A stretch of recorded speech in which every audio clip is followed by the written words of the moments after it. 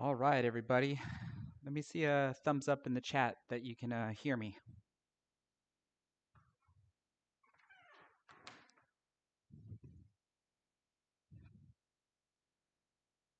Oh, just got off of work not too long ago and doing some extra stuff prior to even going live. I was this close to not even going live tonight due to exhaustion again. And also, if you saw the title, I've been struggling. I don't know. I don't know what the deal is really anymore. But the only thing I can say is that if I'm struggling, y'all should see it. So therefore, if I can overcome the struggles, y'all should see it. I think that's hopefully going to be the most valuable thing that can basically happen is, watching a player work on something, struggle through whatever it is that they're working on, and then hopefully be able to overcome it. So that's all I can say that I'm hoping on what's going to happen tonight. I can't really predict like how well I'm going to do. This is just me being real about it. But yeah, let's see how this goes. You saw I didn't schedule the stream. I just pretty much just went live instantly. So I don't really want to waste any time. So let's get started. Let's go ahead and hide that score. We're gonna see what we can do. I've been at least getting a little bit more comfortable with this style of break here, where I can try to give myself a slight back cut angle, hit the cue ball with some topspin because I'm on the inside angle of the parallel line.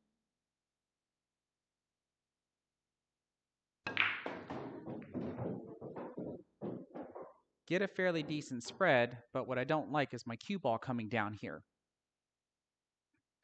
All right, so my main focus is going to be really just getting out. So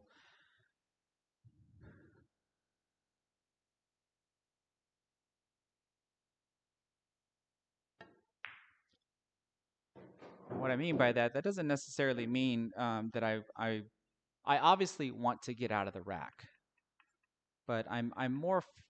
I know there's a sequence that I'm basically supposed to try to go through this entire rack, but right now I'm just more focused on making the balls, getting position on the balls that I plan on getting position next, which hopefully can just get me out of the rack.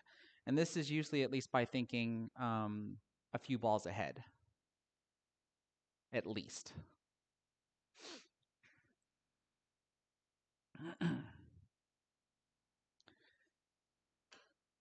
It's like when I play this 11, you can hopefully just roll forward enough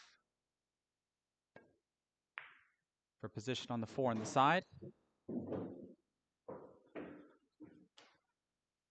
this hopefully should just let me just roll forward to the middle of the table, and then I just reassess a couple of things.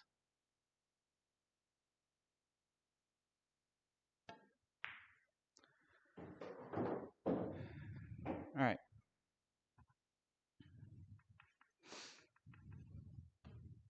So one small little issue here, not so much because the balls are out in the open, but one thing I've started to notice, at least that basically kind of kills my runs, is how precise my movements have to be, and I'm either underdoing it or overdoing it on a lot of different occasions.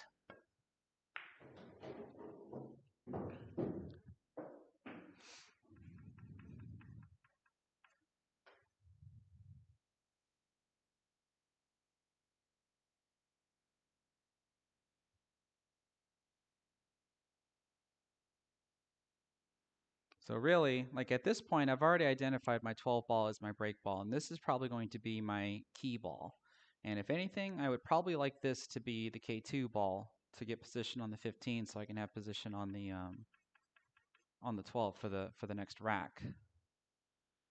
But now I'm really trying to understand what the rest of my pattern is going to be here.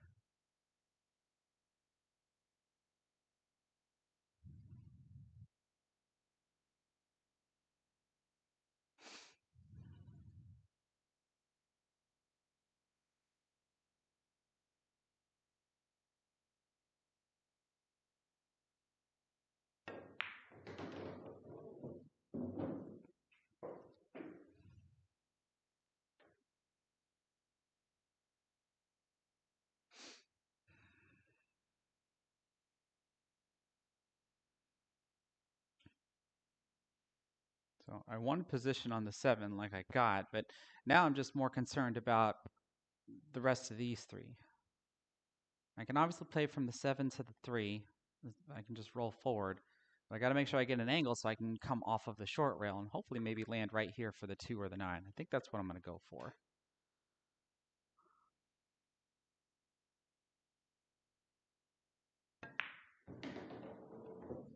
But that's what I mean by, too little or not enough, because now I'm flat. And so what I really wanted was to be right here, and if I attempt to hit it harder, then I end up like over here, and I don't have anything that I want.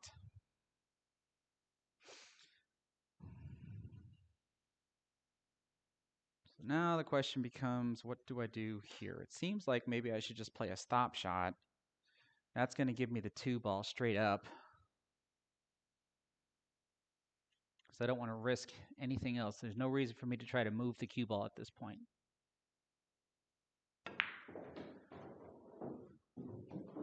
Because then I risk missing the shot. Now, I gave myself an incorrect angle because now my cue ball wants to float towards that 8, but if I roll forward high enough, then I should hopefully have position on the 8 or the 9.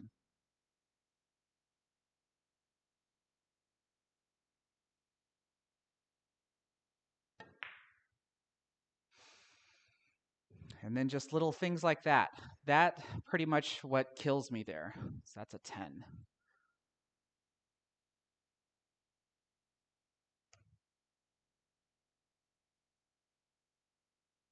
So little things like that have been killing my runs, which is rather annoying because I would rather my run end because I didn't develop a decent break ball. I didn't get a decent angle on the break ball, or I didn't get a decent spread off of the break, and then finally I get a little out of line. And I'm in like recovery mode. So like I got out of line on the 3 ball because I got flat on it. But then I wasn't out of line when I shot the 2. I just missed the 2. And doing stuff like that is really annoying because that creates the snowball effect that I've talked about.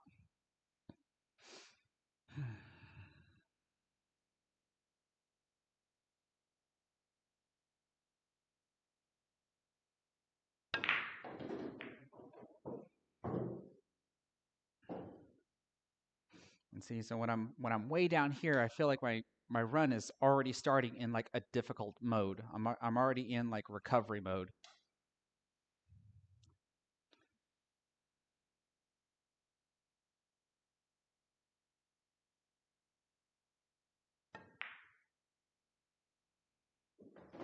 And it's not like I want to hit the brake any harder because then I feel like I start losing control, which was one of the things I came to realization is that I try to force things too much when I'm playing this game, and I'm trying to be a little bit more natural with my stroke, natural with my position, etc., etc.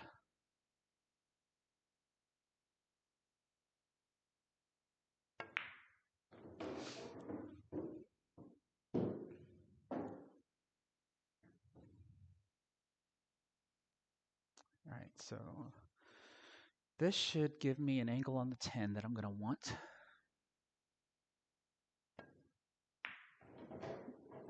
Because now the cue ball is going to go into that clutter.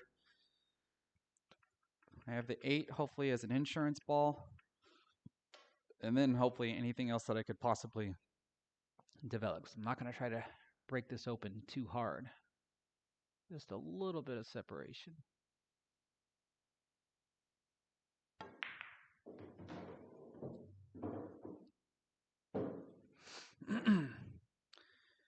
All right, so now I'd like to move that 7 ball.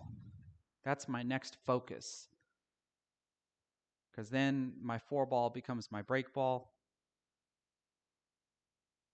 But how do I get to that 7 as quickly as possible? That's another thing that I noticed when I started studying all of my past live streams is I was shooting points which is obviously a good thing, but when I identify a problem, I wasn't solving it as quick as I can by getting there in the least number of shots. So that way I can have a bunch of insurance shots.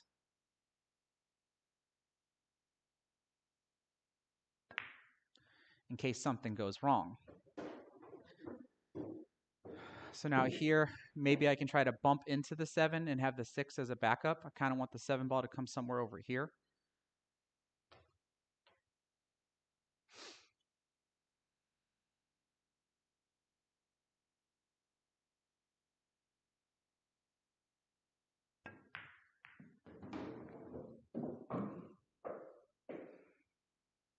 Okay, so now we can see how the 7 blocks the 12. So the 7 still kind of becomes an issue. But now hopefully I can use the 5, the 8, or the 15 to get on it to shoot into that corner, and then that opens up the corner for the 12. Or if I get the 5 out of the way, then the 12 is also open for the corner pocket.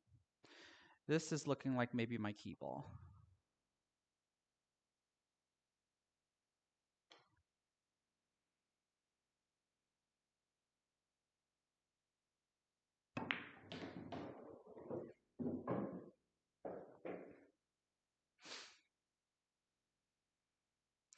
Okay, so now looks like I have to bump into the 12. Looks like my 8 ball, or my 12 might develop into a shot for me next, or my 8 ball is a backup.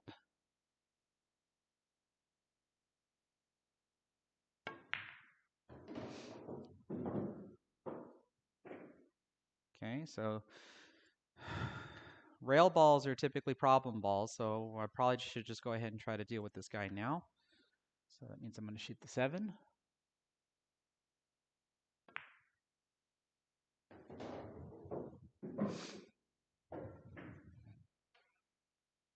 Okay, now I got to be careful here because I don't want to touch my 4 ball as I try to get position on the 8.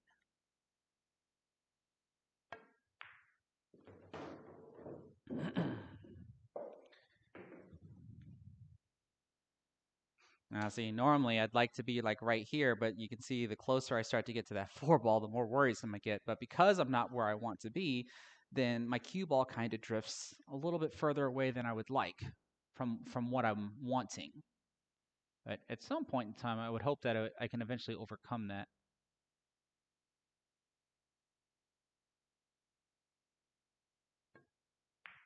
So I guess you can say I'm trying to play precautiously.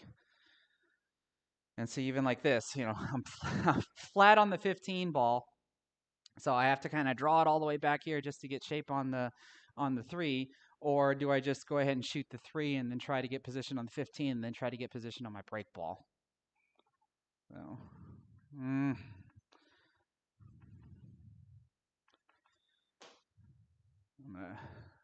gonna try this instead.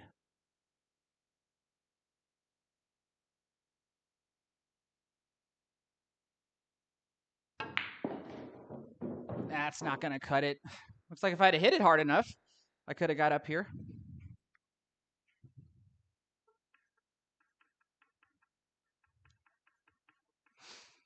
All right, so I'm trying all the way in the corner.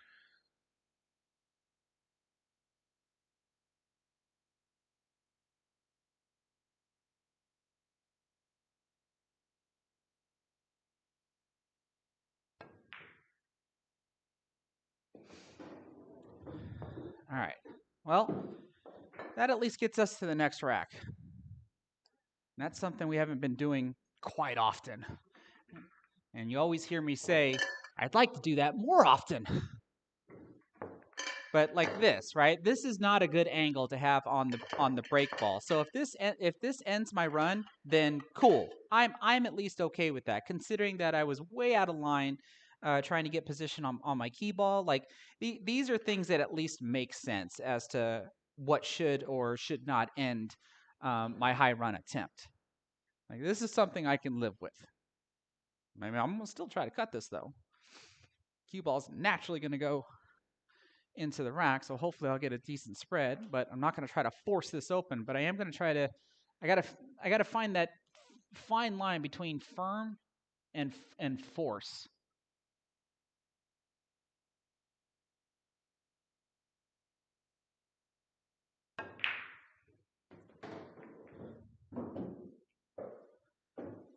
All right.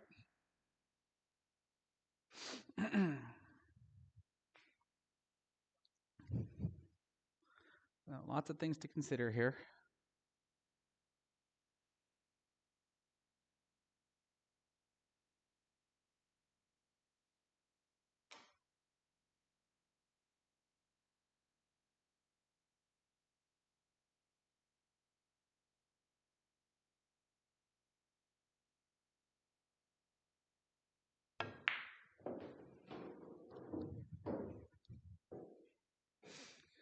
All right, so ideally, this is going to be a problem for me because this is that precise movement that I'm talking about, but it's not really that big of a deal. This is a big deal.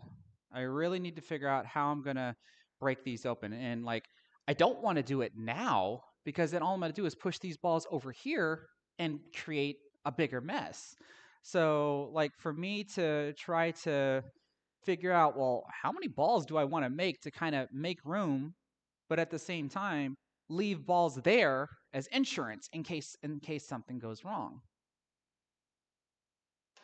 So we're going to call the 10 ball, play a combination. The 5 might fall also.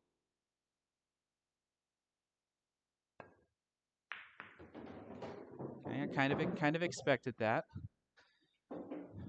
See, now maybe if I had hit this softer and landed right here, and then I could go into the stack like, or go into that cluster like this. It's just, this is me overthinking everything. Like, what can I do better? What can I do better?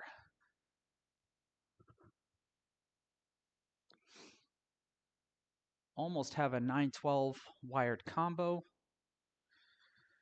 I really like the 8 ball to be the break ball right now. I mean, the 13 ball's closer, but they're all still higher up. At least from here, I have a better chance of going towards the middle of the rack rather than hitting the top portion of the rack. But I really don't like that I'm kind of flat on this 11.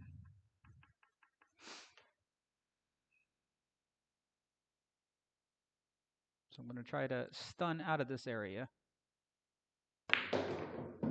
And like, that's not what I meant by stun out of the area. I wanted to go like right through this area, not really touch the cluster.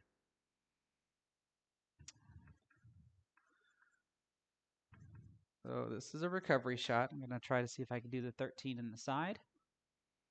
And I think I have to try to just force my cue ball back into the cluster, and then maybe the 14 will be a backup shot because the cue ball's doing this.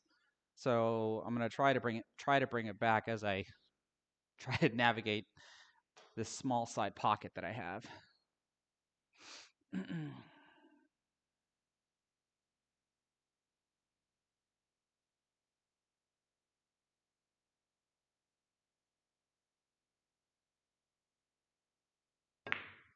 Yeah. That was an overcut, and I thought I made another adjustment. And even if I had made it, nothing really went according to plan. But I at least had a shot at the 7 ball. So 14 plus 5, so that puts us at 19. So that's not bad.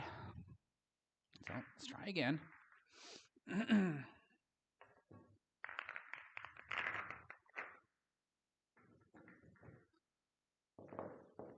So even as I try to re-strategize how I attack the rack, my shot making abilities seem to have gone down a bit. Or maybe I shouldn't say my shot making abilities. Like when I get to a point where my cue ball movements have to be tight, that's when things start to go downhill for me.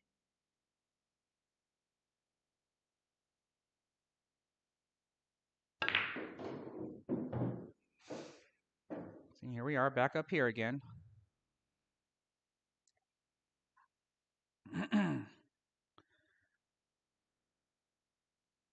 And it's not like I want to hit it softer just to stay over here. I probably have to take a bigger cut angle. Maybe that would help. I'll look at that on the next attempt.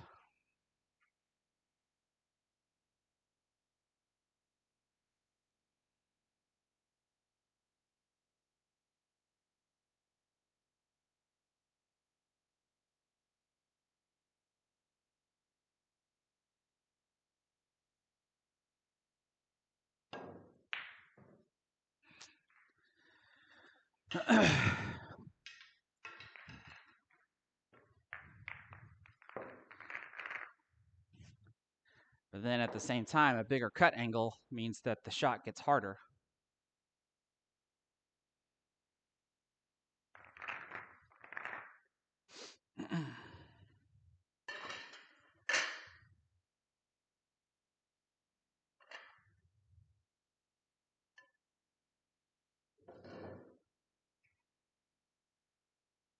So I can try this. Get a little bit closer. That way I know I'm hitting more of the middle of the stack. There's my back cut angle.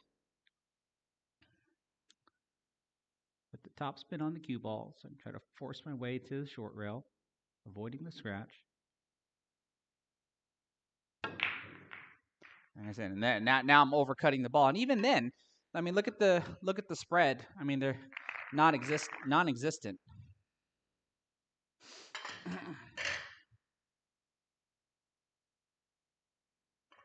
even for an overcut shot. Let's go ahead and log that 0.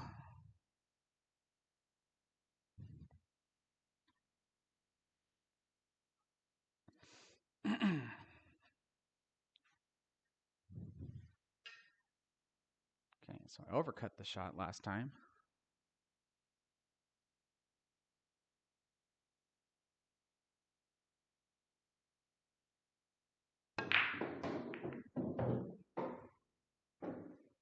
So that's a little better. I'm not as far down.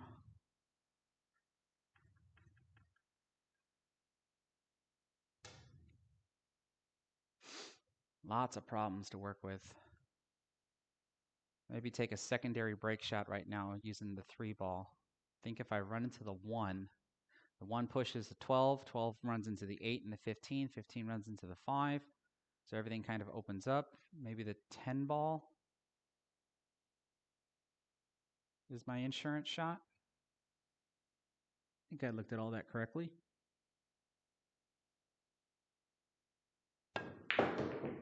Never mind if I hit the wrong side of the 1 ball, but the 8 ball at least is a shot. This looks like I'm going to have to treat this as a combo unless I can separate them.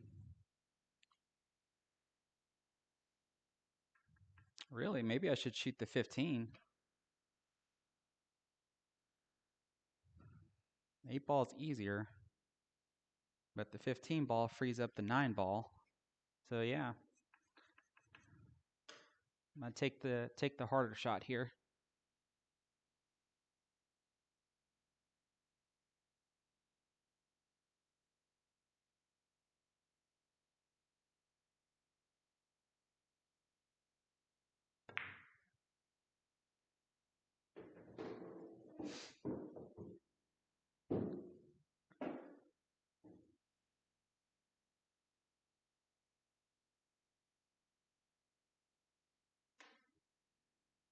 Now I'm tempted to go into the 11 and 13,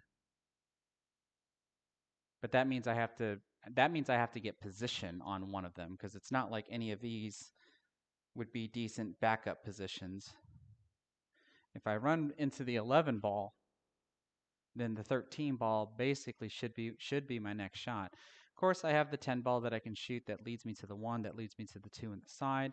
I definitely have to eventually figure out when to address the 2, and I need to address this guy. My break balls right now are the 6 and the 8 that I'm thinking, and this is a good key ball for the 8 ball.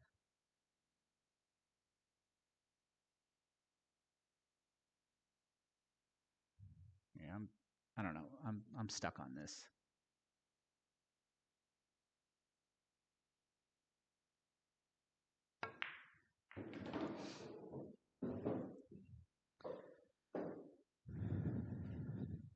All right, so if I decide to keep the 6 ball,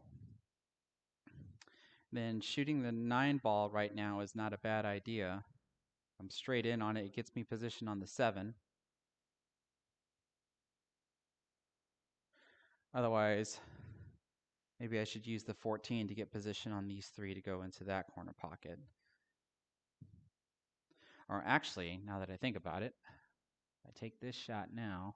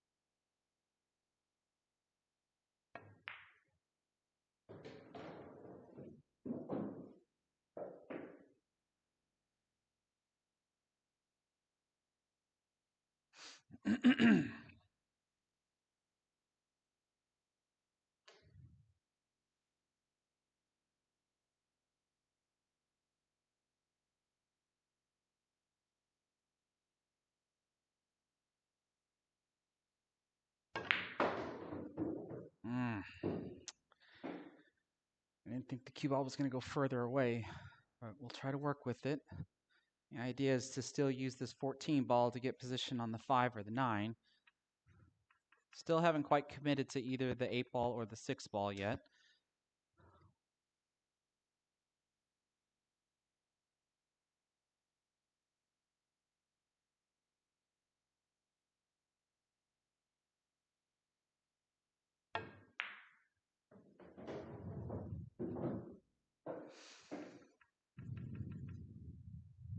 Okay, this changes things a bit, because now I have to use the 10 to get to the 1, so maybe the 8 ball should be the break ball. Because this hopefully helps me create an easier pattern to finish the rack. So let's see if I can thread the needle between the 6 and the 9.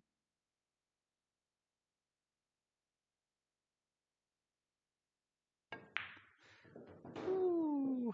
And see, there it is again, just me kind of overhitting things. Now I've got other options now, because the 6 ball can be a key ball to the 8 if I do the 2 rail position. Question becomes is, do I want to take a harder shot or take the easier shot? And I mean, easy logic would say take the simple shot. So this isn't my pattern that I want to run. So actually, let's make sure we commit to an ending pattern. What is our ending pattern going to be? If I gently knock in the 10, I can cut the 1 in and get position on probably the 6, then the 9, and then the 8. So I want to use the 8 as my break ball. So try to do a little bit of a stop shot.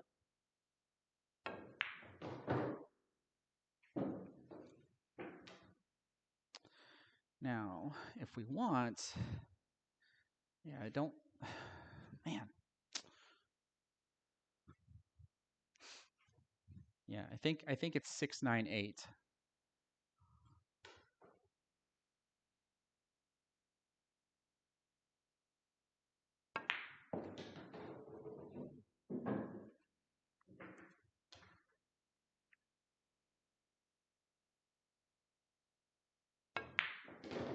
Well, not like that.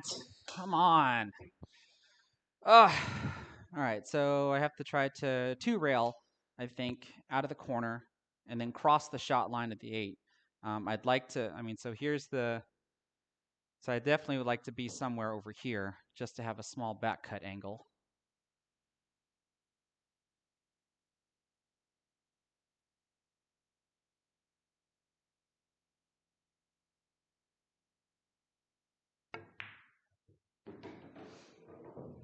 So when you do shots like this, it creates a further away shot than I would have wanted, because the idea would be to have a flatter cut angle on the 9 for the same corner pocket, but then kind of stun this way, which I think would be easier to control. But hey, another rack 2. So, whew. As long as I'm not like just dying in the first rack as often as I've done before. But the stream's early. Let's see if we can keep it up.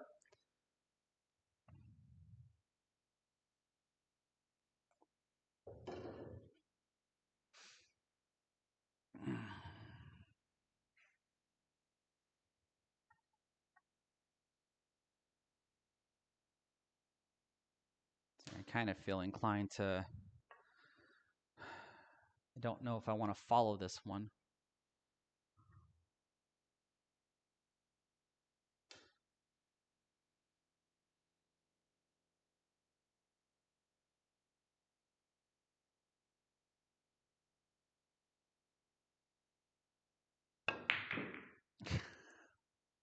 and, and there's there's the story of my life. Like I bobbled the break ball. It's not like it didn't look like I cornered it or anything. It looked like I actually bobbled it. Like it looked like it actually hit here and then just bobbled its way out. I don't think I did that.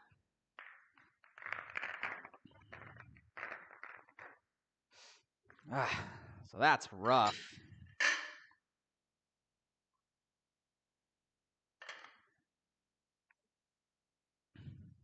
So then, of course, and you saw that the spread really wasn't all that great either.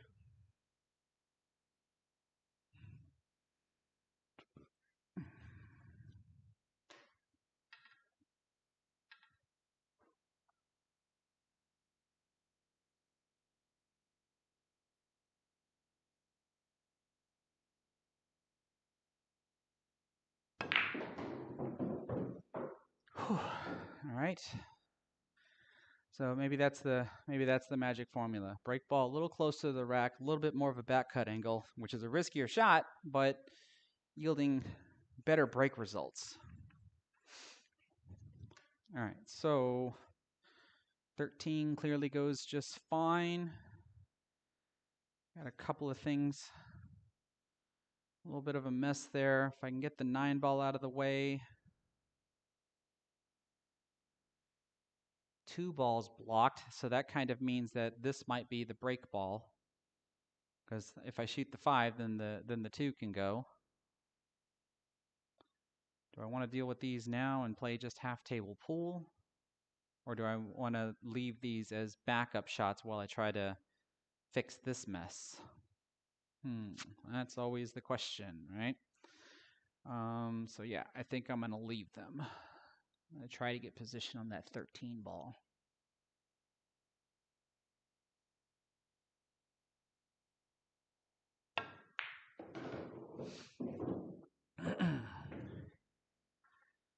All right, so I kind of don't like that I got a little flat on it.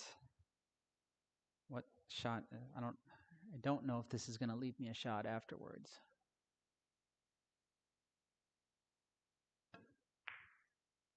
All right, 3 ball gets out of my way good enough. But it also blocks the 9. So that makes things a little bit more difficult. So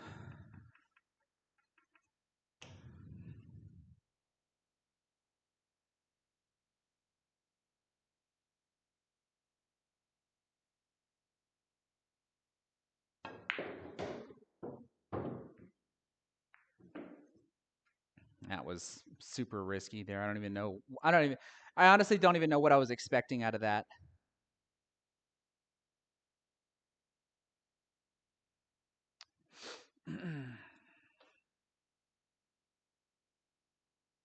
I ended up with a good result, knocking the 2 ball out of the way, but wasn't really expecting that.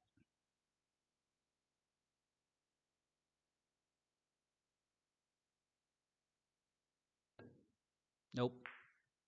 Oh, I thought I overcut it. Never mind. Whew. All right, so what does this mean, though? How do I can get rid of this automatically, maybe get position on the 12 to give me position on the 3, so that way that frees up the 9.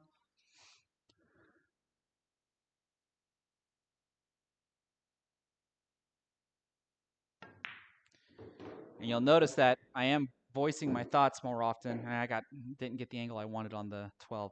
I'm voicing my thoughts because that helps slow me down. So I'm going to use the 2 instead.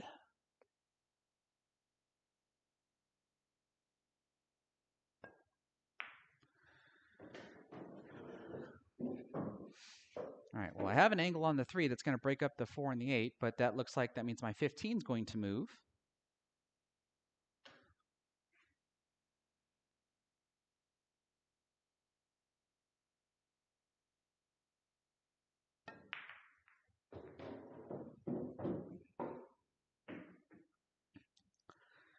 And then the 8 blocks my 14.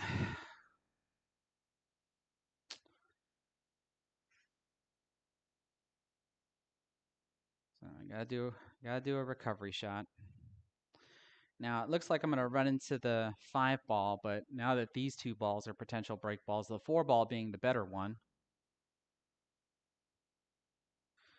So, because I don't think I want to risk trying to draw underneath the 5 just to avoid it. I think running into it is probably going to be my best bet, and that way I hopefully can have a shot at the 9 ball.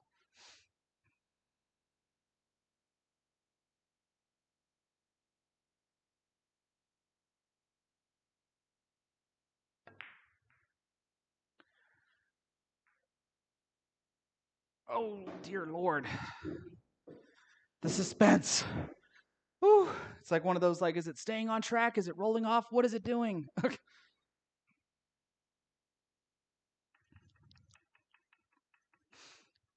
All right. I really need to get to this 12 ball.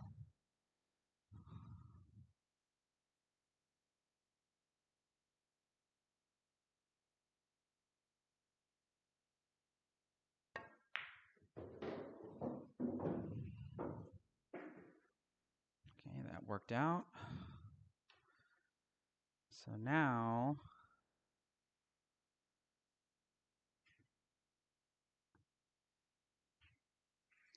maybe from the 12 to the 15.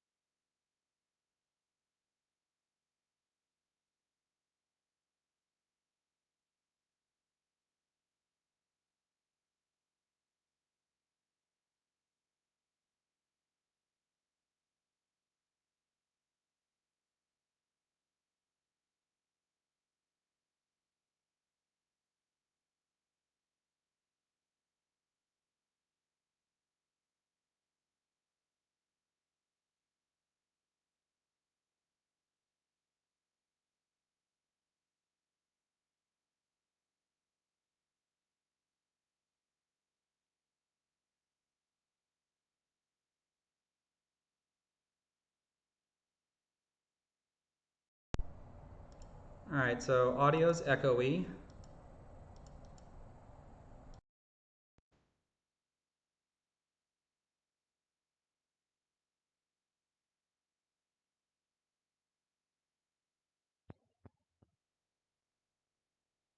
All right, hopefully that's better. Sorry about that. I mean, yeah, when I switch to another microphone, which is usually this webcam because it's the closest, that's when you get that echoey effect. So I have no idea when the microphone actually cut out. These are fully charged, and the receiver is actually um, being charged as I'm streaming right now. So sorry about that. I do have an actual microphone now. I just haven't had time to set it up. So hopefully that's going to be maybe this weekend where I can actually set up the microphone. I think first I'm going to attach the microphone to this table and kind of have the mic pointed at the pool table just to see what the audio is going to sound like.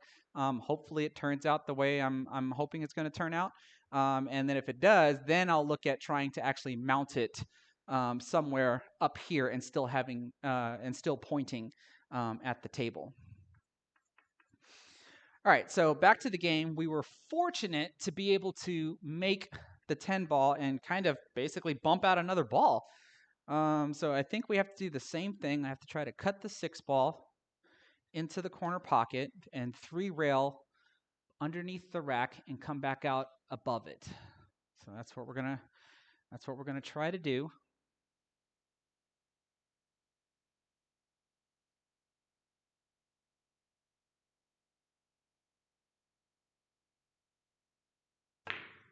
These are not easy shots as I keep just bumping into the rack, but I also messed up the 12 and the 11 by doing that. All right. So what does that mean? What does that mean? So the 2 and the 1 is a no-go. The 2 ball is basically going to go right there. So that's not a thing to go off of the 1. And these are out in the open. If I would have gotten here, which is what I was trying to do, I have a couple of balls that are out in the open. But what I do see is the 11 off of the 12 down there. I don't really see anything else. I can't tell. I mean, the 7 maybe off the 7 off of the 9.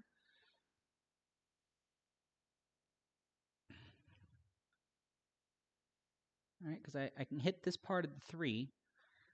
That's going to cause the 7 to hit the 9. I think I'm hitting the 9 too thin. And actually, yeah, I think the 7's going to go here because of how thin I'm actually hitting the 9. If I was hitting the 9 a little bit thicker, then maybe. Which means, what about if I hit the 1? If I hit the 1, that hits the 3. That causes the 3 to hit the 9 a little bit thicker. Maybe that's it. 7 ball, corner pocket. I hope I looked at this correctly.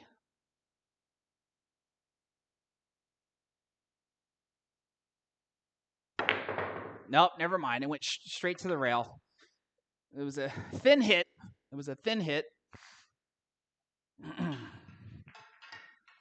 All right. Well, another rack 2, so that's good. Plus 3.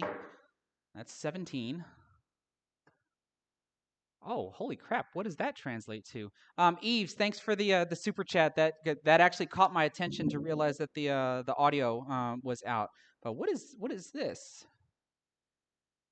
This is Joe Marie. You're from the Philippines, right?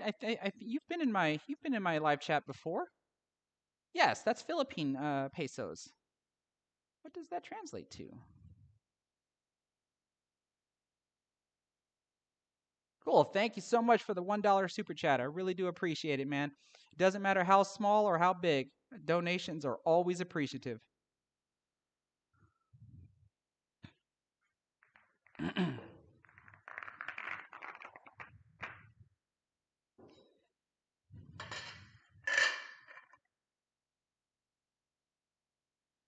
Right, how many attempts is that? Because I don't. 6? Okay, because I don't want to. I noticed on my last live stream, I basically did one long session of attempts, and then I ended the stream and chatted with everybody. I don't want to do that again. I want to have a spurt of attempts, take a break, and talk to everybody, see how everybody's doing, and then go back and make a few more attempts. Whether it's 2 or 3, 2 or 3 sessions of attempts, that could be debatable. But I at least want to make sure that there's a break in between, so I can chat with everybody that decided to stop in today.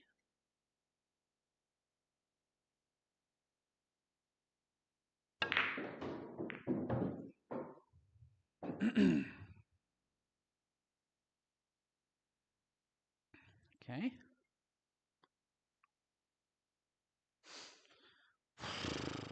Big mess to deal with here.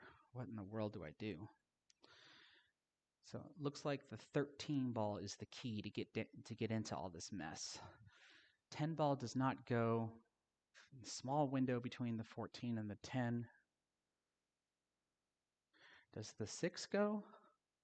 The 6 does go. Only the 1 leads to that. I don't really want to move that 8 ball.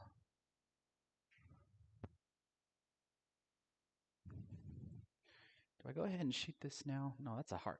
Why would I shoot that? It's a hard cut shot. All right, so it looks like it has to be the 2 ball. Kind of stun over to the side rail so that way I can avoid scratching in the side pocket. This should get me position on the 1 or the 11.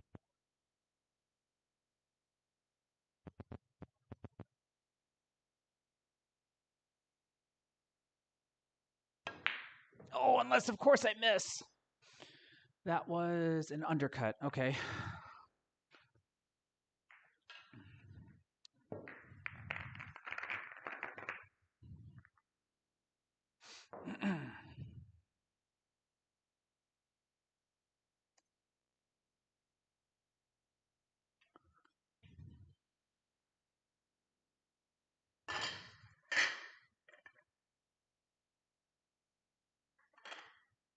Yeah, I'm hoping this actual condenser microphone that I bought is going to allow me to take my headset off and actually just play. That's the hope. If anything, maybe I won't expect the audio to be as clear as this, but hopefully the audio is better than the AirPods. Like if I can land somewhere in the middle, I think I would be happy with the setup, so that way I don't have to wear this headset anymore. But we'll see when I finally get it all set up.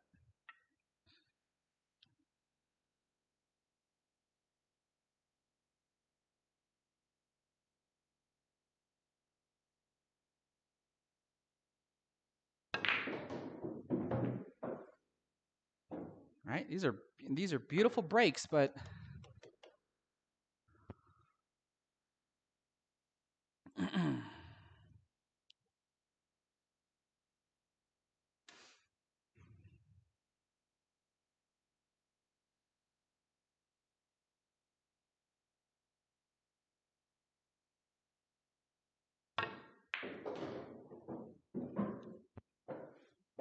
all right, we're in a position to deal with this guy. That way the 2 ball will have a pocket.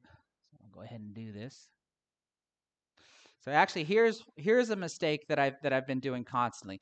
My instinct was to do 10-3-2, when really I still got to shoot the 10, I think, so that way I can that way the 2 is open. But maybe I should focus on something else because I can come back down here for the 2 and the 3. Maybe I should focus on something else after the 10. Like, I got to get the 15 out of the way so that way the 6 and the 14 can go. Or does the 14 go by itself? Yeah, the 14 goes by itself, so getting the 15 out of the way at least allows me to shoot the 6. But at the same time, I can shoot the 6 right now and get position on the 14 or get position on the 8. Like, so does that mean if I shoot the 10 now, should I get position on the 6? Would that be the correct shot?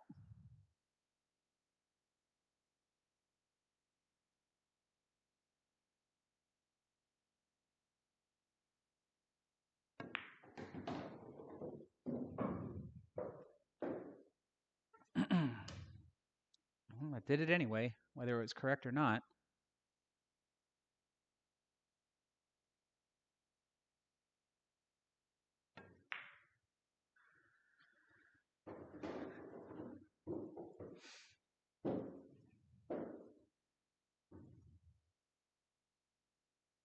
Okay, so now the 13 goes, now that I've got that out of the way. So now I can kind of use the, well, should I take care of this since I'm up here? Maybe I should. Because I can use the 15 now to get back into into here. I have a choice between the 11 and the 1 ball. I got to move the 13 out of the way, which probably means the 11 will be the ball that I use to get on the 13, which means probably the 1 ball is going to be the break ball. But I think I should go ahead and deal with this ball here.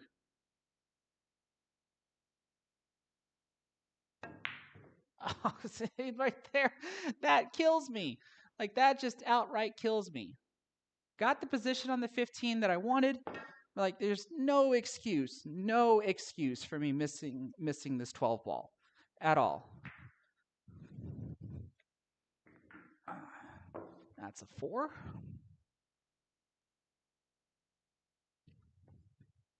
All right.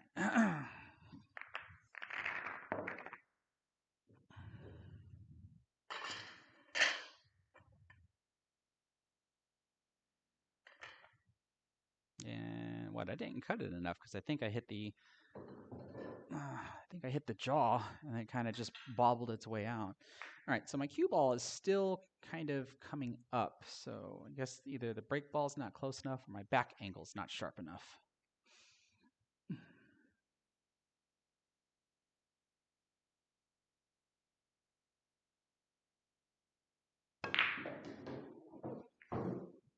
Well, my cue ball's not going to come up here, but man, that's a bigger mess than before.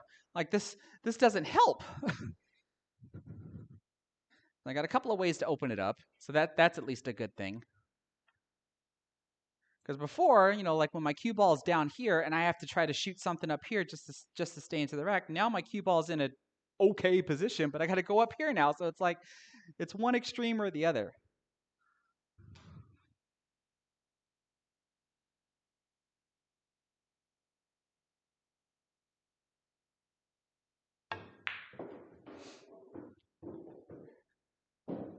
All right, so I think the idea right now is going to be to solve that 10 ball. I think that's the first problem I want to solve.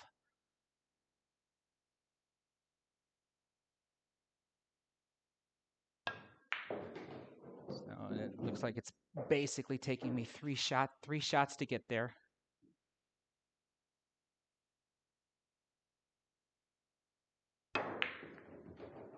Yikes.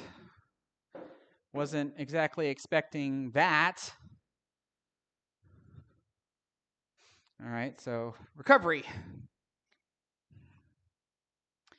Can shoot the 12.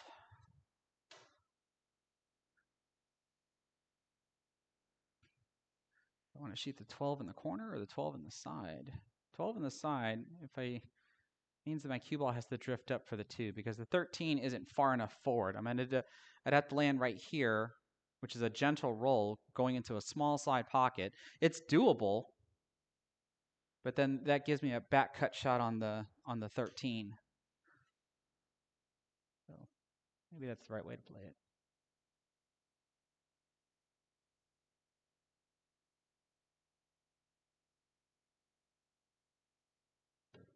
Nope, right into the point.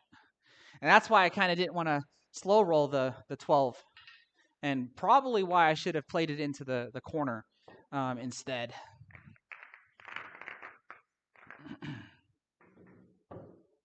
So that's a 4.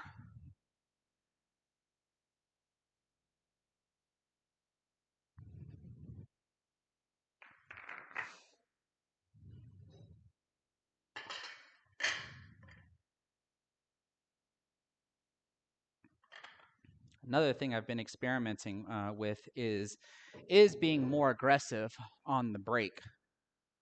And let me show you all what I mean by that. Because it's not like I want to piece the rack apart. I want to open the rack.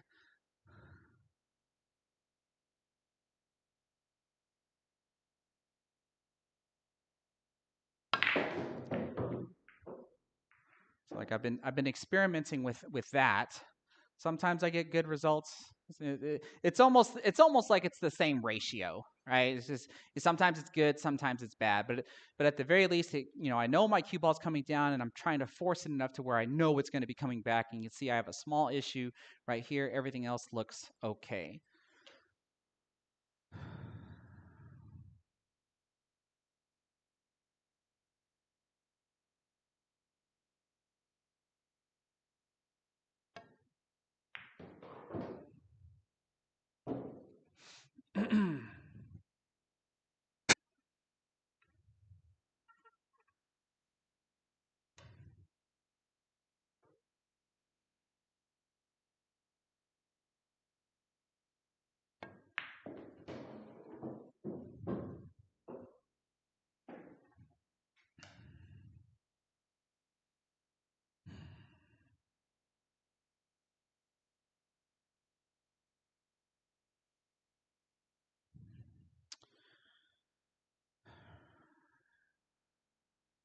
Really wish I can commit to that 3 ball, but I also have the 11, but chances are I'm going to move the 11 with the way this is looking.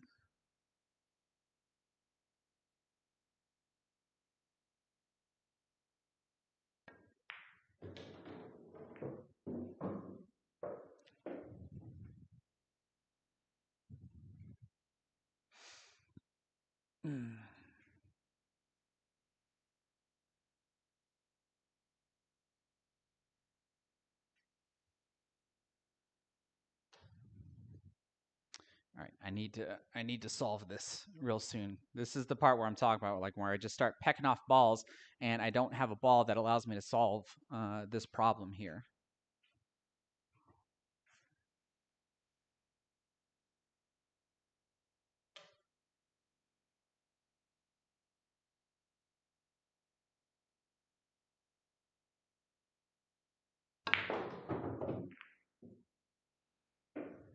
Okay, that makes it a little better.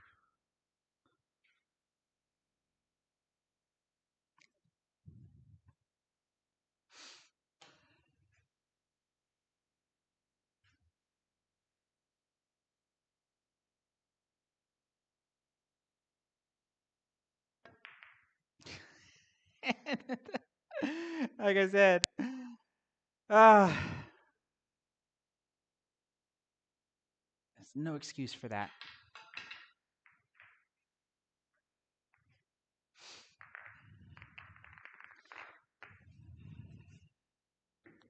That's a 5.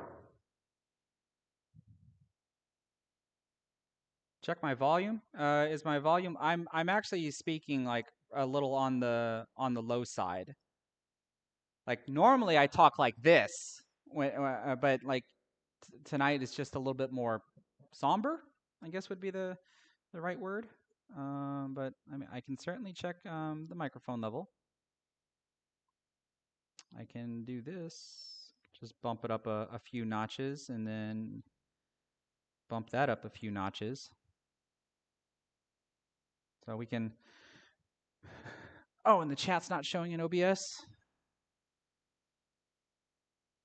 Yeah, as soon as I get my I still even haven't bothered finished setting up Restream. Like that's how busy I've been. But once I get Restream and stuff set up, then that live chat's probably going to go away because I'll have the ability to show the chats in the stream as well as be able to highlight chats, which I think is going to be cool.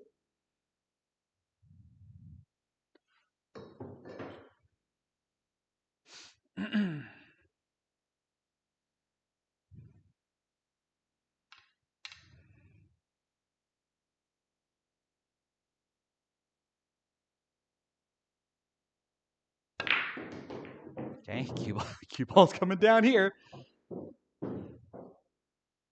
Right? Like I said, it's it's one or the other. Beautiful break. I can't complain about the break. It's just how I have to start. It'd be great if I can get this same exact spread, but just have the cue ball land in the middle of the table instead.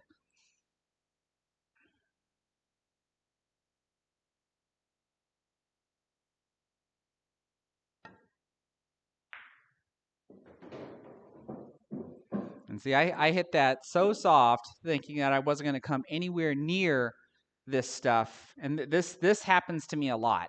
When I'm referring to the tight cue ball movements, because I didn't want to hit this any softer than what I did, because then I'm risking the ball rolling off and not making it, etc., etc.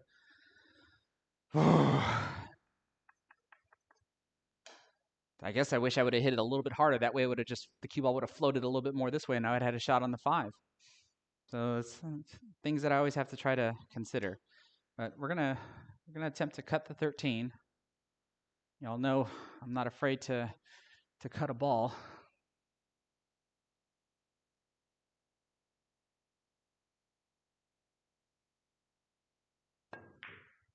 Especially when I have the ability to overcut a shot like that, as thin as the shot already was, and I overcut it.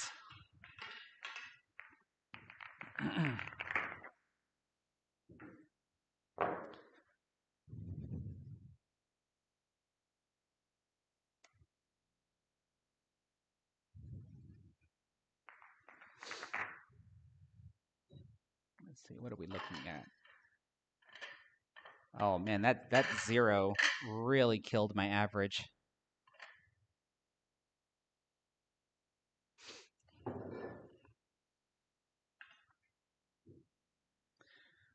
right, so we do this again.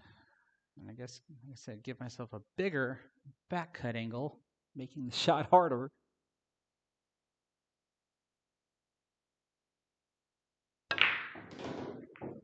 You're still going to come up here, aren't you? At least I have a few balls down here this time.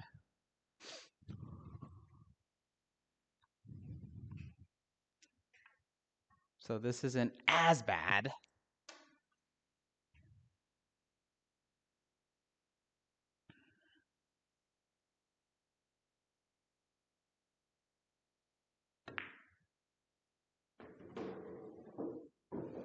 So I think we're going to go ahead and just try to solve this into the table. That way we can play half table pool. All right. This transition needs to be important, though. What am I playing position on? So I got the 7 and the 5 that I need to deal with. I can possibly use the 3 ball to do that. 11 ball looks like it's a good break ball, with the 13 being a key ball, so I hopefully can try to avoid those. I can even maybe use the 2 ball to break up the 5 and the 7. Of course, then the 7 and the 5 are also at least a fairly decent combo, so maybe I don't have to do anything at all. Let's just try to get back to the middle of the table, and then we'll figure it out from there.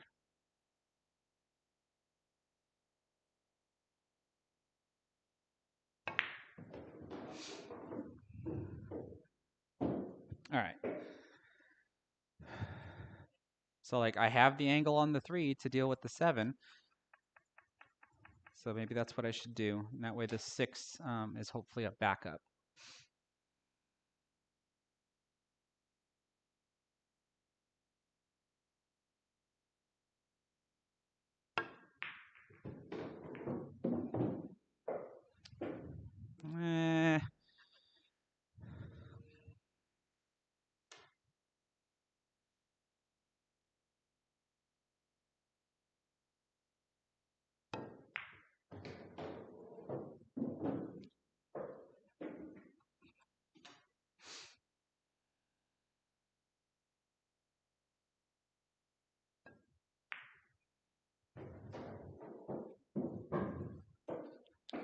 All right, what's important here is to make sure I get off the rail.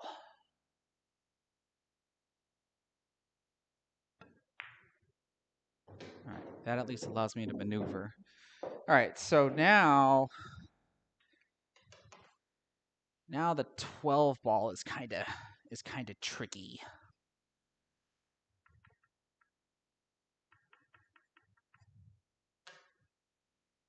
And so is the 13. 13 at least has a pocket, but I have a small window to get to it.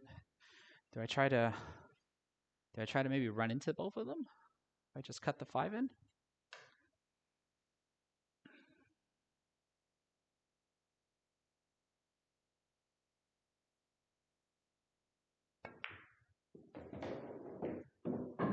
All right. All right, no more bumping into balls now. There's no more issues left on the table.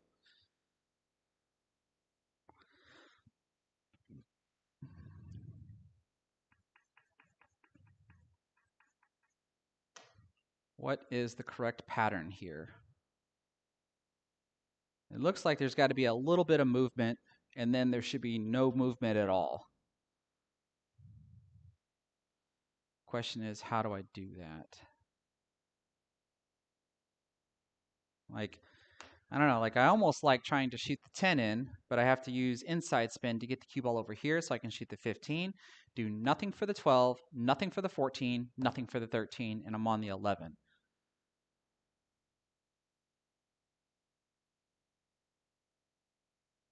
Because if I shoot the 12 now,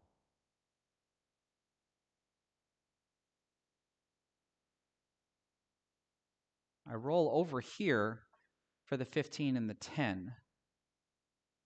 But then the 10 leads me to the 15. The 15, I have to pull back this way to shoot the 14. That could work. I guess that could work. Where am I going to end up on the 10? That way I don't have to use a whole boatload of inside spin on the 10 ball. I have to use a boatload of outside spin on the 15 ball just to get flat on the 14. All right, so at the very least, we want to make sure that we get off the rail.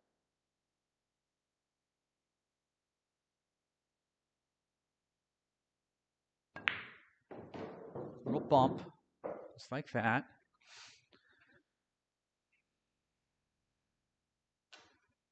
Okay, so a little bit of draw.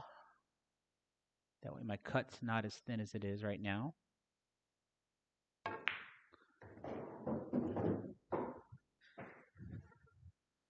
Okay, let's try to get flat on the 14 ball.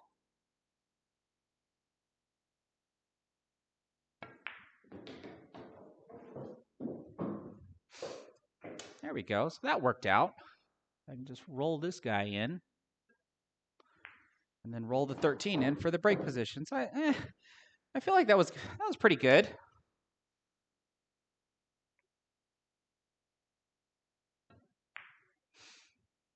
All right. I think that was well executed.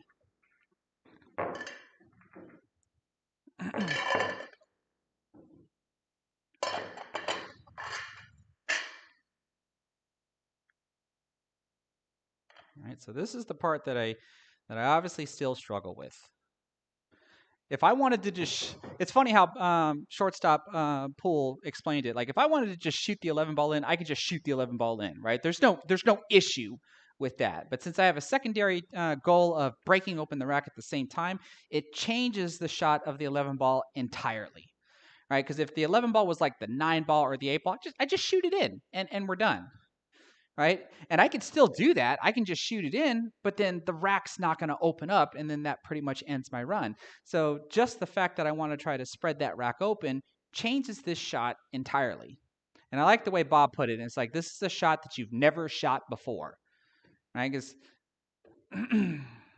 now, in this position here, this seems like I'm going to aggressively hit the rack.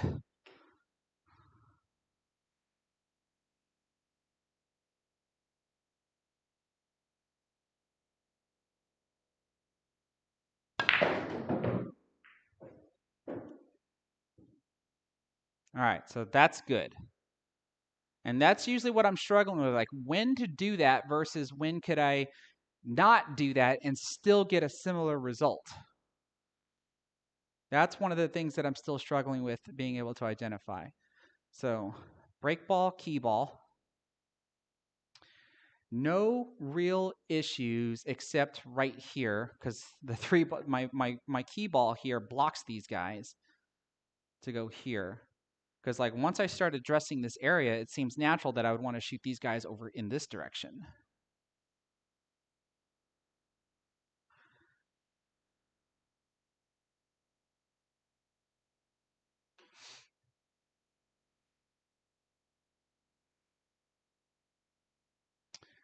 All right, so I think I just got to set up for a combo first.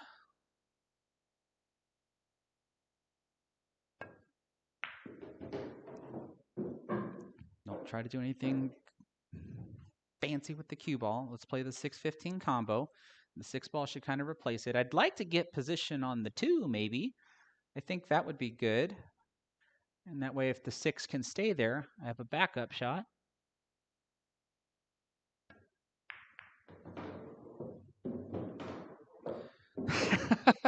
Okay, maybe I'm an overachiever.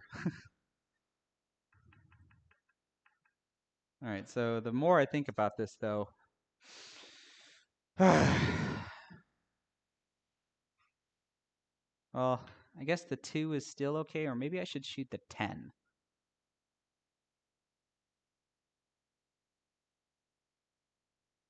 If I shoot the 2, I can gently roll forward. Cue ball lands right around here. That gives me a small back cut angle on the 10, which is going to lead back over to this area here. 7 ball is starting to look like a decent break ball rather than the 12. The 12 is a little, it's above the foot spot.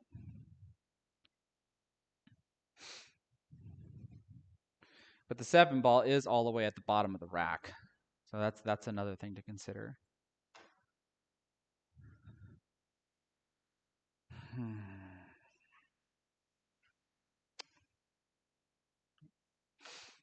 All right, let's commit to this 2 ball.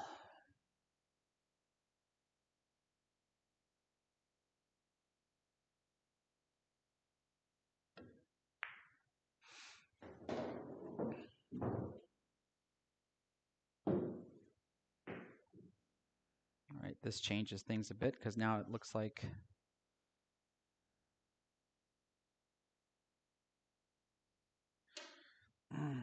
I think I can avoid hitting the 1 ball, but that means I'm almost putting myself in a combination situation with this 3 ball being here since I tried to save the 3 as a key ball.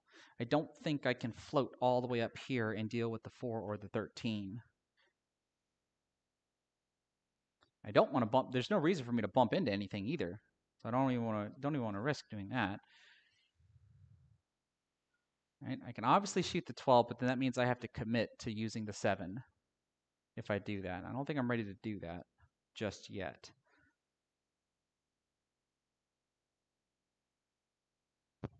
All right, so yeah. Let's see if we can get position on the 4 ball.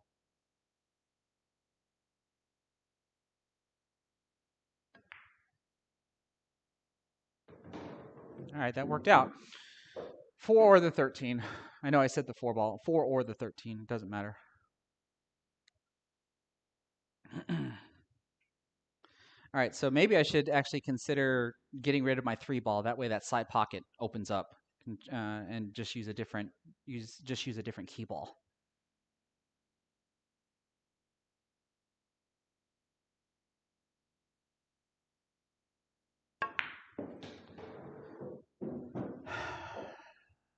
Right.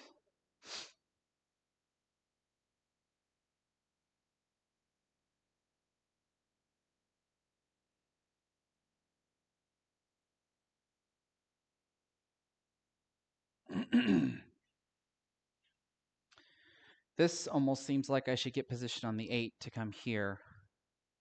Because once I move this 8, that kind of opens up the middle of the table.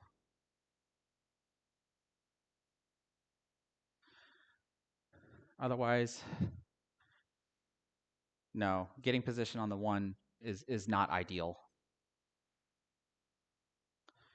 Or do I get position on the 3?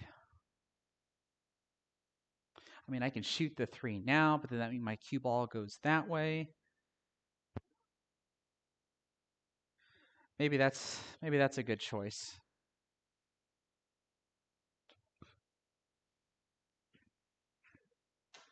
All right, let's hope this is a good choice because we're committing to it.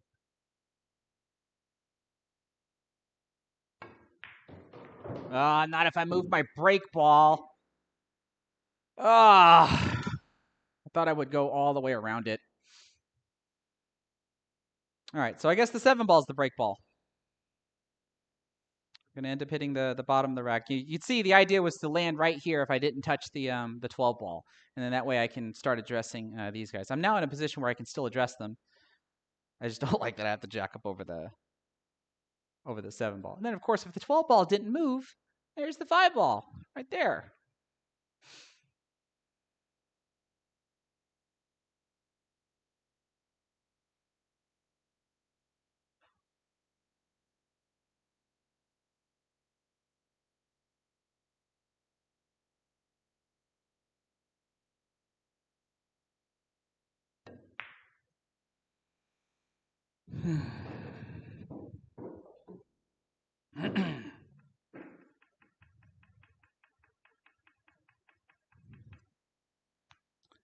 All right, I don't think I want to shoot this and try to hold position. I think that's a little unreasonable. Does that mean I'm going to shoot the 12 and then bump into the 5?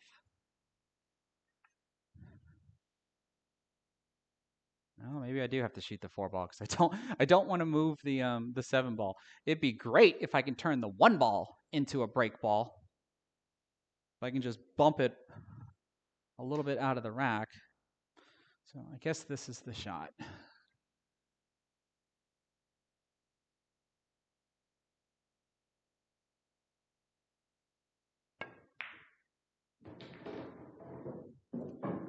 Oh, Chris, come on. Oh.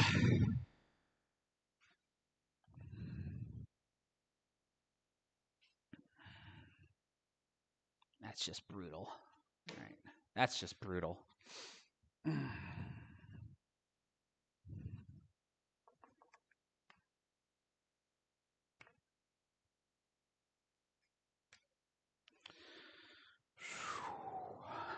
Let's see here.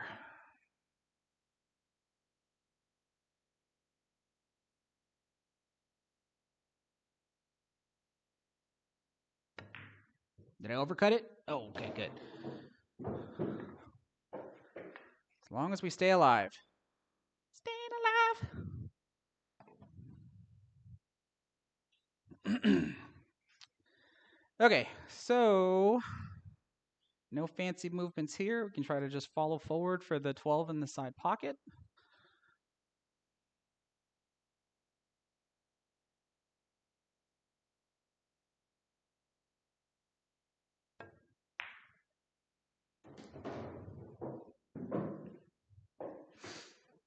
Okay, I think that means we just follow forward, right? Or should I draw back and shoot the 5 in the same side? Because I am kind of flat on the ball. Because if I follow forward, there's a perfect spot that I probably have to land in, which is right around here. Because if I don't land, if I land short, then that means my cue ball. Maybe drawing it's the right shot then.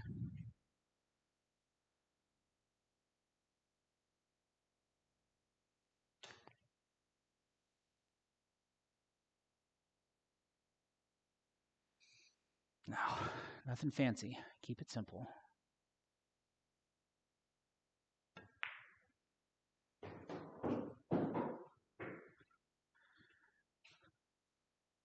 Like I said, I didn't roll forward far enough. That's what I was worried about.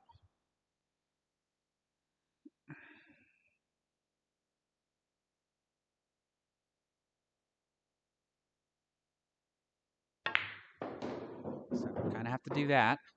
So cool. All right. So hopefully this. Oh, don't reset. I almost reset. Wow.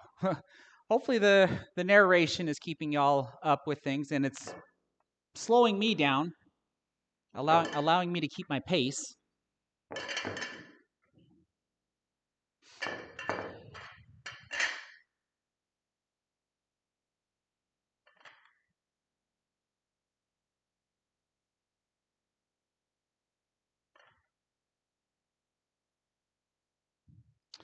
All right, so clearly I'm going to be hitting that 2 ball. So the question becomes, how do I spin this?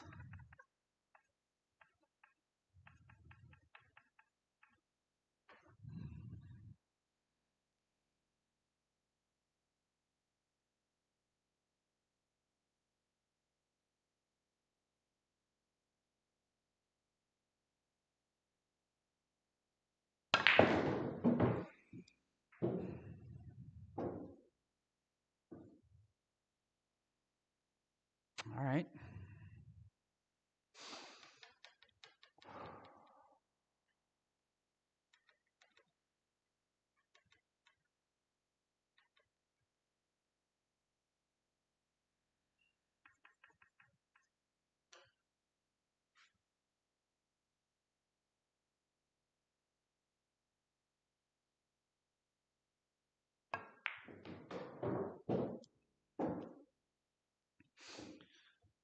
All right, this is a big issue right here.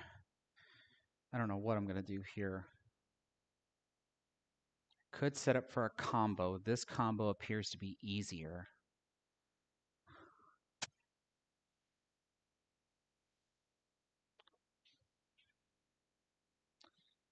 Am I in a position where I can hit it? And is that worth the risk?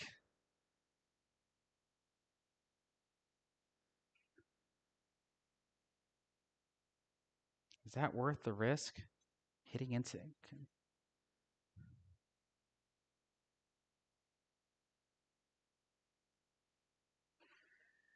Oh, I feel like it is. I feel like it is. I think that's what we have to try to do. I'm committed.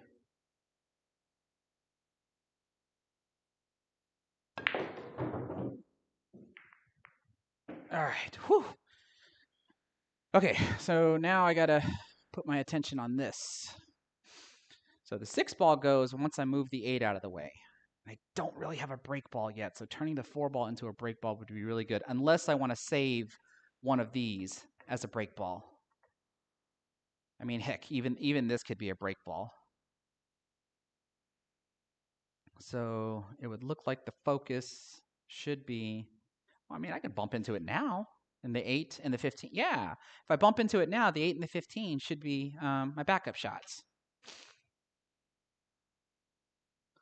Let's try that. Just a gentle bump. There we go. We got a break ball.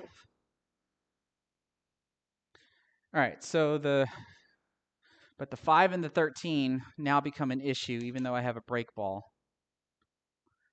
I got to move the 8, no matter what.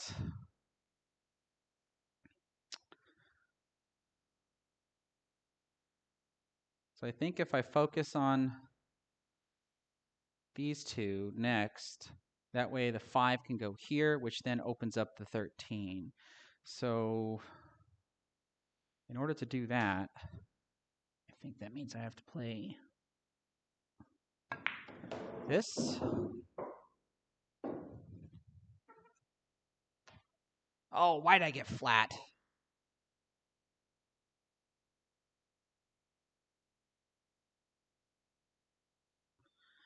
All right, so remember, nothing fancy, nothing fancy. So I guess we'll just play a stop shot.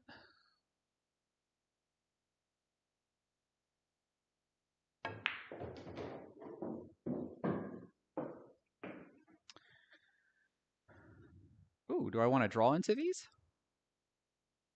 Or would that make things worse? If I draw into the 5 and the 4, right, I think that angle is available. That leaves the 6 and the 13 as available shots. The 1 and the 2 become available shots, and the 4 and the 5 become available shots. I think that might be good. Don't hit this too hard.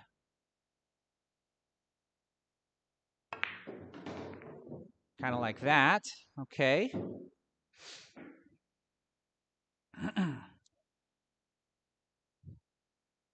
Okay, I still got some blocker balls. I got to move balls out of the way. 4 balls also a really good break ball now too. With the 12 and the 1 as possible key balls.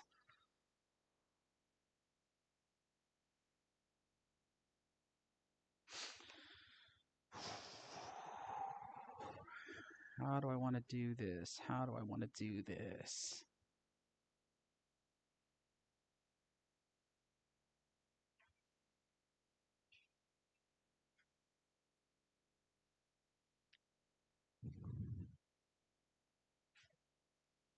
Man, this is tricky. I have a cut angle on the 13, so I can't really hold for the 6. I can hold for the 5, right? And shoot the 5 up here. Maybe that's the right shot. Yeah, I think so. I think that's the right shot.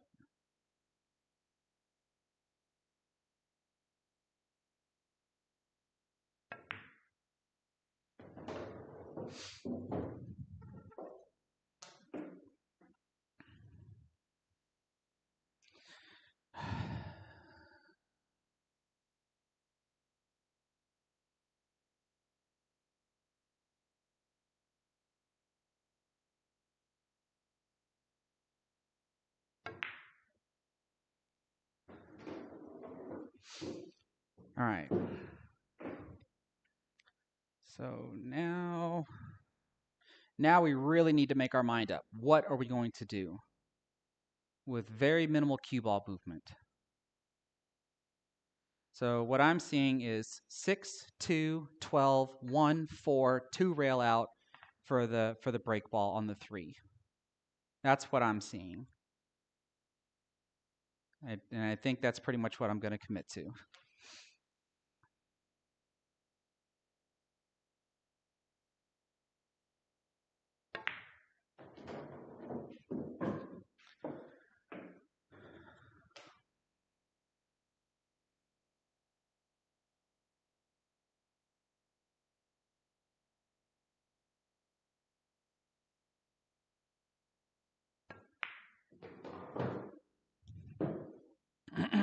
Ah! Okay, my cue ball's floating away from me if I shoot this now, so maybe I should flare it? No, I shouldn't do that. Not with the angle that I have. Okay, let's see if there's a potential backup. Okay, that's risky. That looks like I'm going to run into the... All right, so do I just do up and down, maybe? Because the shot causes me to go deep into the corner, and I can try to do this and come into both of these shots. Yeah. So a little 9-ball positioning here.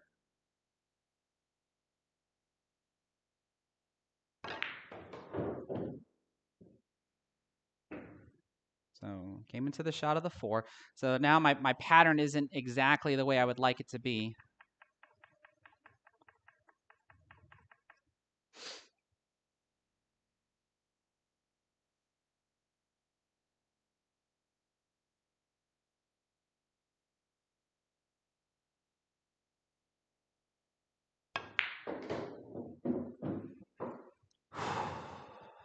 All right, so it looks like from here I just need to draw the ball to about, I guess, mid-table.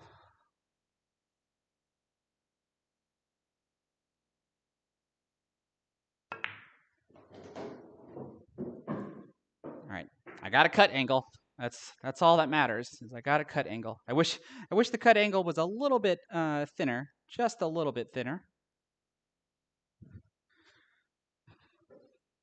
because we're gonna hit this one aggressively. We have to.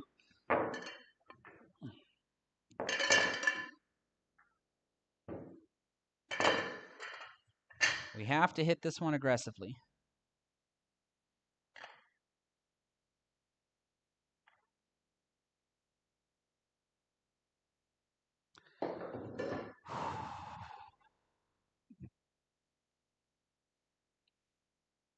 Man,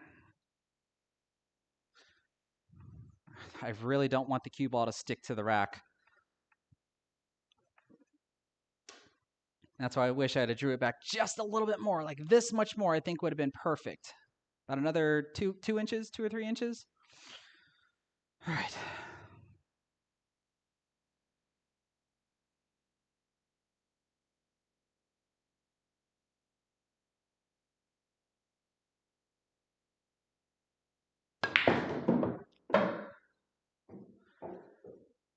All right, well, we at least are going to get into the rack. Whew. I don't know if this really does anything for me. or if I should just get position on the 12. This is real iffy. Right? The shot goes, and that means I'm going to hit this side of the 14.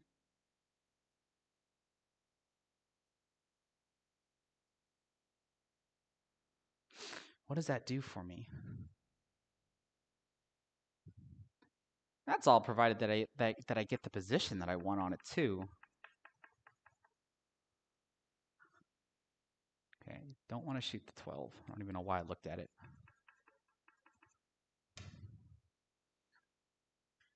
If I shoot this, I'm going to hit this part of the 14, which probably means I have to follow through it. So I don't think I want to blast into it.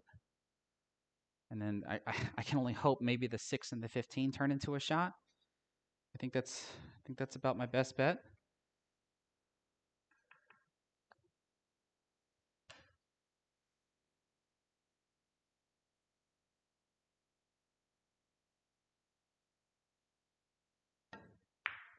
Oh, I didn't even get the position.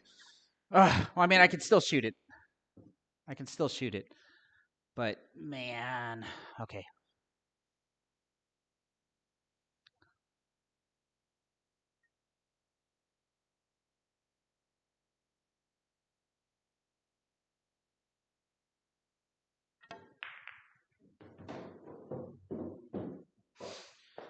That's what I was afraid of. No shot. No shot.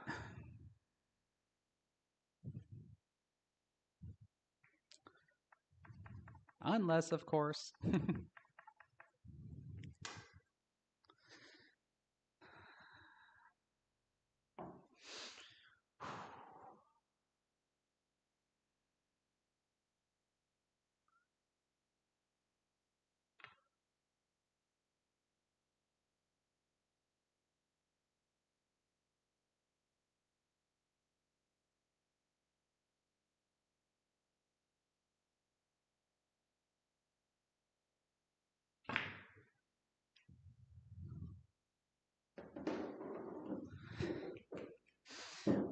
Why does this game hate me?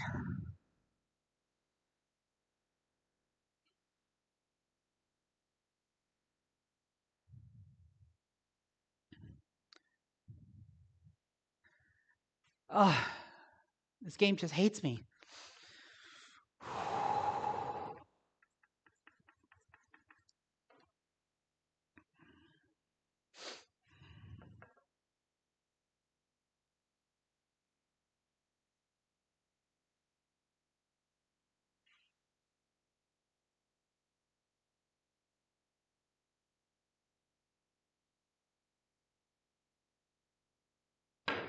I even overcut it.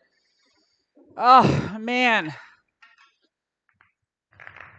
Well, I can take that. Sorry, guys.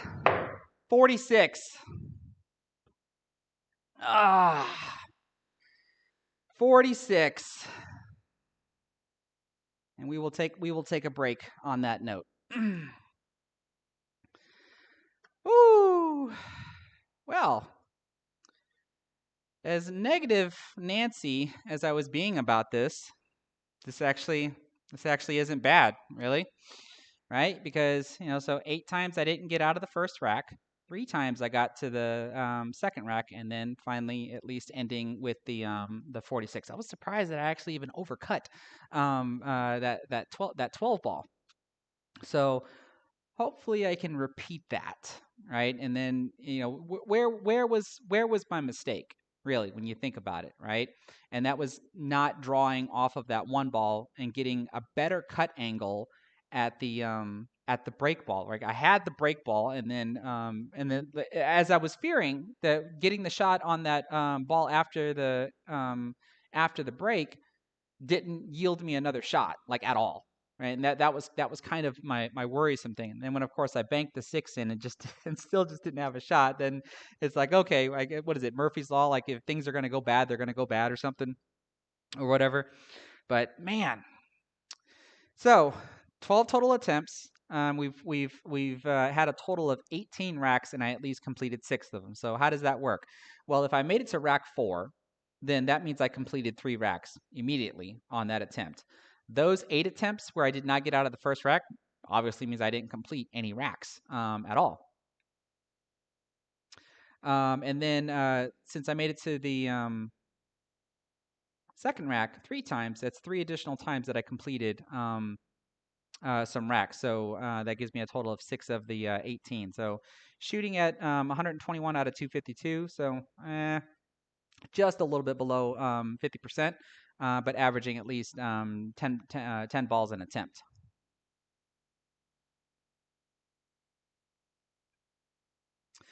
A Voltic there. That's a little harsh, don't you think? Why don't you ease up there a little bit there, bud?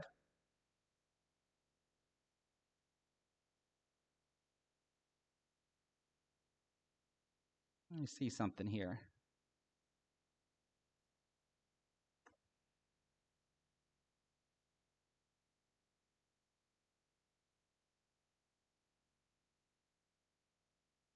Whoops, did I do the wrong address? No, that's the right one. I do wrong.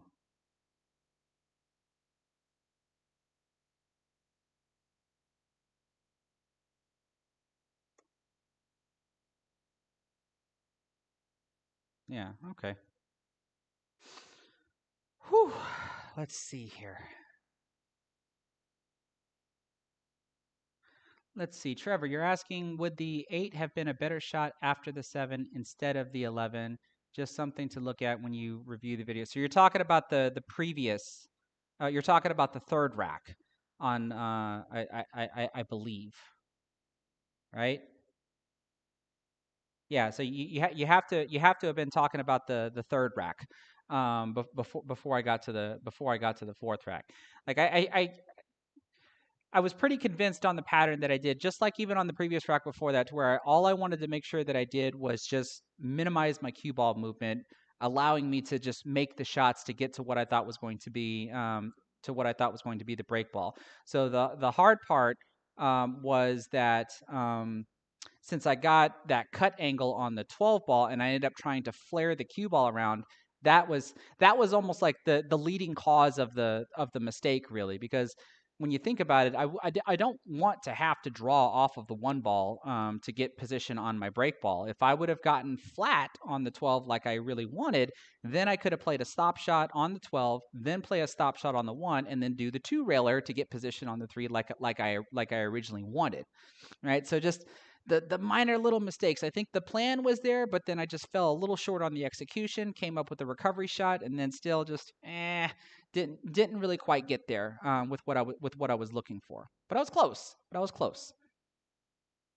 But all things considered, that with knowing that. All right, bye, Voltec. I'm tired of your nonsense. Let's see here. Why doesn't it give me the option that I want?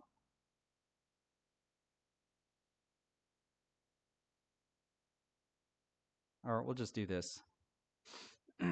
So sorry, not gonna put up with that nonsense.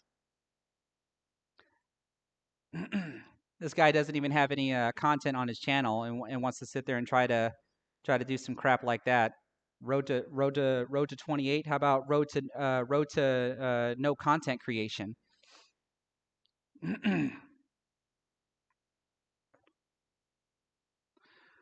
Whew.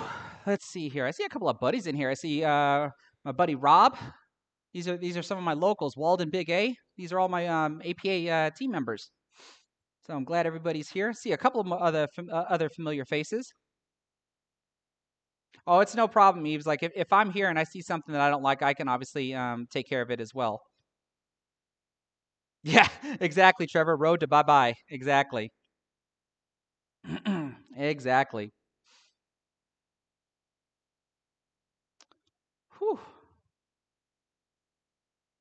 Oh, Alpine Trader, thank you so much, man. You barely get a chance to play pool, so watching me play, it basically does it for you because it's addicting watching me play. That's awesome. I really appreciate that.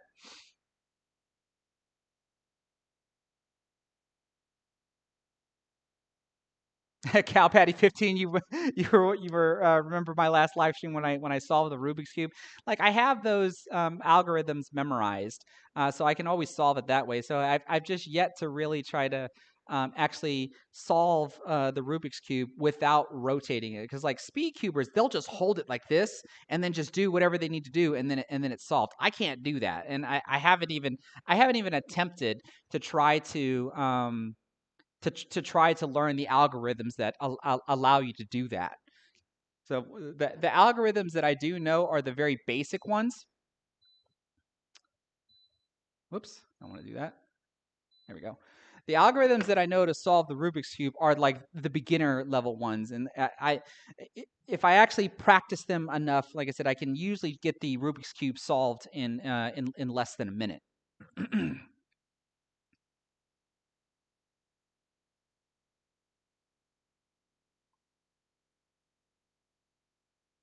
Well, Adam Newton, when you think about it, so like all this here is just showing me statistics, right? The only statistics that really matter to me are my actual scores in the attempts.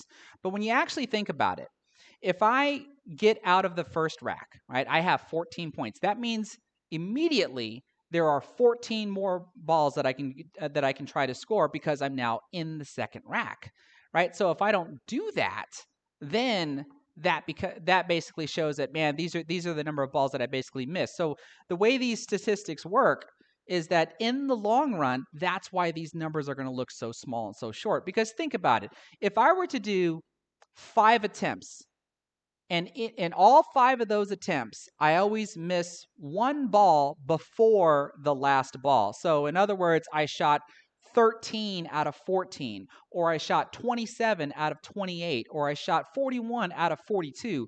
If you look at those types of numbers, then the statistics are going to be really high. Because if I just stop right there, since I'm always so close to completing 100%, then my percentages are going to be really high. But that's not realistic. What ends up happening in the long run, as I collect more and more data, then the data becomes more and more accurate because I'm not going to always finish one ball before the last ball or anything of the sorts. So like those numbers for like total racks and total balls, they're not really that big of a deal to me. It just shows me at least one, how many balls have I made altogether, period, right? Because that way all I'm doing is just adding up all of my scores. But then when you think about how many times I've gotten into each rack, then I at least know how many balls I could have made, and then on top of the number of racks. So really, like the only numbers that truly matter here on this screen are the scores by themselves and the average. Like those are the two really big, or not really big. Those are the two numbers that really mean the most. And then of course, like the current best on top of the current record, et cetera, et cetera.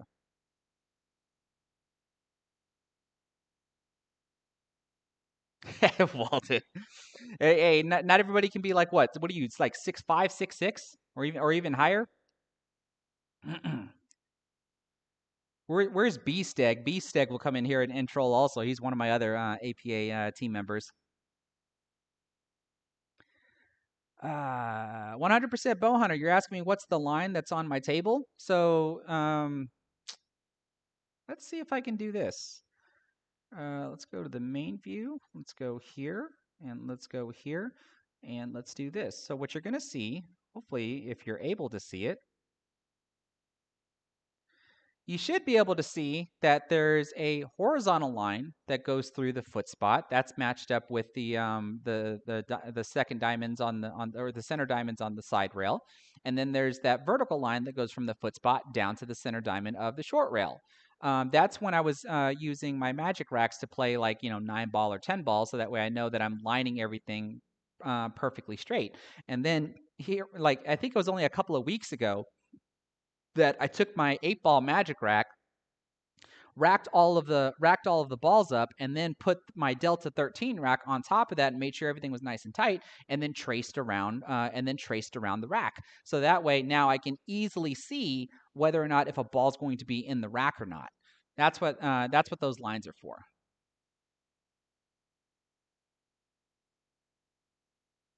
Gotta love technology. Let's see. Is that really where I want it?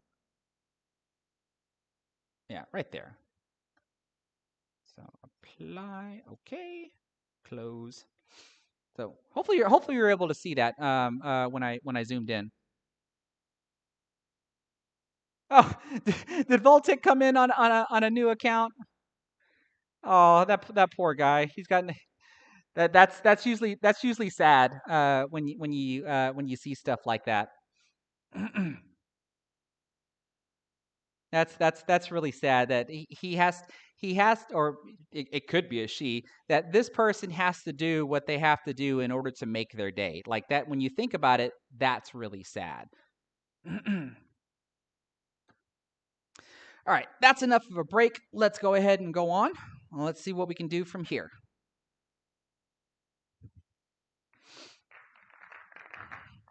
Shortstop, I see that you're in here. How's it going, man? I've been using your opening break, and it's been rather successful. I put the break ball a little close to the rack, and I try to give me a little bit of a back cut angle, and then just use that top spin to try to drive through the rack. So far, I've been pretty successful on making the ball, getting a decent spread, etc., etc. And then, of course, I miss.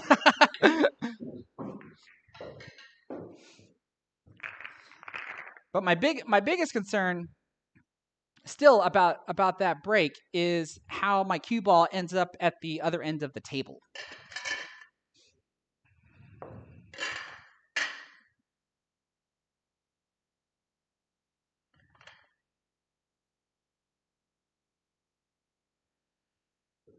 So let's try it again.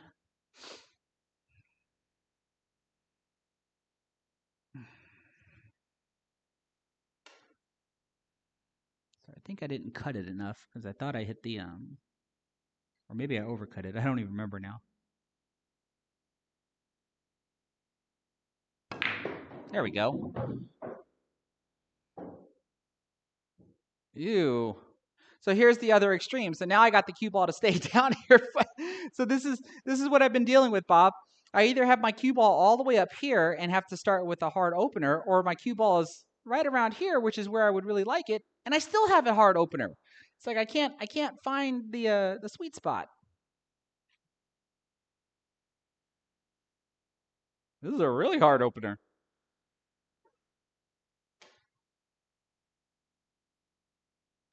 Jeez.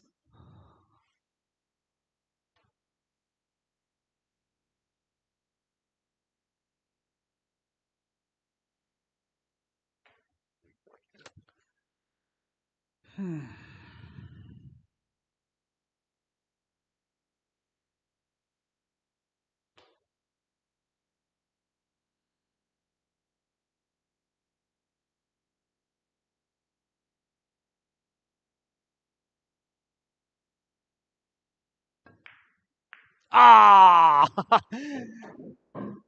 didn't think I was gonna run into the 11. Like I knew I was gonna miss scratching directly because that's where the tangent line was going, but I didn't think I was gonna scratch off of the 11. So that's just one.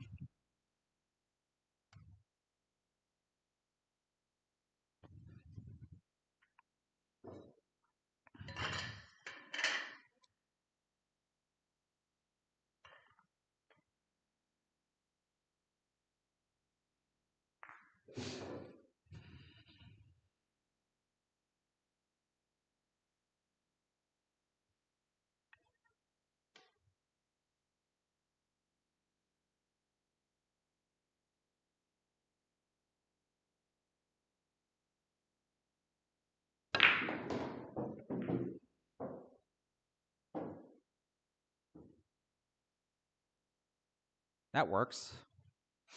I guess that's usually the thing I know we talked about before, Bob, is that when you do that shot, you're hoping that the cue ball does run into a ball, and that kind of keeps it down here, because if it doesn't run into a ball, it ends up being way down here instead. All right, so quite a bit to deal with here.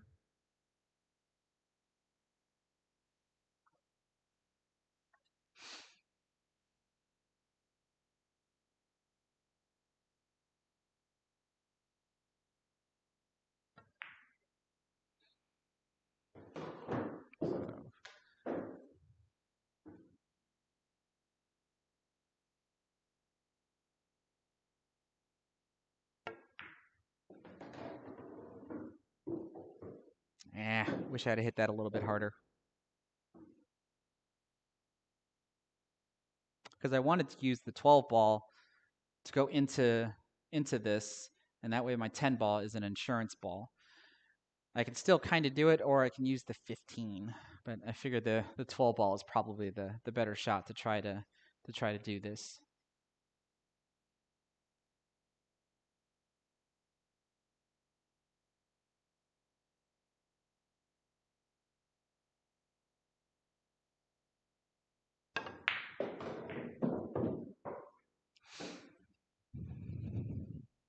Okay, I didn't quite open up everything like I wanted, but so far so good. The 2 ball might have to be the break ball. I have to just make sure I get over here by the diamond to have the cut angle that I want. Unless I want to use the 5 ball, maybe even the 8 ball as a break ball. Those are possibilities as well. But it looks like I'm going to have to use maybe the 5 to get position on these guys, or use the 15 to maybe break these open, because once I move the 10 and the 9 out of the way, they all go up there.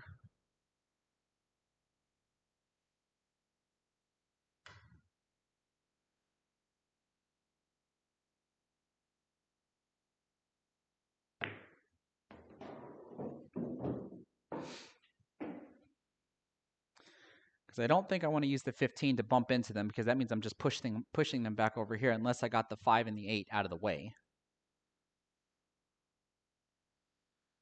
So the way this is looking, get position on the 9.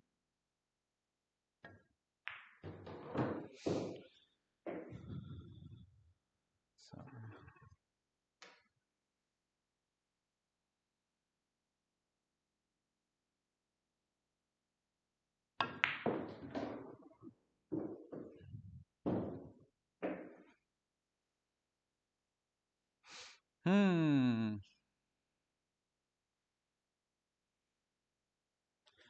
this is getting tricky.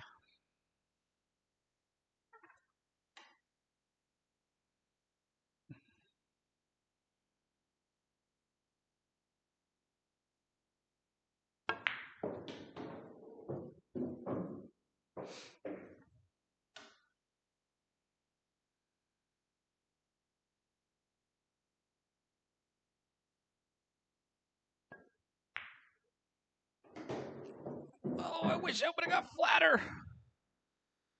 So it looks like I'm going to have to try to spin into them and see if something develops. And that way, hopefully the 8 ball is my insurance shot.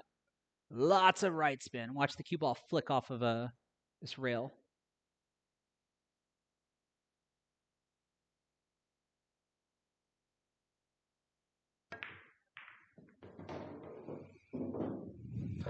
I created a trouble ball all the way at the top. Okay, so, I mean, do I want to use this guy? We've used him before. We used him before rather successfully, actually. So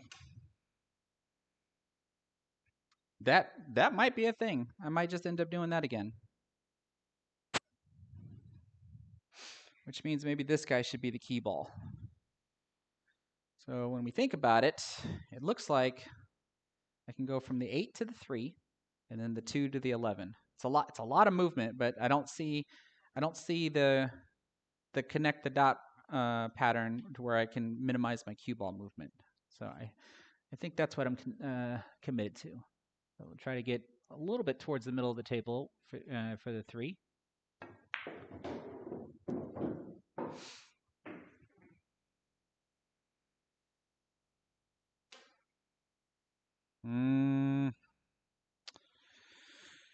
I don't know now. No.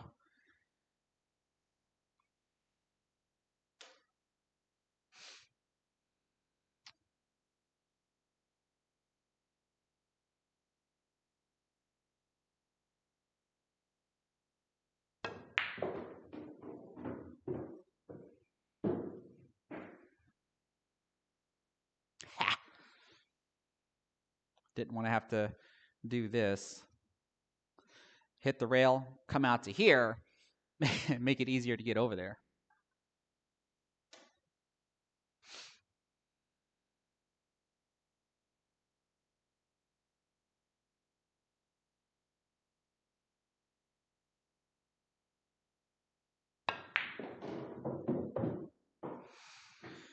All right. Well, better than nothing. So let's see if we can side to side this and almost get back to where the 11 ball's at. Not quite where it's at, but pretty close.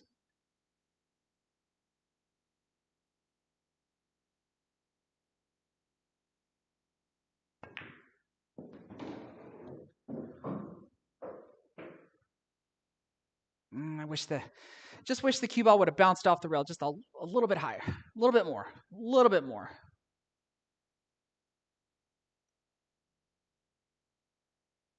Why do I, like, I'm getting a habit where I want to hit the reset button for some reason. I don't know why.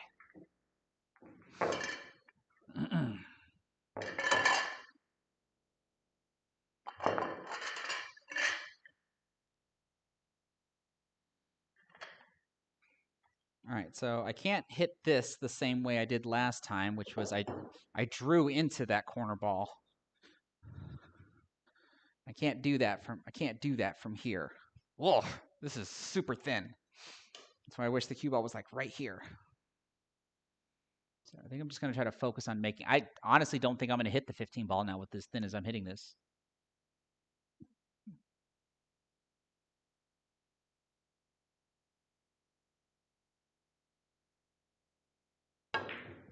Yeah, missed the rack altogether. At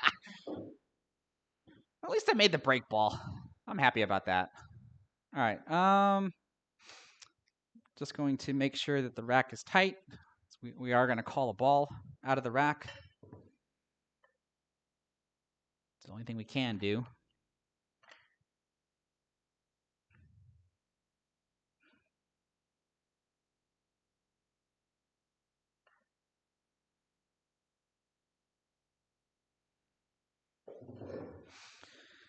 All right, so the question is which ball? So is it going to be the 15 ball or the 1 ball? I'm already on the left side, so maybe the 15 ball is the ideal ball to do. So if I was doing the second ball break, got to hit the 11 ball there. So let's see.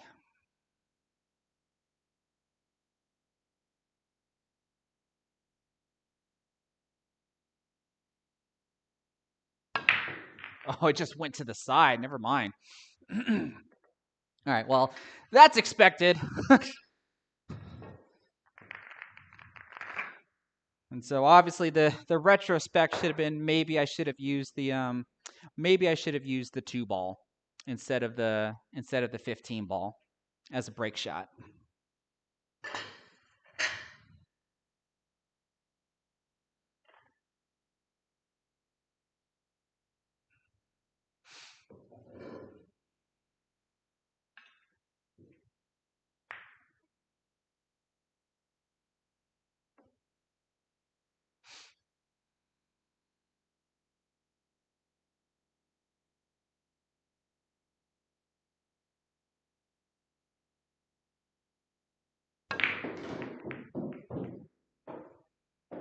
I haven't had this result in a while where I can actually like kind of hit the rack and kind of scoot this way. So that was cool.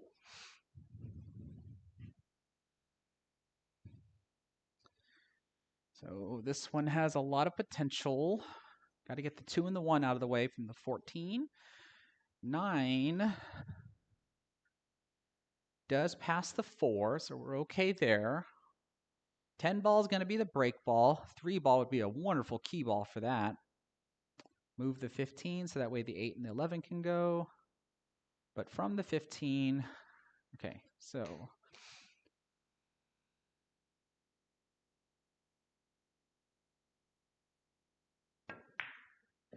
this is where we try to play connect the dots.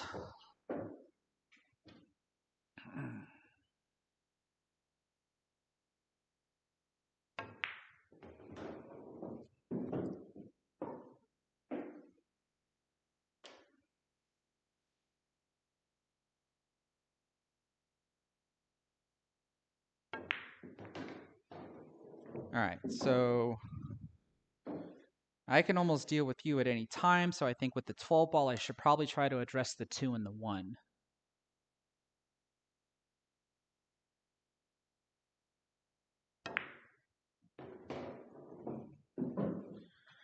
Eh.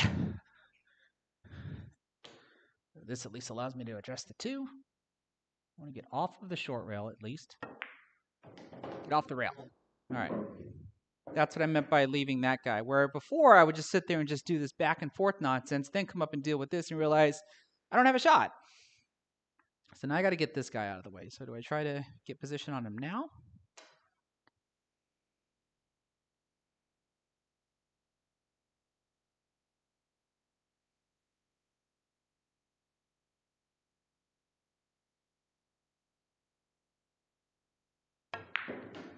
Well, not like that.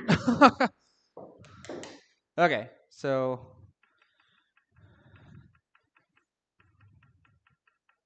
change of plan, change of plan.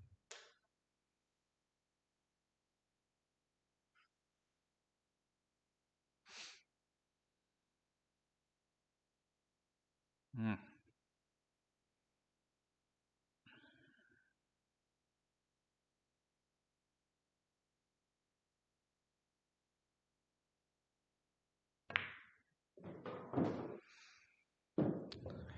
right, well, I was actually trying to get position on the 8, but I guess this works.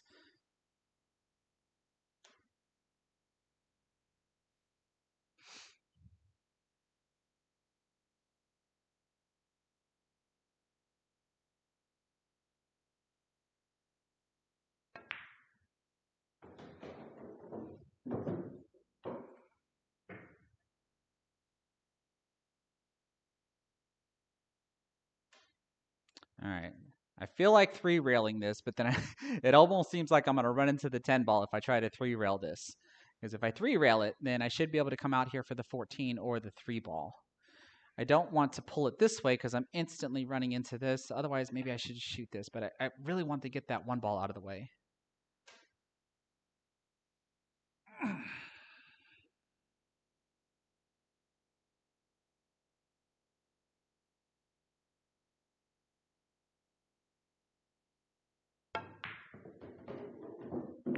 Okay, I'll accept that. I think, as long as I didn't run into the 10 ball, I think I'll accept that. Maybe not. Ooh.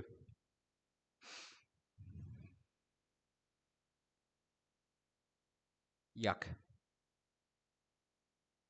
Okay, I think we have to bank the 11. Any other shot, and I'm really causing the cue ball to move. Yeah, even this cut shot, the cue ball just goes from side to side. At least banking the 11, though a harder shot, it allows me to maintain control of the cue ball.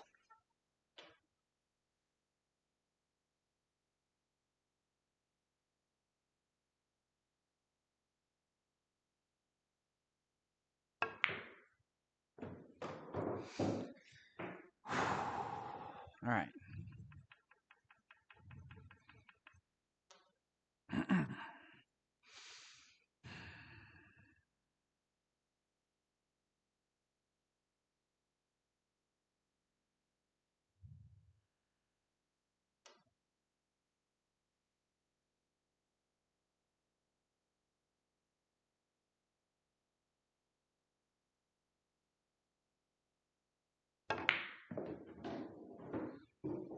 Oh, don't give me a back cut angle on the 13 ball or the 14 ball.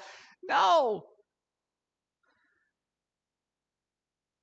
Actually, this is similar to what I had to do last time.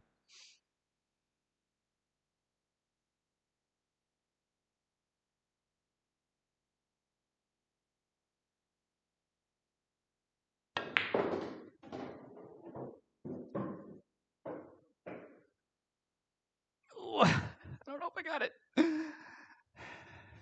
I think I got it.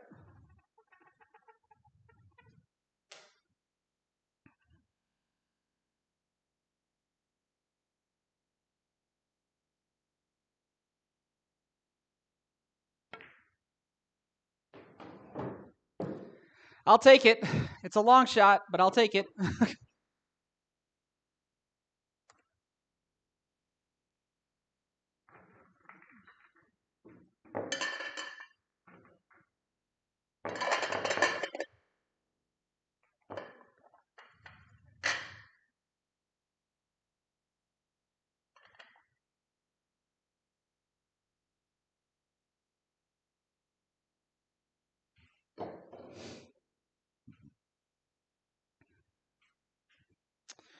All right, I think I'm going to. I mean, do I follow this one or do I just aggressively hit it?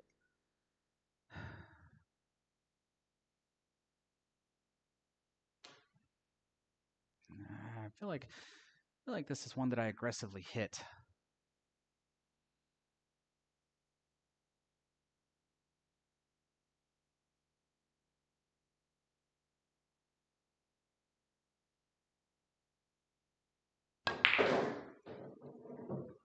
Ah. Then you look back in retrospect. No, maybe you should have done it the other way.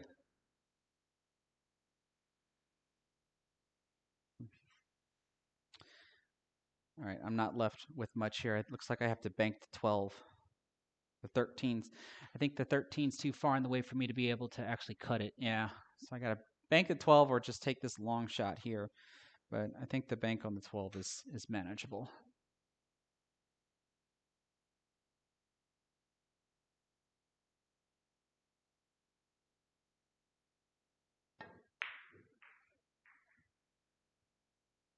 Dang, I banked it straight across. didn't uh, didn't back bank at all.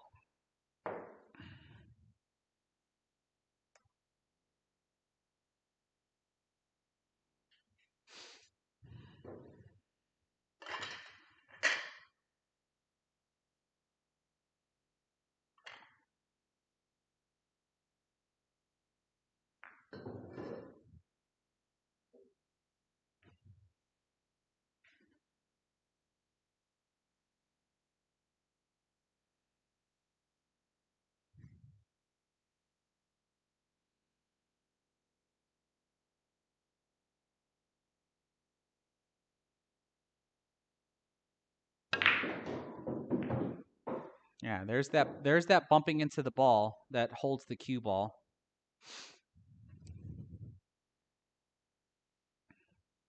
So this isn't bad. Let's see, how do I fix this? Do I fix it with the 11 or the 6?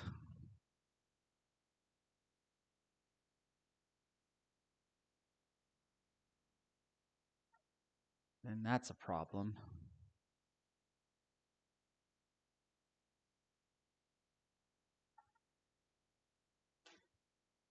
Can also fix it with the 9, but the 9's a pretty good break ball. Well, actually, it's my only break ball for now. This is also a break ball.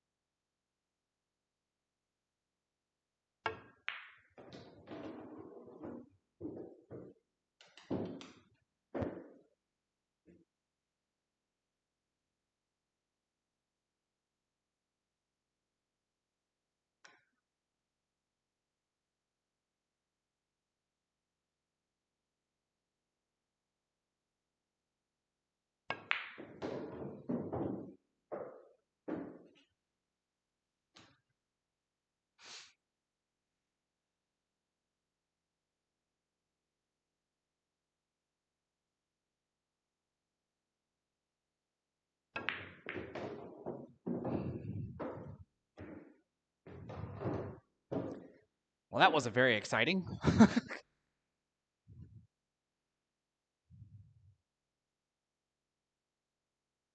All right, I need to turn my attention to this now. This is kind of solved. All the balls go into that pocket, so now my attention has to get put on this.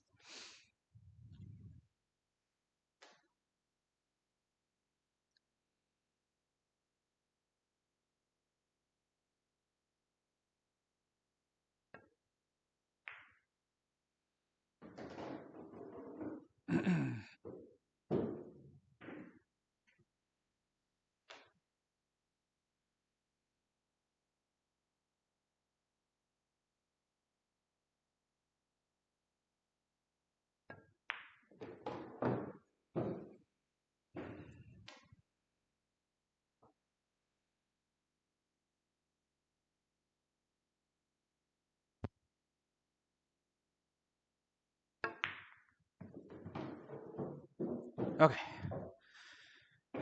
All the problems are solved now. So really, what the heck do I want to do? I can't turn the 4 ball into a break ball unless I'm on the 15, but I'm about to take away my insurance balls because the 8 and the 1 won't do me any good going that way. So is my break ball going to have to be... Actually, this could be a break ball. Because if I get here, I can cut it and hit the side rail and come into the rack this way. But I don't have a decent shot that's going to keep me in the rack. Like, cut shot on the 7's difficult. Cut shot on the 2. The 2 could be a break ball with the I mean, it's a little high on the rack. Right. So I have to do this no matter what. So we're at least going to come down here, so that way hopefully we can deal with this mess.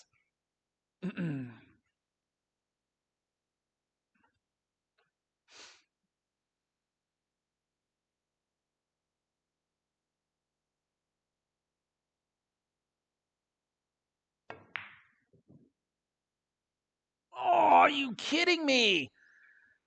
Ugh. Brutal. So what is that? 6. That's a 9.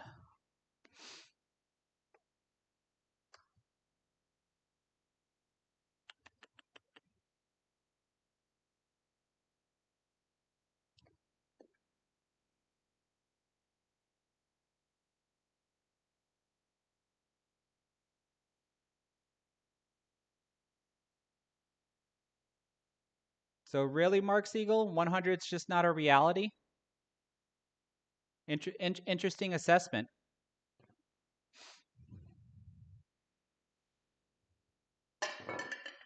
And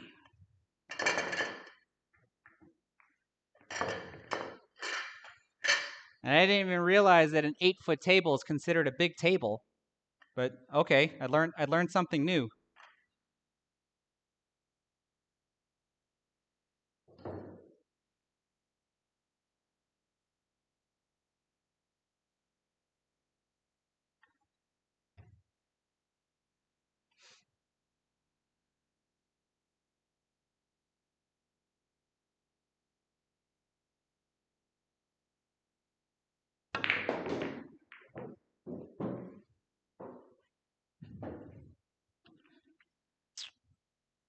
Okay, let's see here.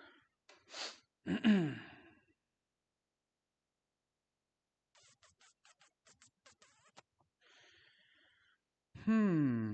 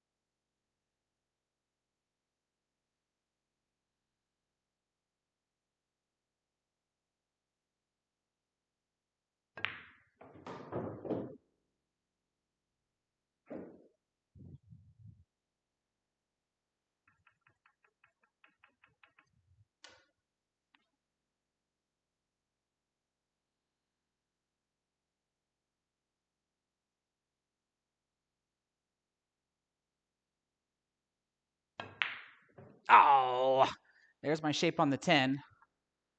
That way I can get underneath the 9, 11, and 12.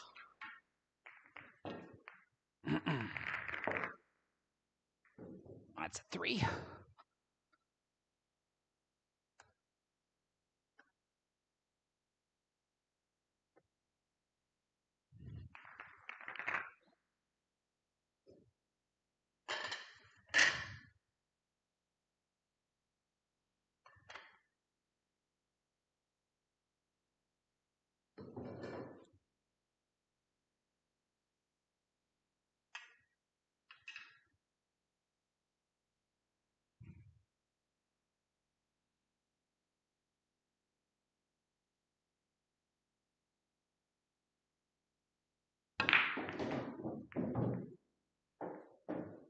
Yuck.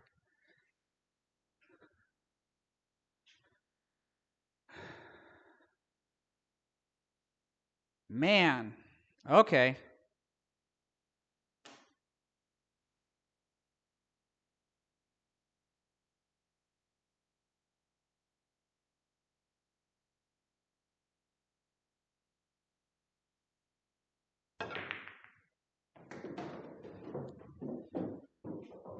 Curious, does a bar stroke accomplish that? God, that's the dumbest comment I've ever read in my live chat.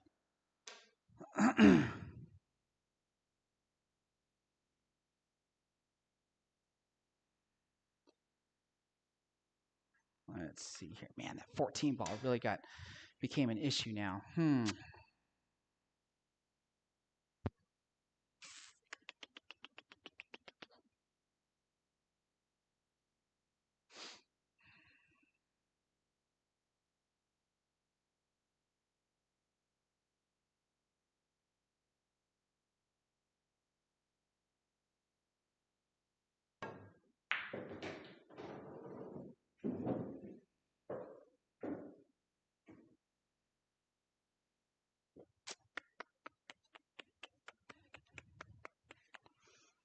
Let's see here.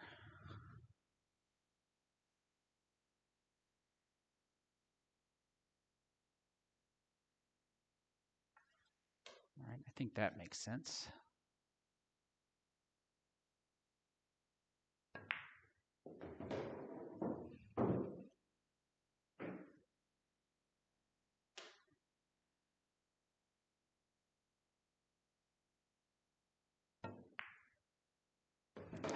There's a bit of a miscue there.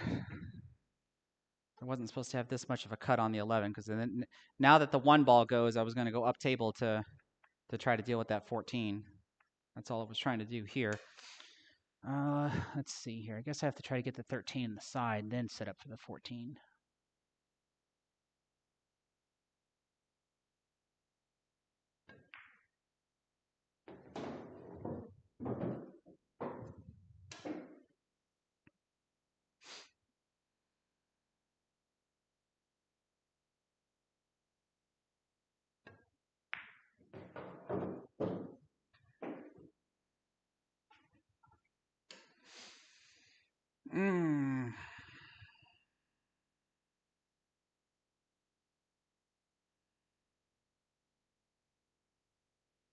Oh, what do we have here? Trevor Simpson, thank you so much for the $10 super chat, for the savage comments and the fine pull made by Knight. No problem, bud. No problem.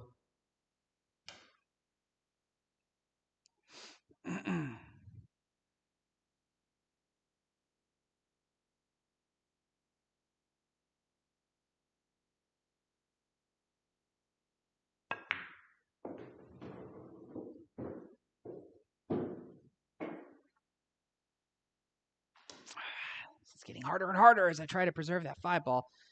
But then that probably tells me that I didn't choose the greatest of patterns. I think I'm solving it in the right order.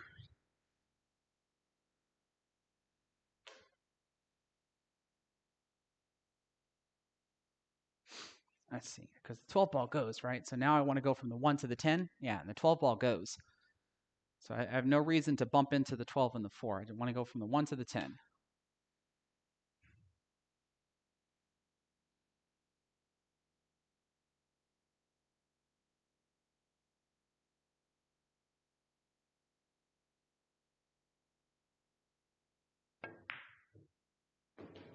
Come on, come on, come on. I babied it.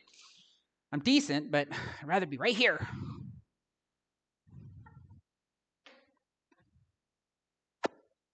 Let's see.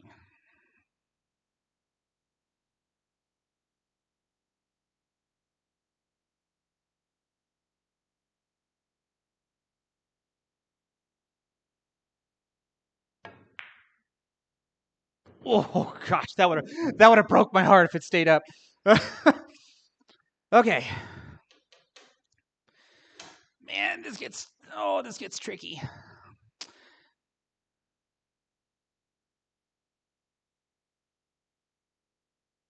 This really gets tricky because I can shoot this in and my cue ball is going to bump into the 4 no matter what. And it's not like I can gently roll past it to where the 4 will just stay here and get a shot at the 3 ball, because then I instantly move my break ball if I do that. So the only thing I can think of is I gotta stroke the heck out of this with my bar stroke and hope that the 4 ball bumps the 3 into the open, and maybe I'll have a shot at it.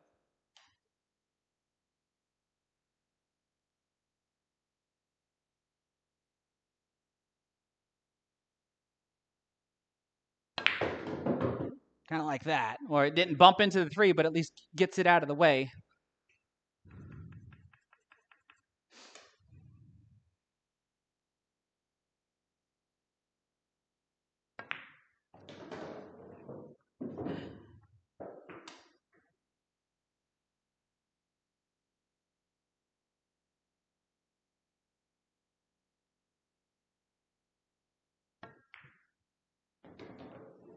There we go.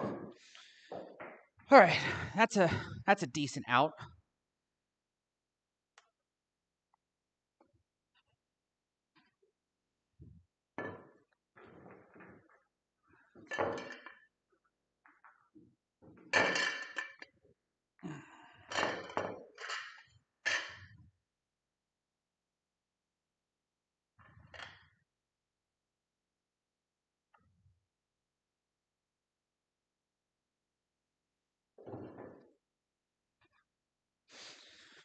Ooh, all right.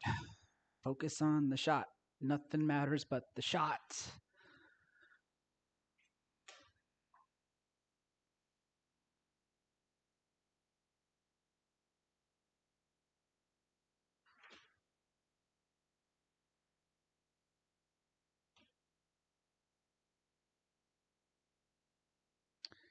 Oh, I'm second guessing myself.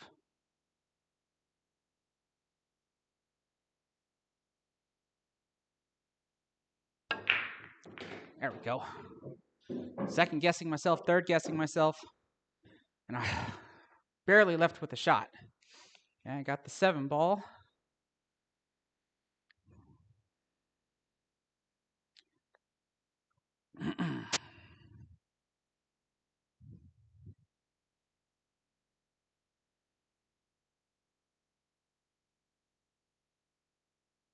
Man, this is tough. What's the next thing I do?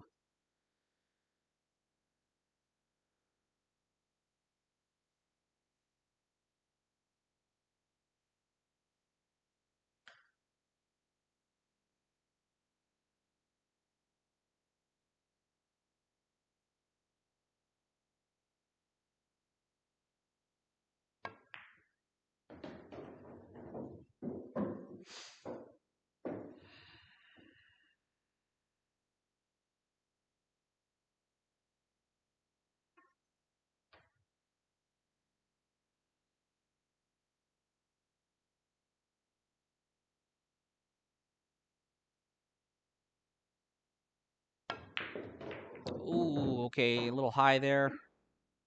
Well, I guess this works. Now I can address this 12 ball. And then I got to get to that 11 ASAP.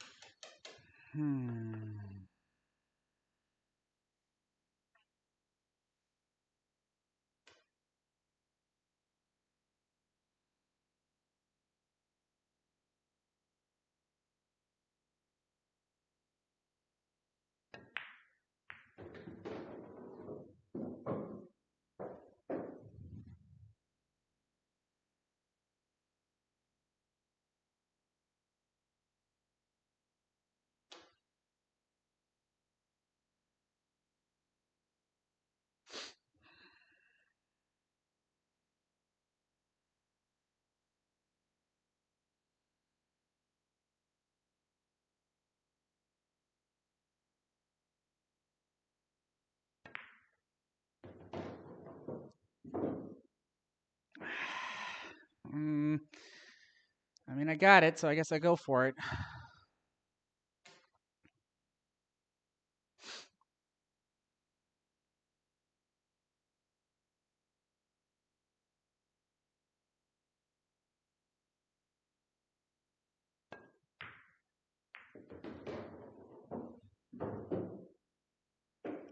Okay, now I gotta get to the 15 ball.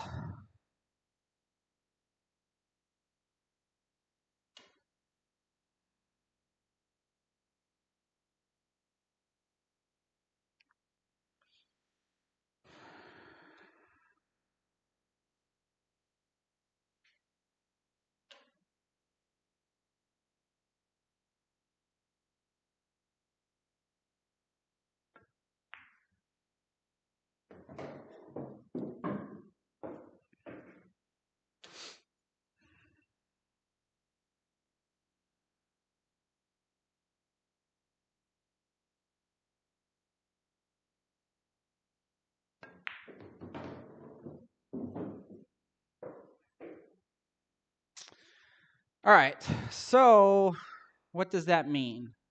Does that mean my 10 ball becomes the break ball?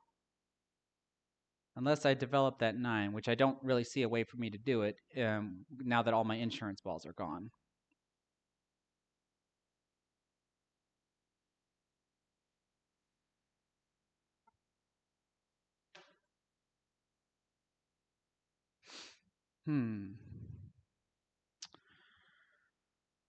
Let's see here. Go from the 15. I can get to the 2, which gets me to the 8, which gets me to the 9, then the 13, or then the 3 and then the 3 and the 10. I said the 13. Otherwise, do I shoot for the 3 ball? No, I don't think I do that. I think my original route is the right one.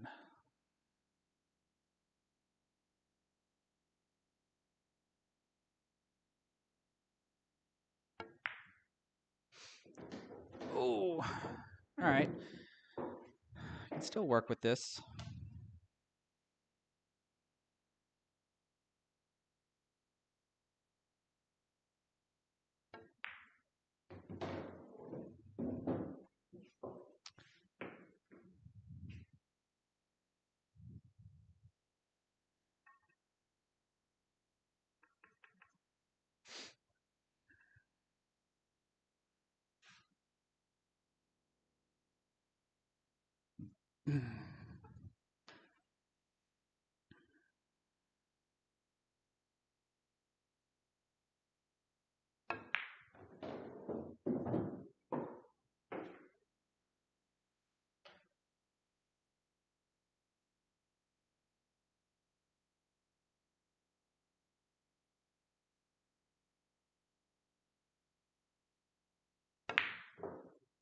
Oh, you gotta be kidding me! That's what, a 12? And I didn't even get flat on my 3 ball like I wanted. So what would have been my alternative? Because I wanted to get flatter on the 3 and then just roll up for the corner pocket. So what would be my alternative here? This ball's gone. I got a 12. Let's get this out of the way. I want to see what could I have done to keep going.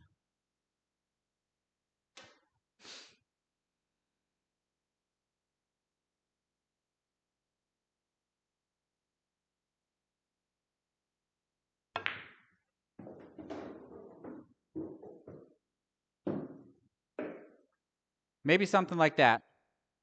Something like that. And I don't even know if I would hit the oh, I was already in the second rack. So that's plus 12, so that's 26. I didn't even realize I was in the second rack.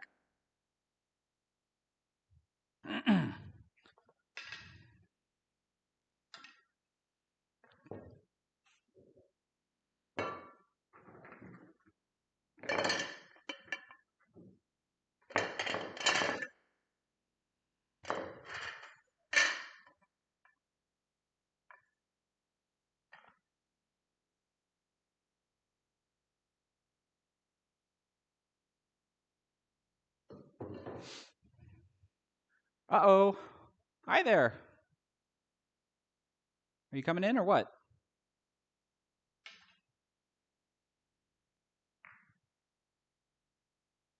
The star of the show has arrived, everybody. What are you doing?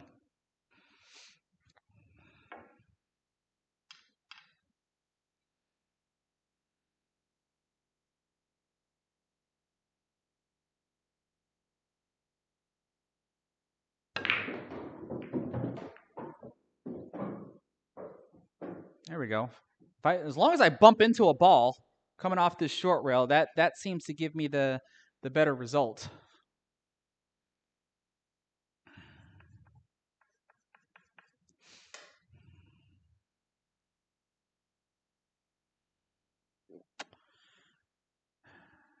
Think.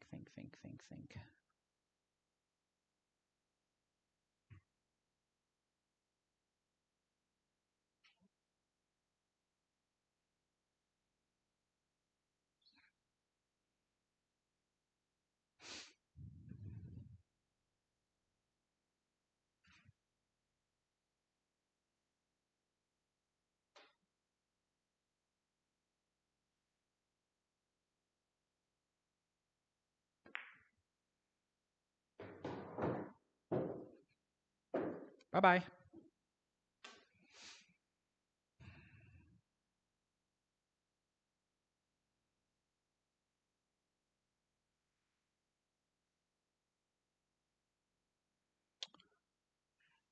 No, right? We don't have to do that. We don't have to do that. So let's not do that. Since we don't have to do that.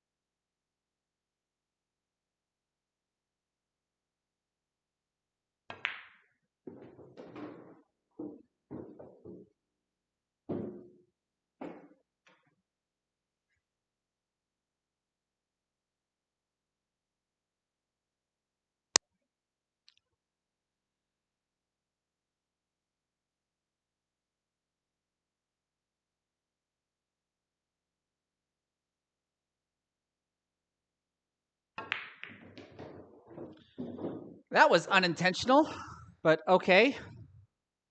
I didn't even get position on it since I hooked myself behind the 5. And it turned into a break ball. So got a really lucky result on that one.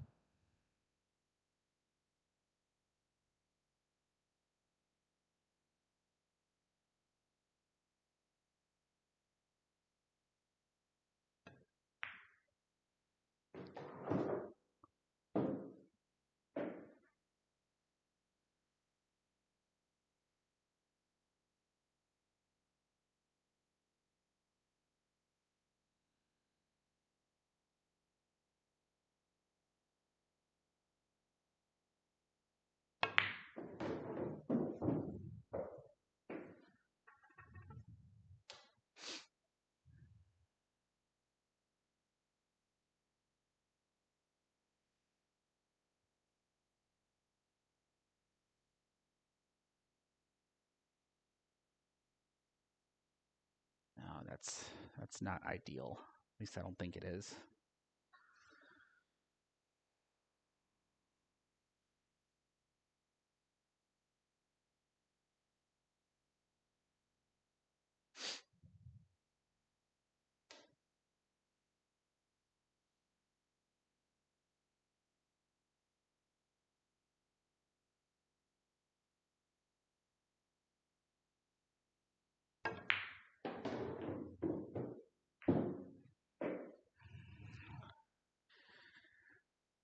Not quite what I had in mind.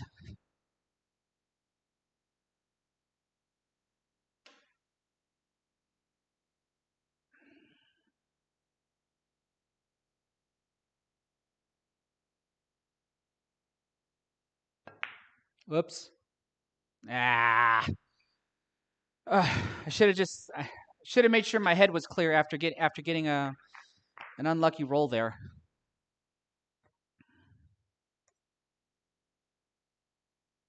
Let's do a few more attempts and then we'll take another break.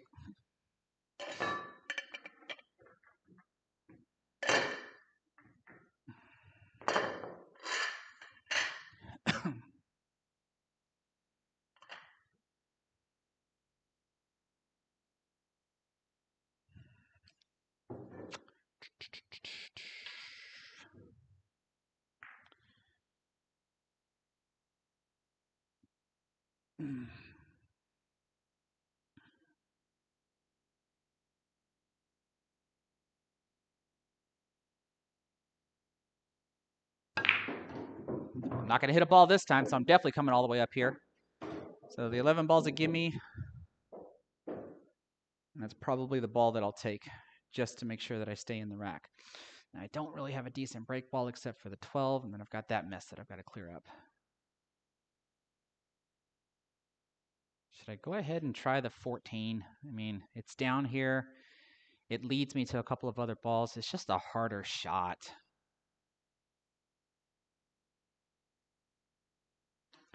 Now let's play this 11.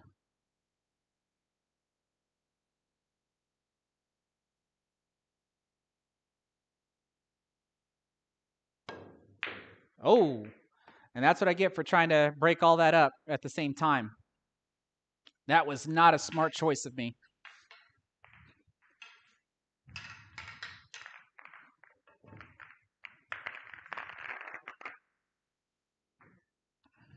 Two. 1, 2.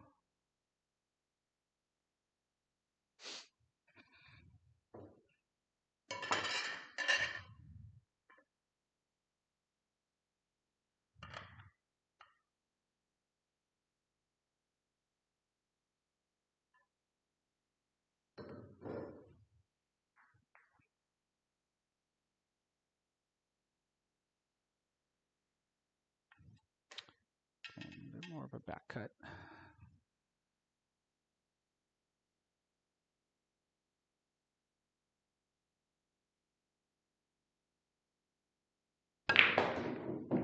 There's that result again. Because if I stroke it a little firmer, I can hopefully consistently get that result. It's like, this is beautiful. I just have to not screw up. All right, 9 balls the break ball. Got to get does the 2 go? Okay, the 2 goes, which leads to the 7 to go over here, so I don't have an issue there.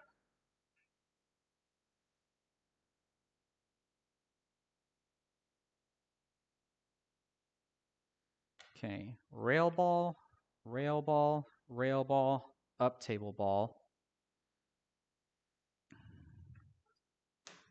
All right, let's at least get into the rack a little bit.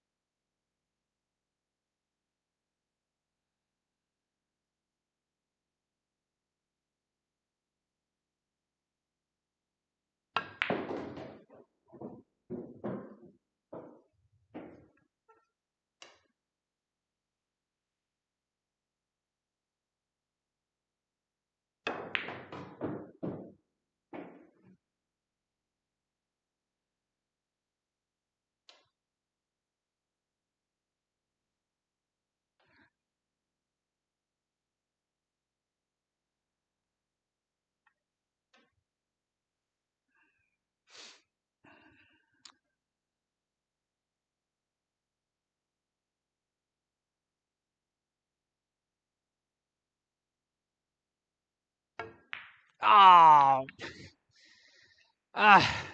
come on. Come on. That's uncalled for.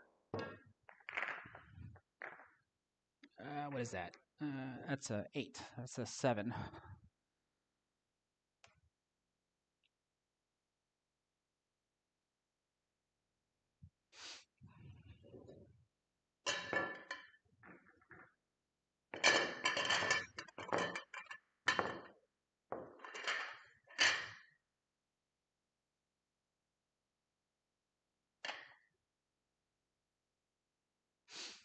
So let's see if I can do that same result.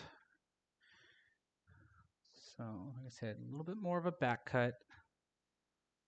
Then I gotta make sure I hit this firm to really go through the rack.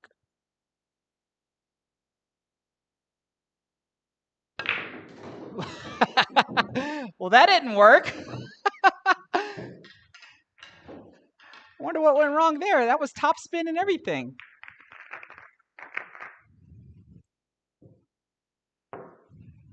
Whoops.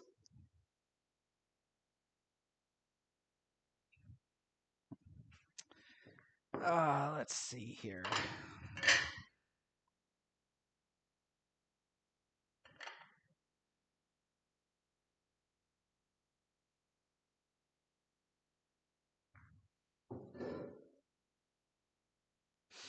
The heck did I do wrong there?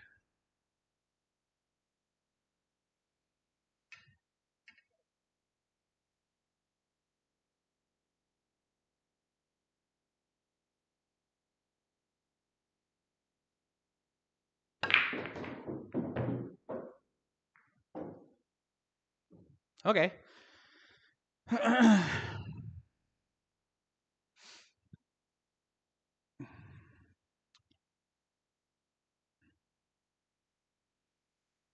So I guess getting a shot on the 2 would be good. Except that's only going to separate them. It's not like I can separate all of them.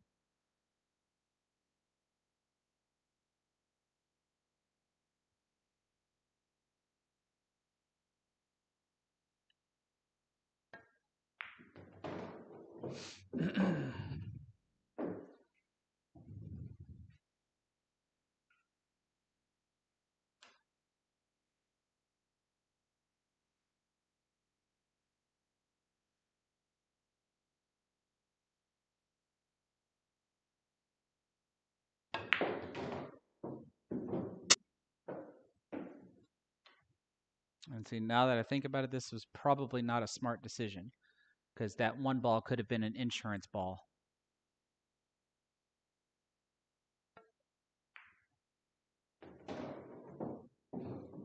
It doesn't matter. I got the wrong angle on the 2 anyway.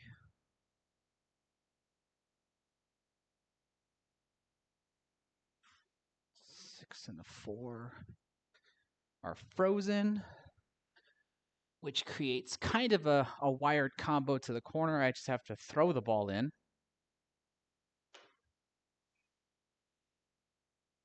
No.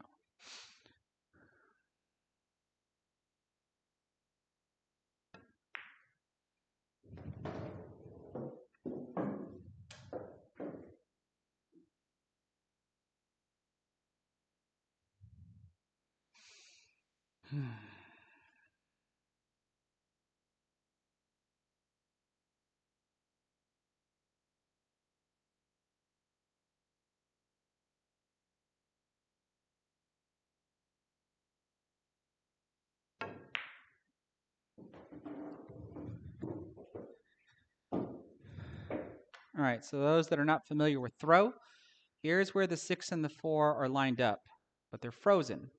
So what I'm going to do is hit the 6 on the right side, which means I'm cutting the 6 to the left.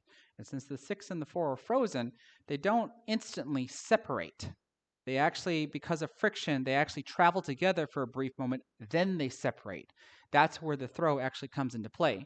So since I need the 4 ball to go to the left, that's why I hit the 6 ball on the right side to throw the 4 ball to the left.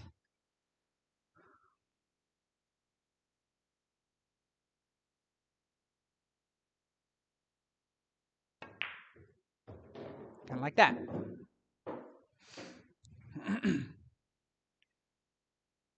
The 3 ball, or not the 3 ball, the 13 ball became a really good break ball now.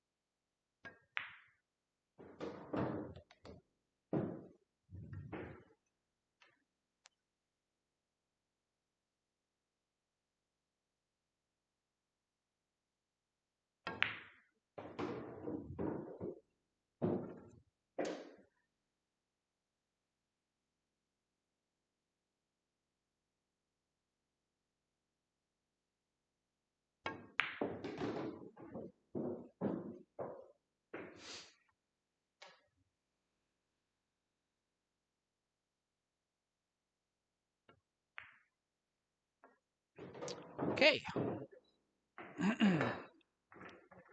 Good end pattern. That worked out the way I wanted it.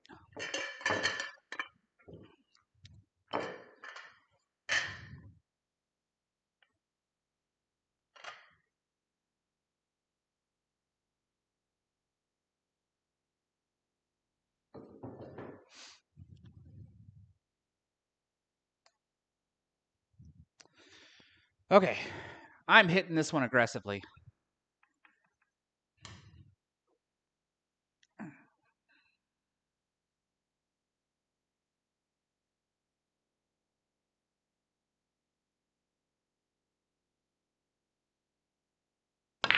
Oh, maybe that's what I get for hitting it aggressively. That was, man, I actually undercut that, didn't I? I sent it. Yeah, I had to have. I sent it into the short rail.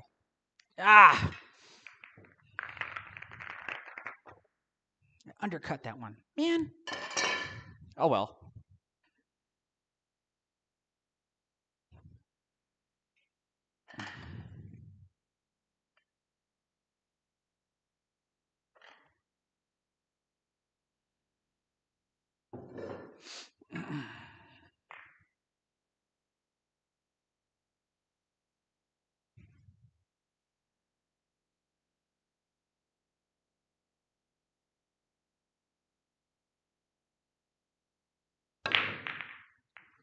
That one was an overcut. The cue ball did what I would expect it to do this time. So I think I'm starting to understand that result a little bit more.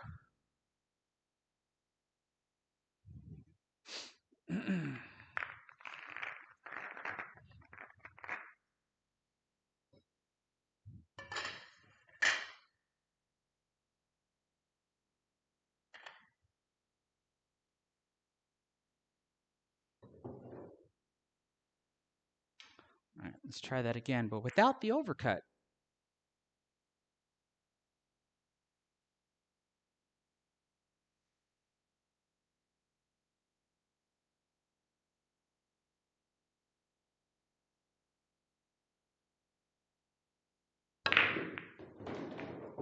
It almost rattled.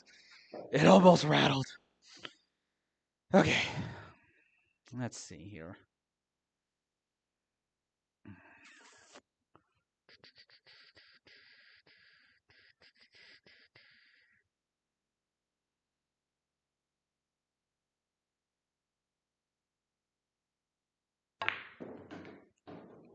Oh, at least land in the window. I'll take that. Sheesh. All right, we landed in the window. That could have went all kinds of wrong.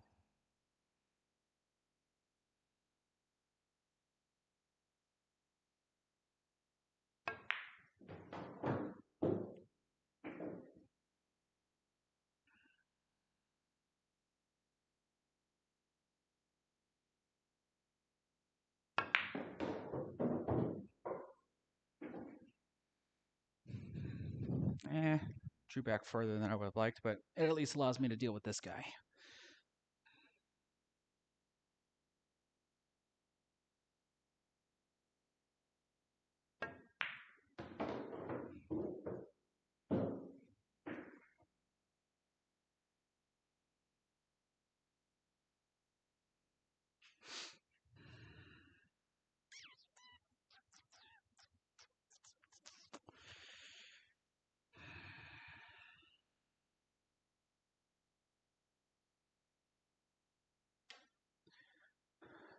Eight ball.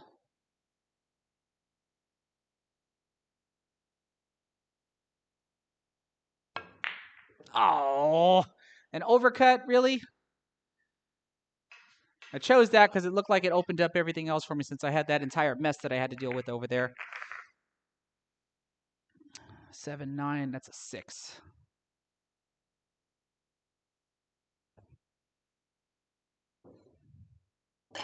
And I overcut the combo. I don't usually do that. I usually undercut the combo.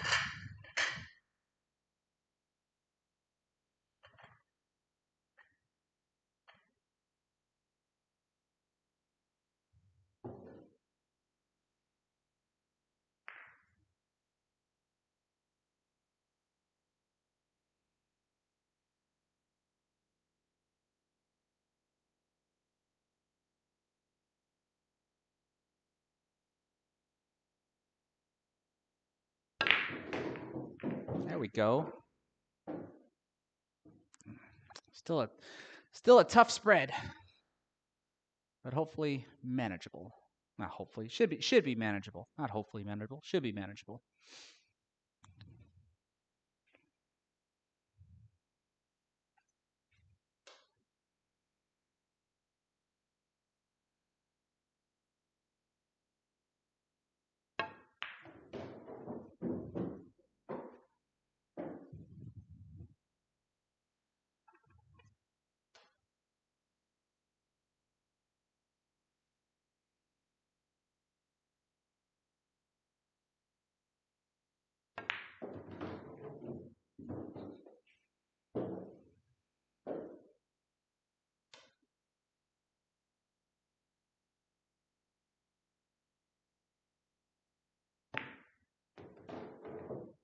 Ah!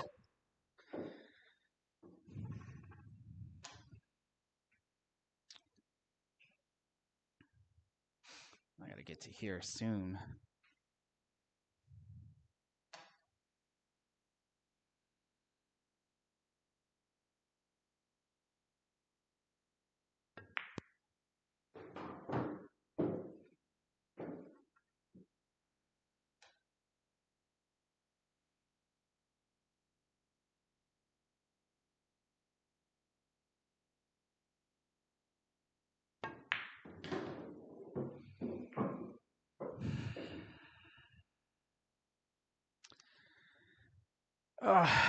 Good job, Chris.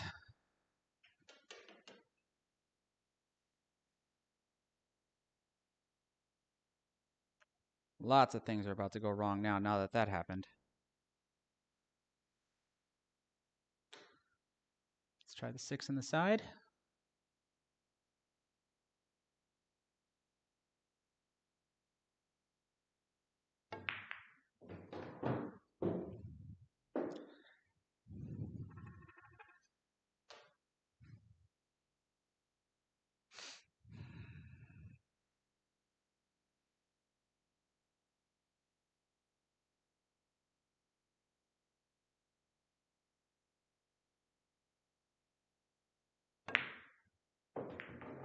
Oh, really?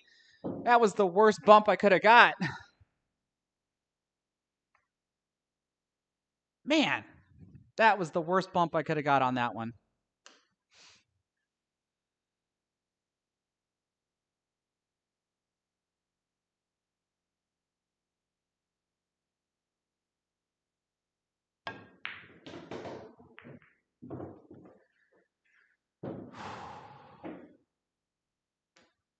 This is rough.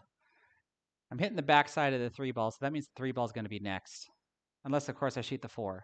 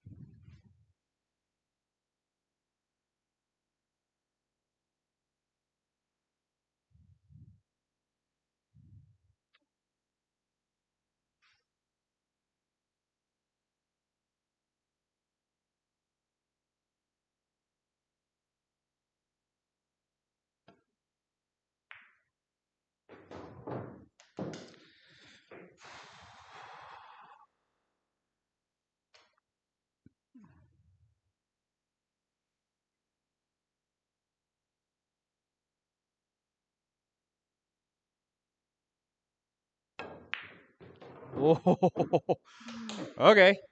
That wiped its feet on the way in.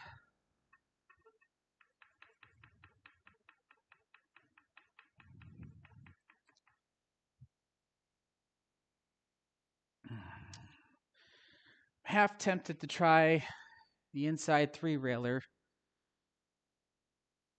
to get on the 1. Pretty much just need the cue ball to be either where the 8's at or where the cue ball's at now. Otherwise, I can use the 8 to try to get on the 1.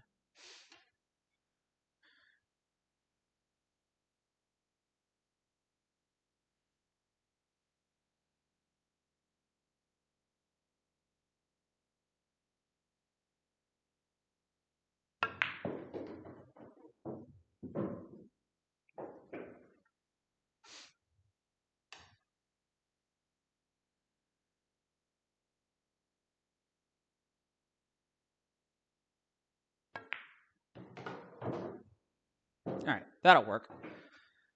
That'll work. Oh, thank goodness I'm actually performing better than I expected to be. Because I kid you not, my practice sessions have not looked like this. So it's almost like we can say that the camera has had the opposite effect that it normally would have, where I actually would play semi bad on camera, but decent off camera.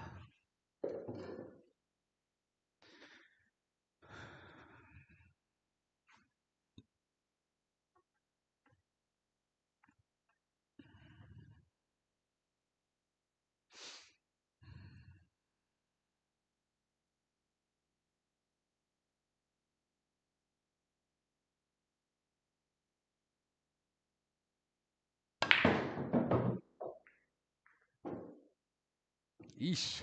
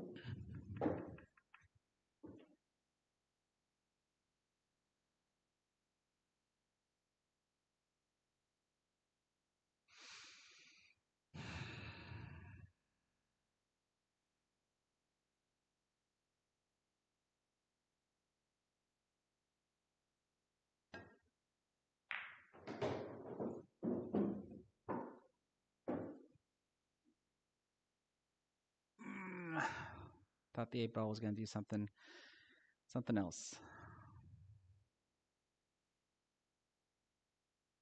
And I was half tempted to blasting the ball and then trying to go into the rack, but then what in the world would I have had afterwards? 8-ball, corner pocket.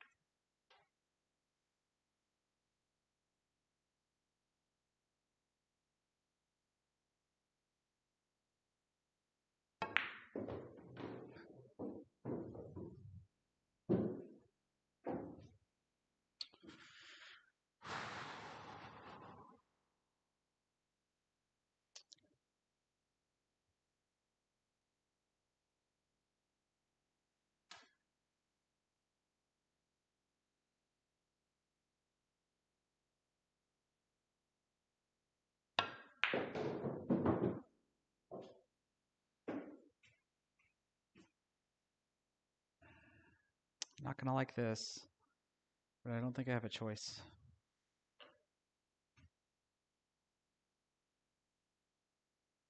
Just double checking the 2 doesn't go in the side.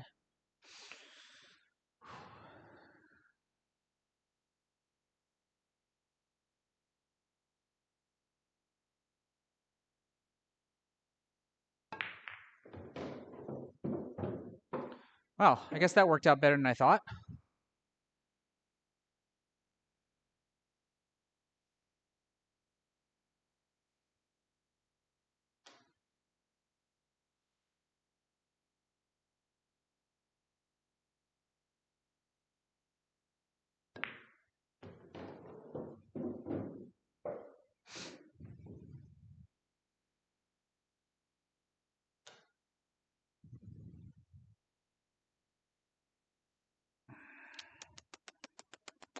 All right, so I probably should solve that ASAP.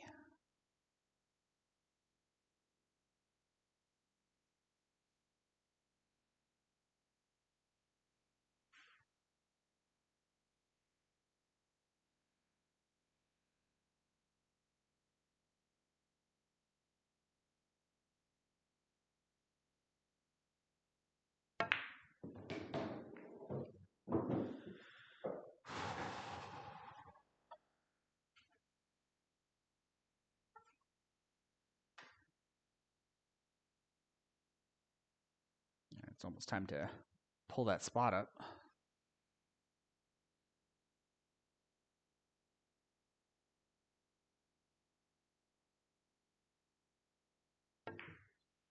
Oh, I didn't cut it enough.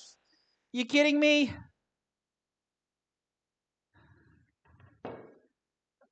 Come on. I thought I cut it enough.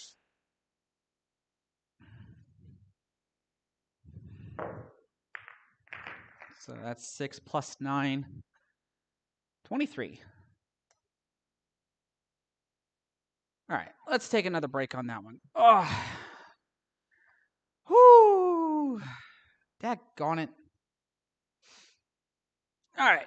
Well, like I said, I am at least satisfied that I am performing much better than I thought it was going to be. I mean, these zeros are what's really hurting me. So I'd be curious what my average would be. Like we can look at that after I'm done, and I'll delete all the zeros, and we can see what my average actually is when we take away the zeros. But I mean, look at this. 8 times getting to the second rack out of the 27 attempts that I've done.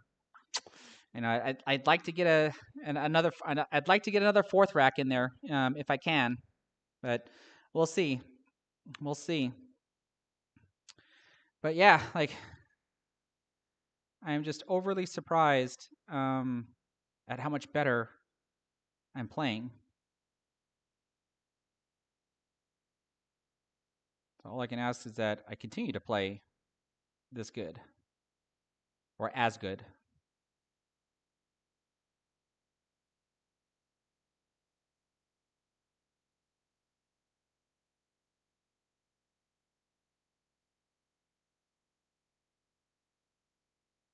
Bang time, are you saying that instead of starting completely, like I'm looking at some of your chats, are you saying instead of starting completely over? Because I think I've seen a couple of straight pull attempts where people do this. Like they'll play, but if they miss, they won't start completely over with a new break ball. They'll start back at 0 and just continue shooting and then be able to run from there. So the only difference would be is that if I tried to do something like that, then the first rack would not be a 14, and then all the racks after that would be a 14. I think that would be the only difference. If that's what you're trying, or if that is what you're talking about. That is something that I've considered.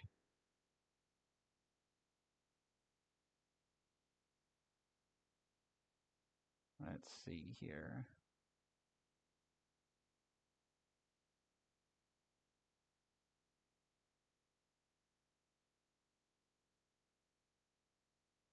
Ooh, lots of people are getting kicked out.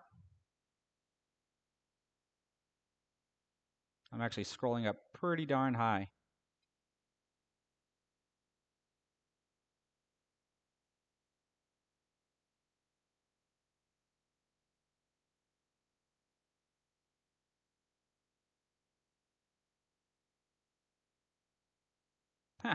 Okay, cool, interesting. Okay, so yeah, so like I said, that is something I've considered. I've also just considered like just trying to do the whole like how many innings would it take me to get to 100? It's just I don't know. It's like I just haven't quite figured out how exactly I want to do it just yet. But even this right now, the only reason why I basically do like doing this though is just so I can continuously work on that break shot because I I think the the break and the break and the pattern selection are still like my weakest skill um, for straight pool. I've got an excellent break for all the other formats. And then, of course, my pattern selection for the other formats are easier. 8 ball, 9 ball, and 10 ball. Those pattern selections are easier. This one here, though, man,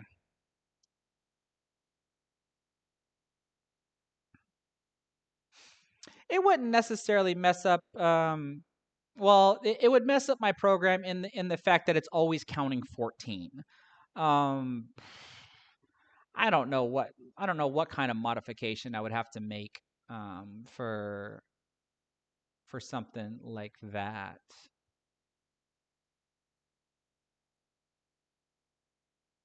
That's interesting. I'm not I'd have to think about that on how to actually modify my program to where it can handle both scenarios. If I start with a break ball or if I just continue where I left off on the miss. That would be interesting. I'm not entirely sure. I'd have to give that some thought. Hey, Chip Sounder, you have yourself a good night, bud. Thanks for stopping by. Really do appreciate it.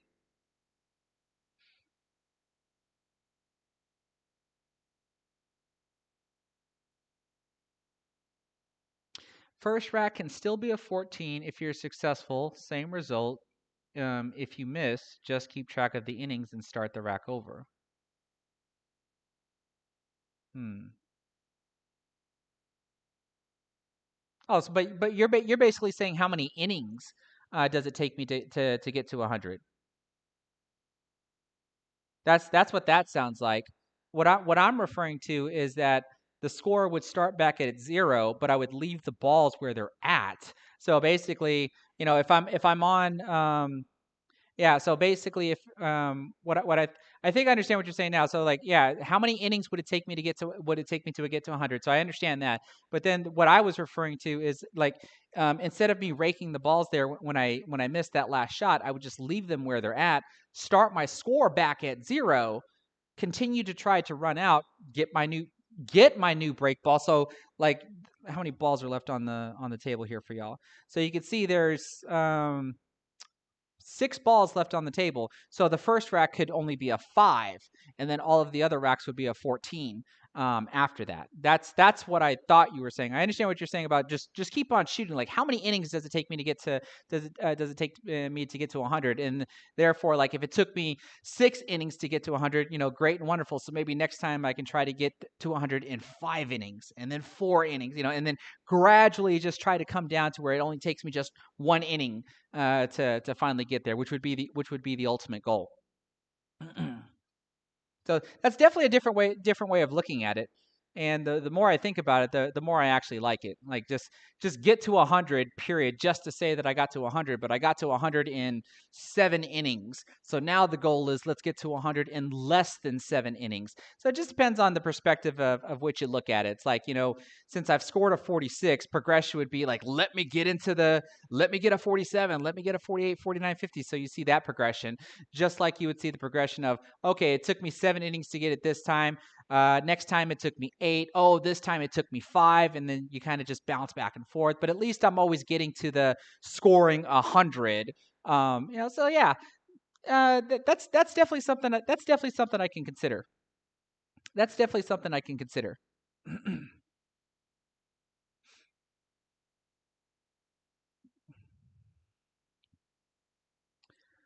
Whew. All right, so 3 hours and 20 minutes. Loblaw, you're probably right that the misses always automatically start the snowball effect after that. So it's still up to me to be able to maintain myself, regardless of whatever format that I play, right?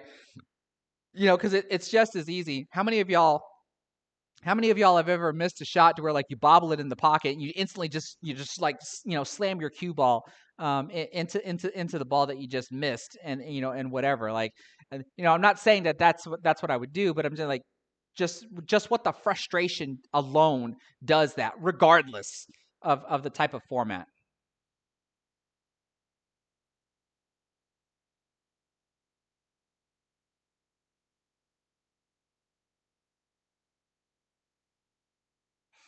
All right. That's an interesting idea, though. It's something I can definitely consider. Like maybe at the what I can certainly blend it into the show, and do both formats basically. Like I can basically make my first attempt, like my first warm up attempt, could be, let's see how many innings it takes me to get to 100. Like that would be that could be like my first like warm up attempt, and then every subsequent attempt after that would be just like a standard high ball run. But then I would definitely want to keep track of like that would be another stat for me to keep track of, how many innings does it take for me to score 100. That way I know that I'm progressing in that format. So that might be some more features I can add to my program.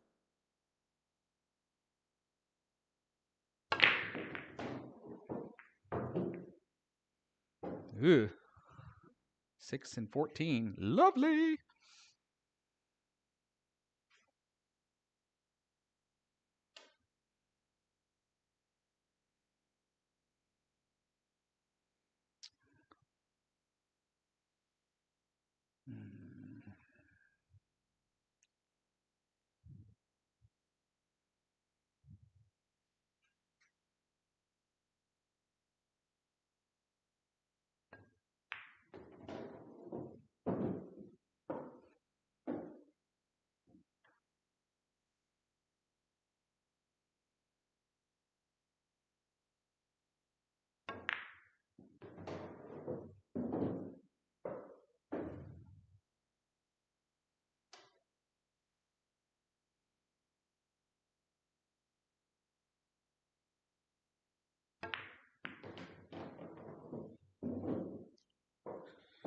All right.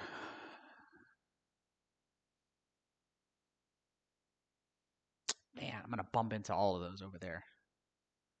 I don't see any other way to get around that.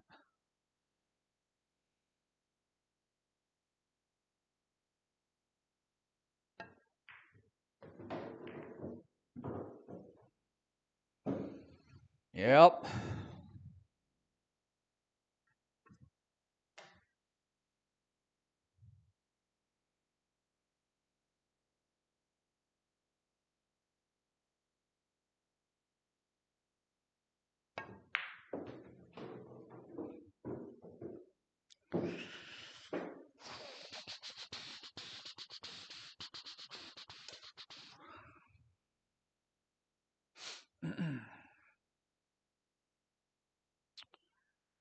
Man.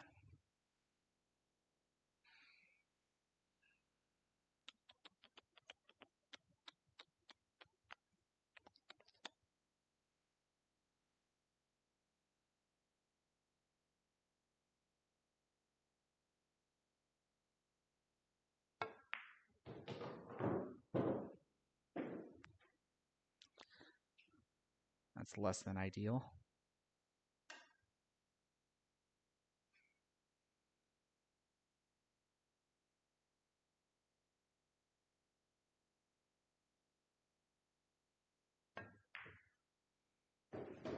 And last time I undercut it, which was the 7 ball. Don't want to make the same mistake twice.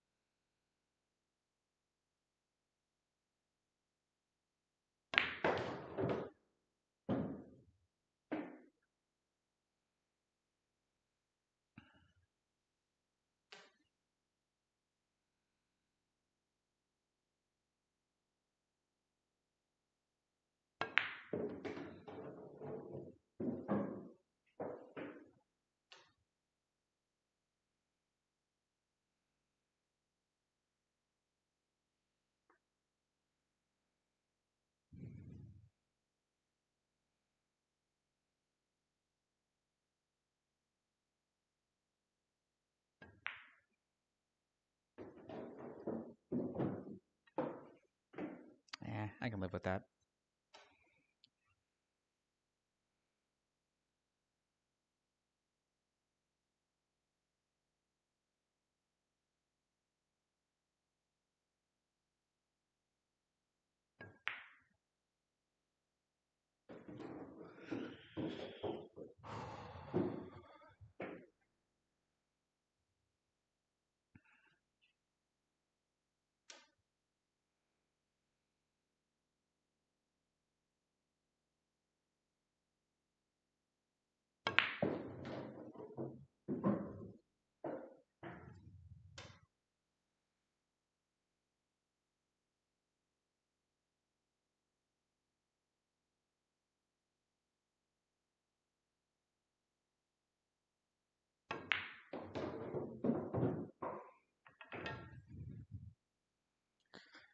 Whew.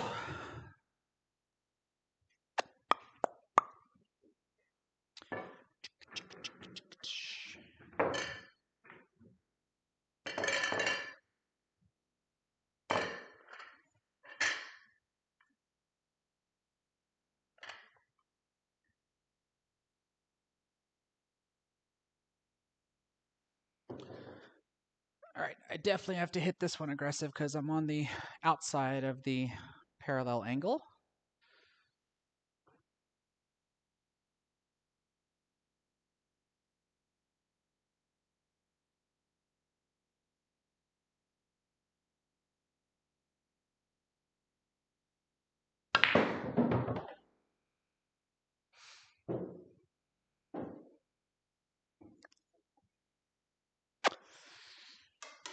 All right.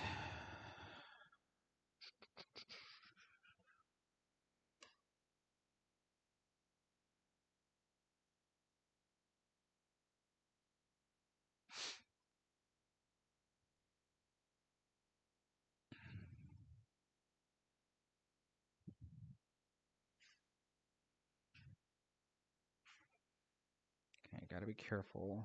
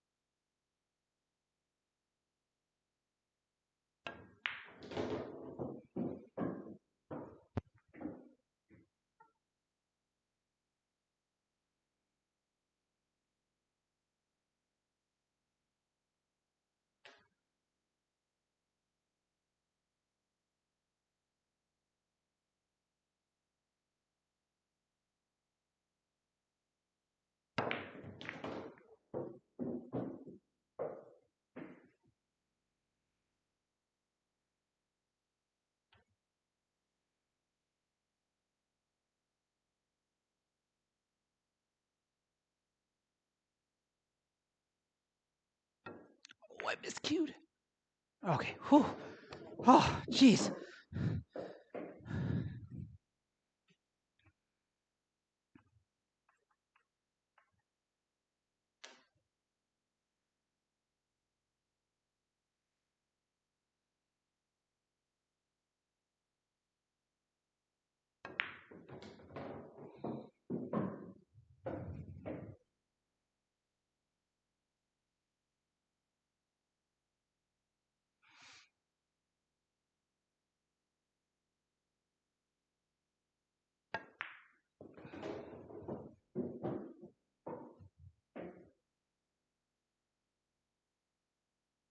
Mm.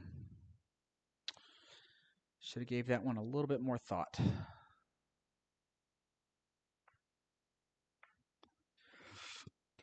All right.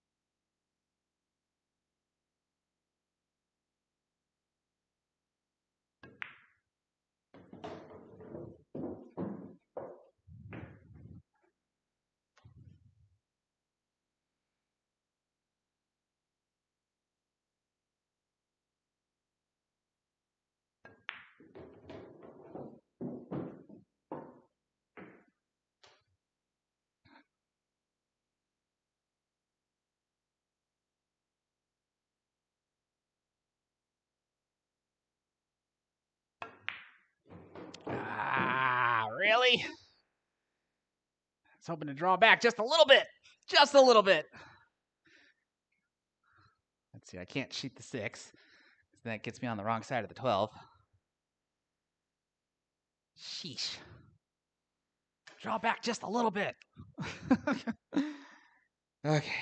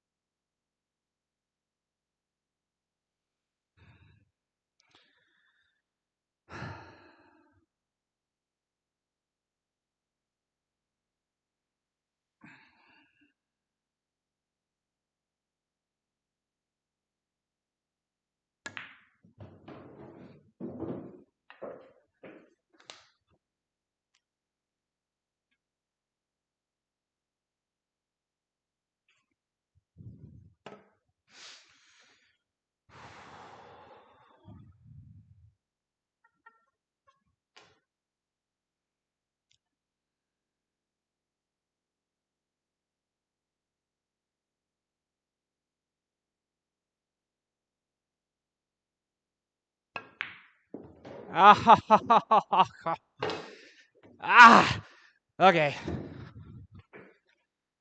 Draw the ball.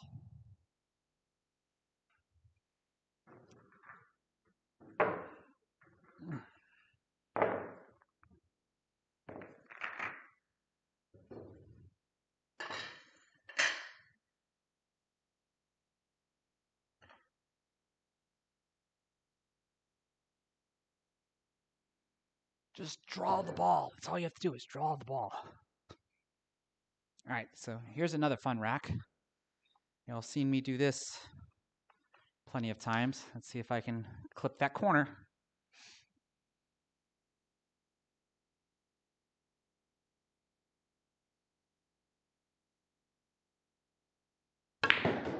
Oh, never mind.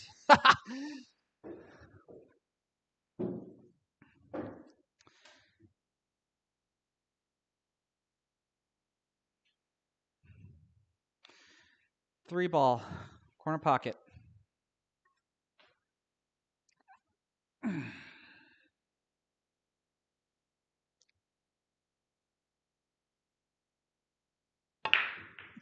Not even close. Not even close. So 29. So there's a third rack record that's going to be tracked. Haven't had a third rack in there yet.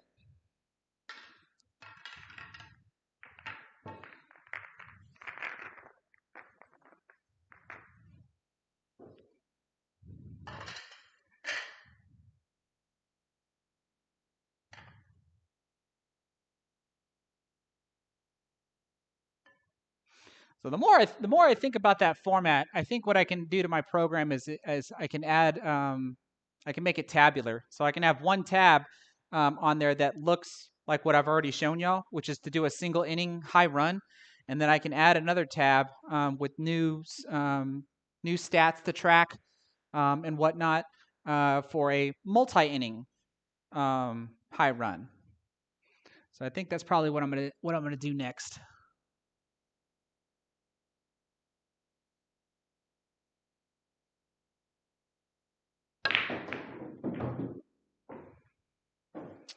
Well, I really went through that one. And I didn't leave myself a shot, which stinks.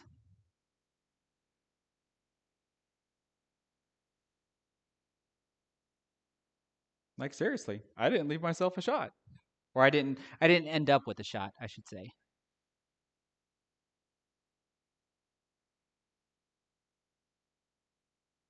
We are going to try the 14 ball though.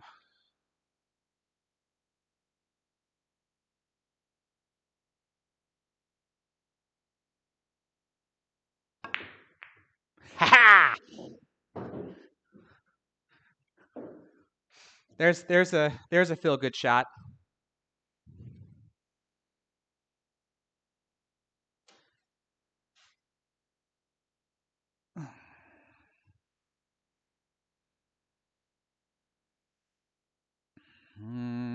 Now what? This is iffy. 4 ball.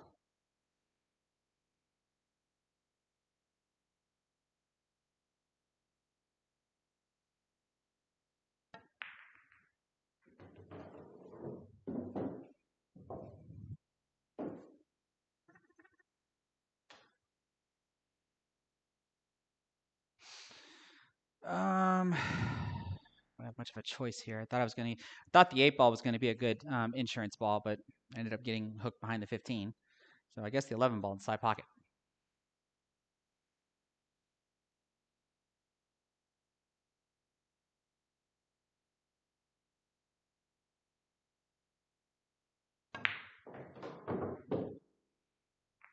That's kind of what I wanted. That's kind of what I wanted.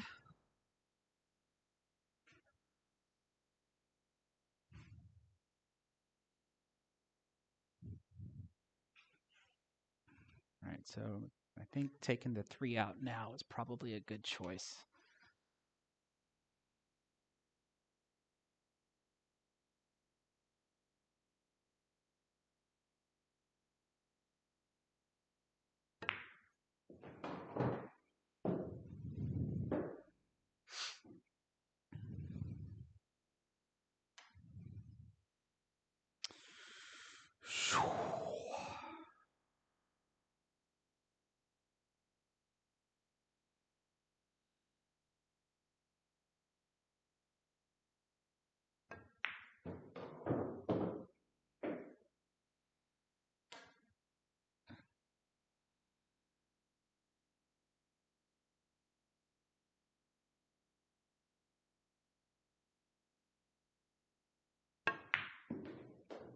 You hit that a little soft, Chris. Get position on the 6. That's okay, though. That's what insurance balls are for.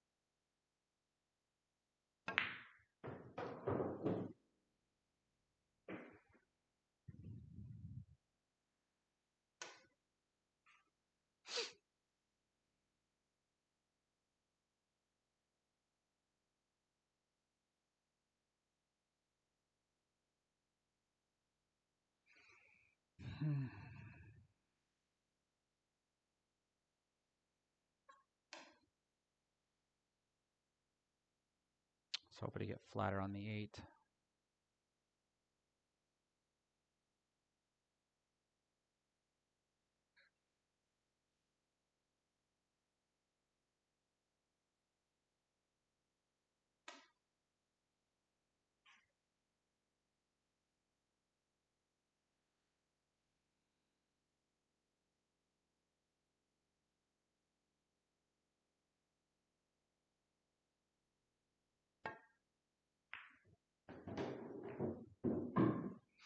That's dangerous. Dangerous.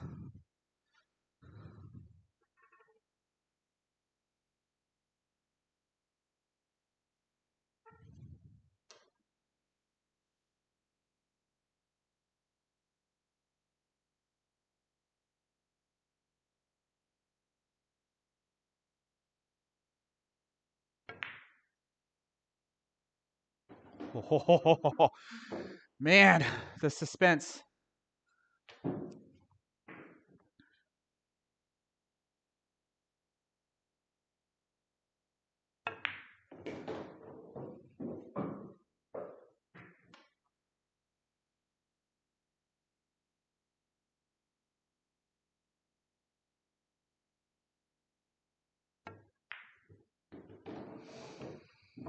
Whew.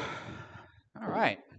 A little farther than I would have liked, but hey, it'll work. It'll work.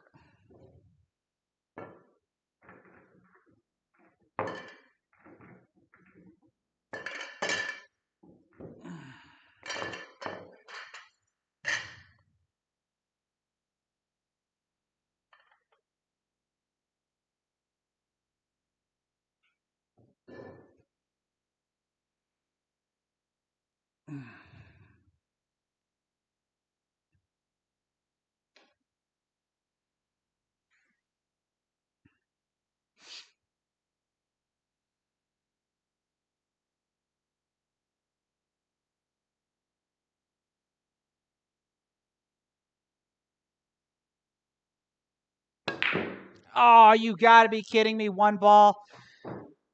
Why do you do that to me? You gotta be kidding me. One ball. What's my shot? Looks like it would be the 12 to get in to hopefully get into the rack. Let's see here. So I missed that. So that's just a 14.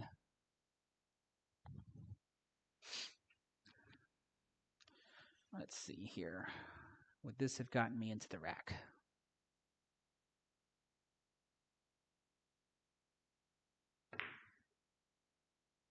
Nope, undercut. Probably needed to hit it harder so that way the throw doesn't cause it to go into the side rail, or I just flat out undercut it. Period. Ah, but that's the risk I know I'm taking when I try to aggressively open the rack like that, because I didn't see it any other way for me to try to smoothly open the rack up and then try to piece apart the rack. It was like that's just gonna wear itself on me if I attempted to do that. Now, if I had the back cut angle, I probably would not have hit it as hard as I did.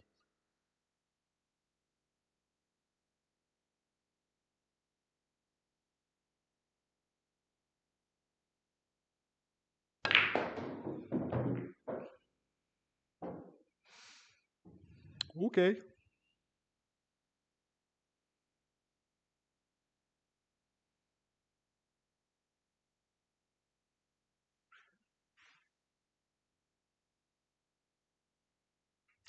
Nine ball, 4 ball, or 8 ball. Lovely. I feel like it's got to be the 4 ball, even though I'm elevated over the 13. Cue ball naturally comes back towards the middle of the table, maybe even all the way up here, leaving me a bunch of shots that I can possibly do. If I shoot the 8, cue ball travels that way. Don't know if it's going to run into the 14. Don't even know if I'll have a shot on the 4. Yeah, so I think the 4 ball is probably the better shot.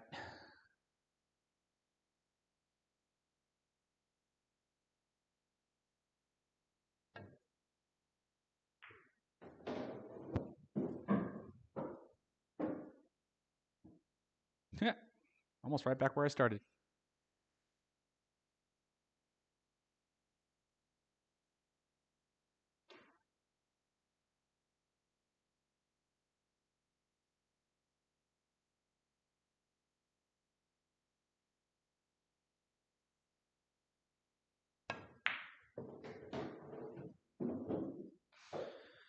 Okay, at least now we're in the rack. All right, so now let's really dissect everything and what the heck are we going to do? 15 and 12 are really an issue. I would love to keep that 2 ball there if I could.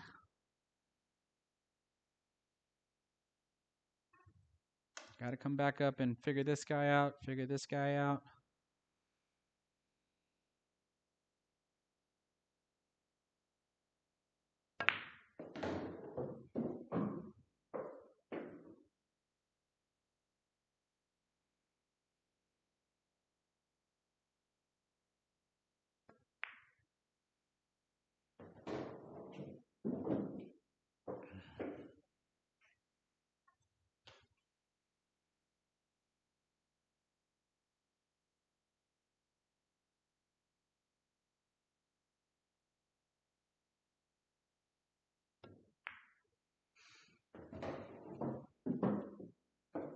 It's kind of like that shot I did before with that ton of inside spin, but I risk moving my 2 ball.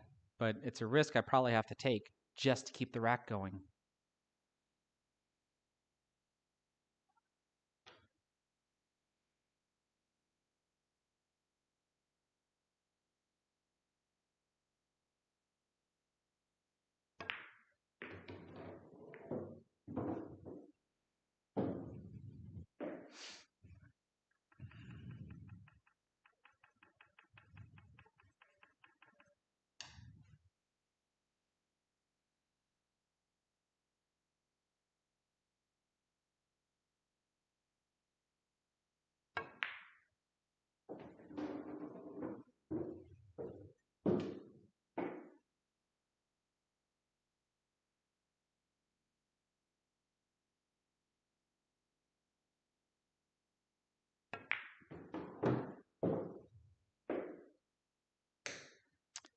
Wish I would have got closer.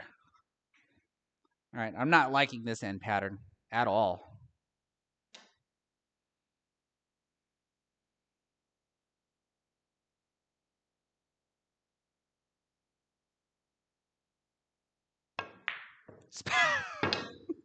Oh, come on. No. Got the 2 ball exactly where it needed to be. 6 plus 9. So just a 9. All right. I see I'm at 30 attempts, so I'm going to do just 5 more, and then we'll call it a night.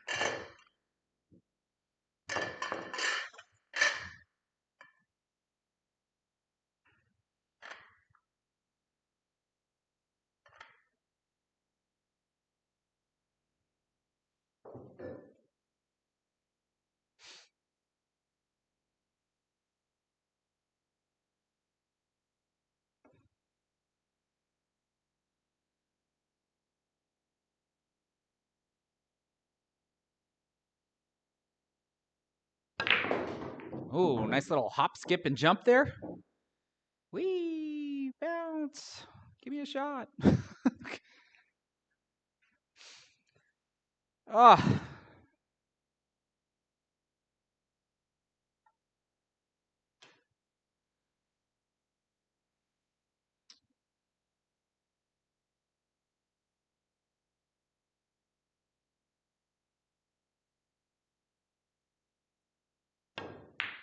Ah. There's no excuse for that. I still should have made it. That was a undercut.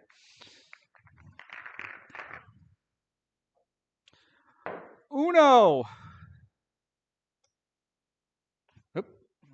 Probably would help if I reset that.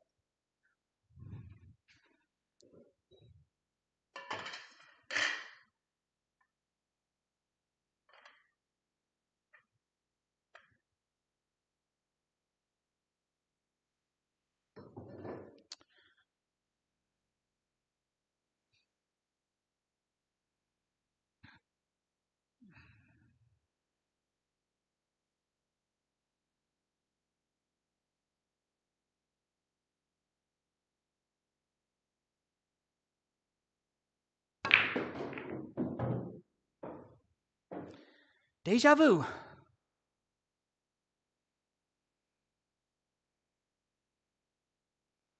This wears on you after a while, like always having to start like this.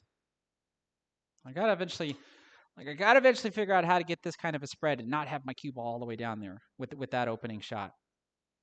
Maybe I need to start putting, because I'm putting just straight high ball. Maybe I need to start putting some spin on it.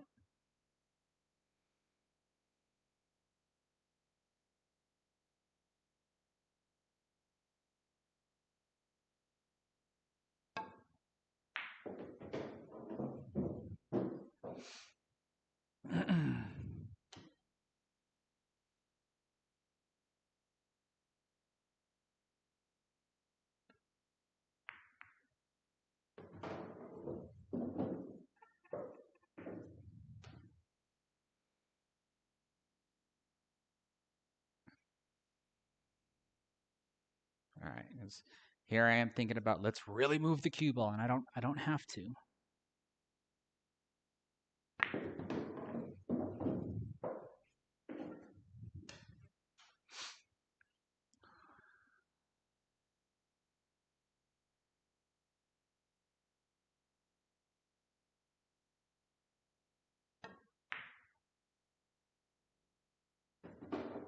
Wow.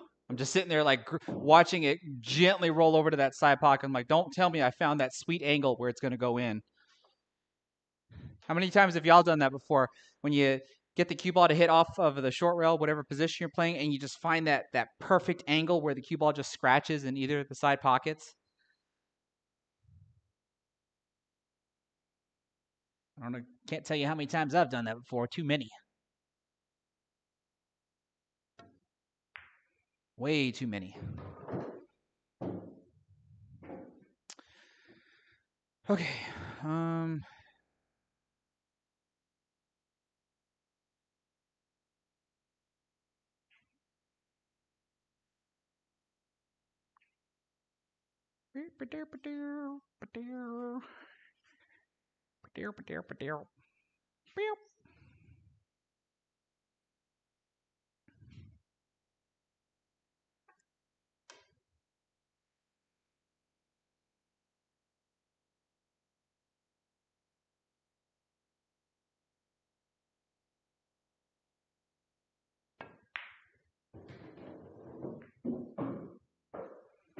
What the heck was that, Chris?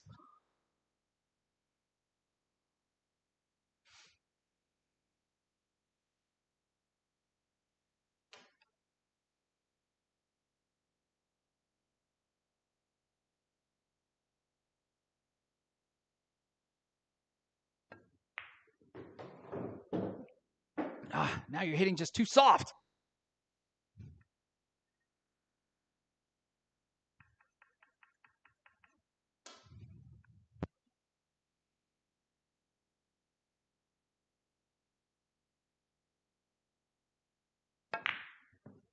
There, see, that's what I'm saying. That I'm used to. Undercutting the combo.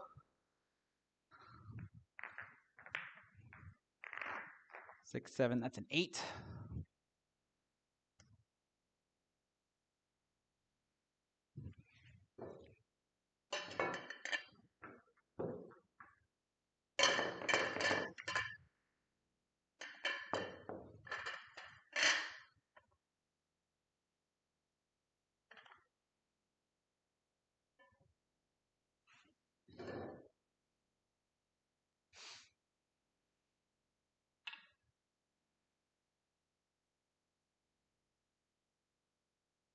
A little bit more distance.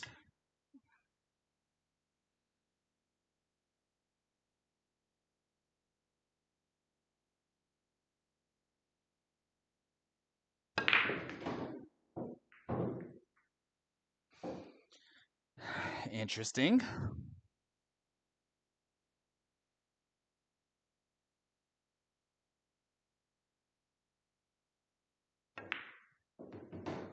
Oh, you bumped it a little too high. I mean, it's still a decent break ball.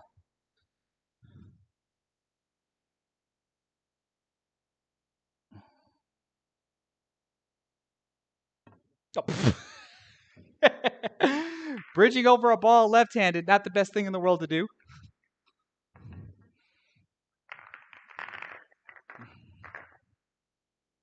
That's a 2.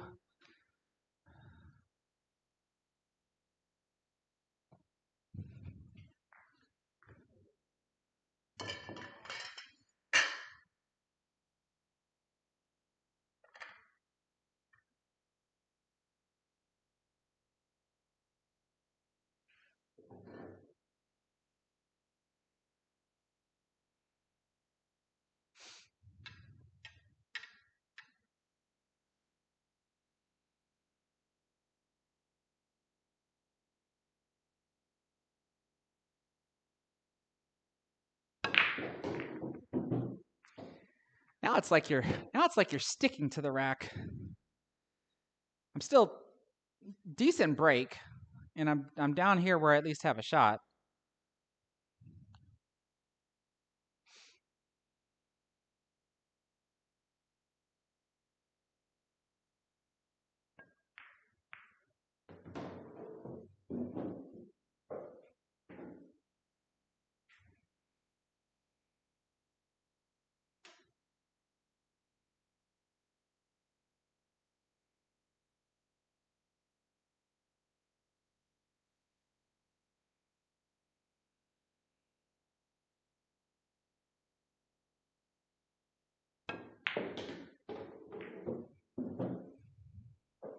Well, I thought I was going to get more than just that.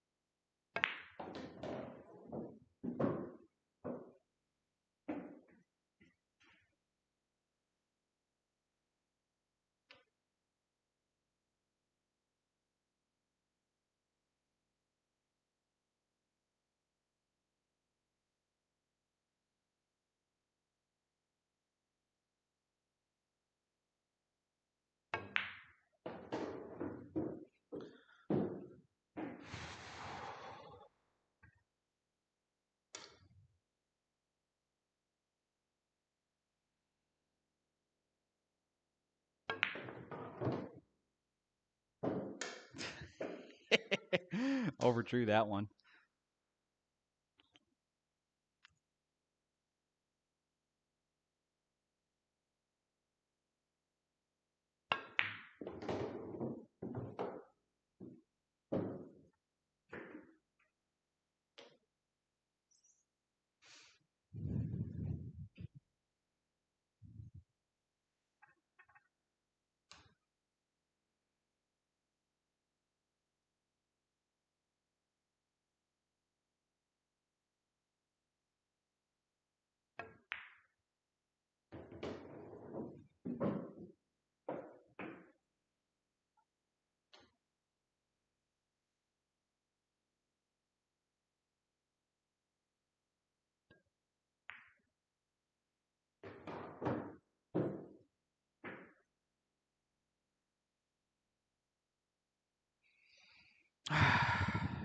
The more I think about it, I should have played further and just two-railed for the break ball. The idea was to get flat on the 11, get flat on the 10, and just play a stop shot right here. That was the idea.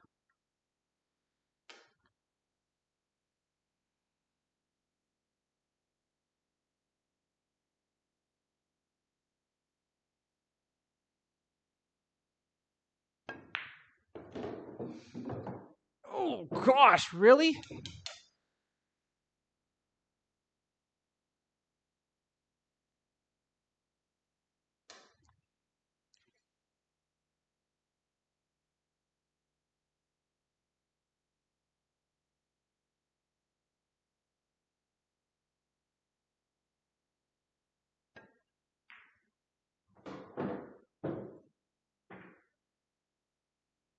Well, hello there.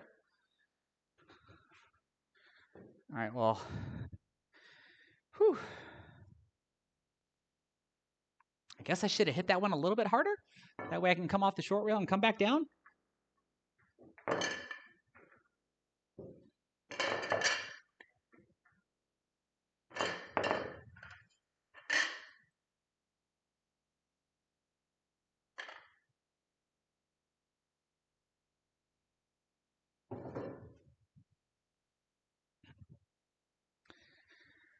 Woo! Long shot.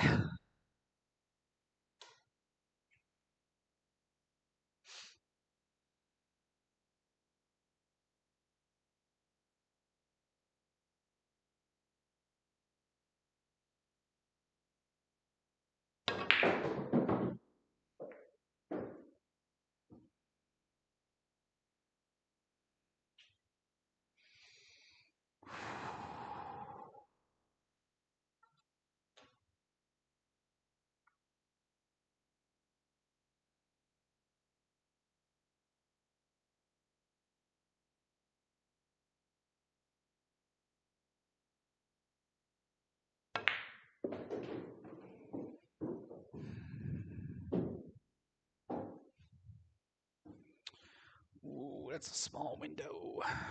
That's a small window.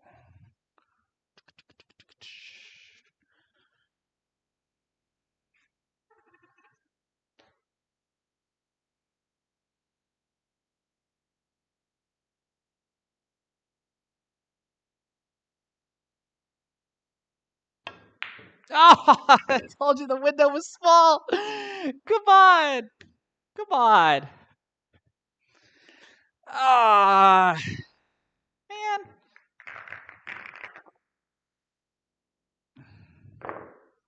+2. 16. All right, final attempts, folks.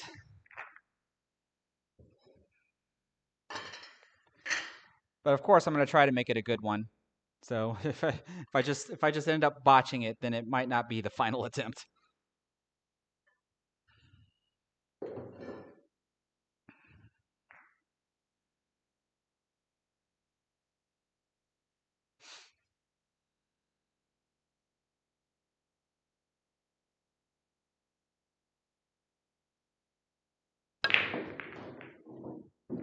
Wow.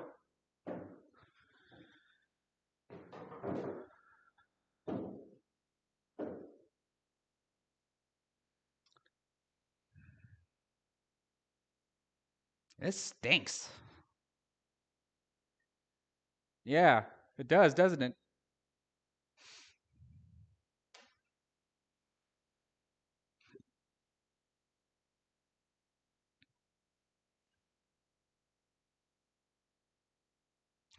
There's almost like no good alternative for me here. So I mean, I have to.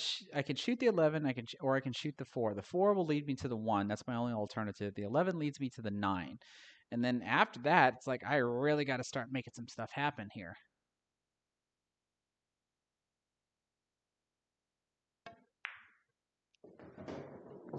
I'm not left with very many options here.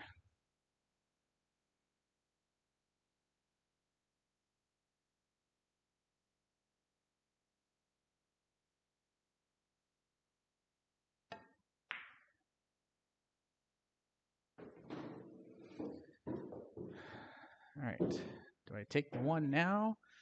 Got the 4. 4 opens the 12 for me, which opens the 2. But then what? Then what? What you gonna do? 3-ball combination. 2-ball combination. 2-ball combination.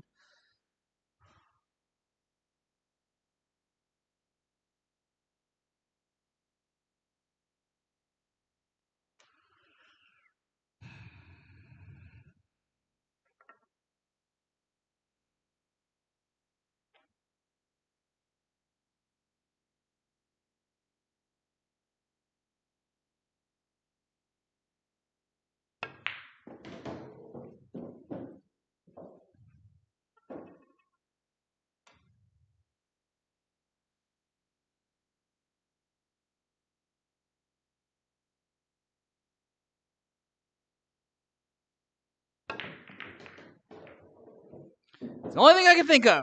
And it worked. Whew. Solved all the problems in one shot. Okay.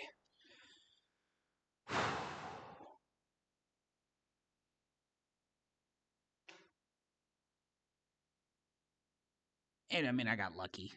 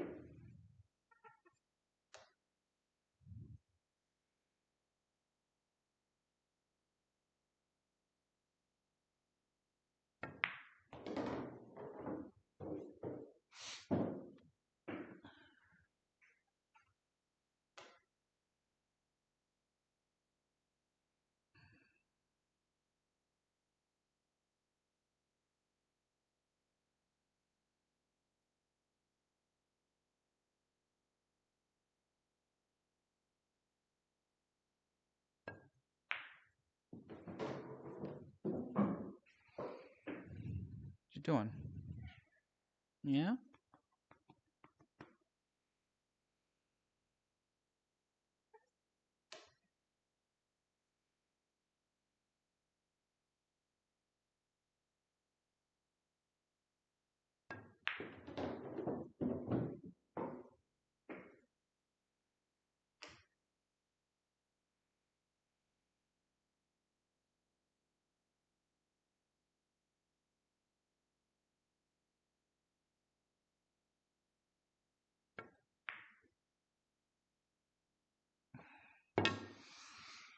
Oh, of all the things I overcut that ball.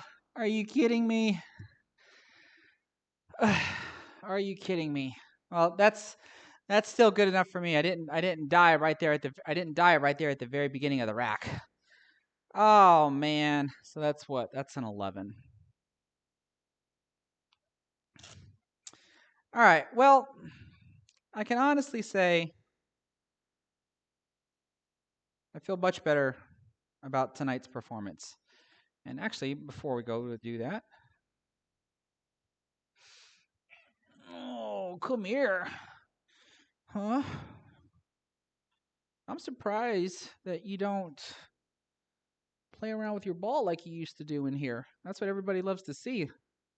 You can see he can just give two craps about this. Huh? Look at this guy. Yeah? All right, all right.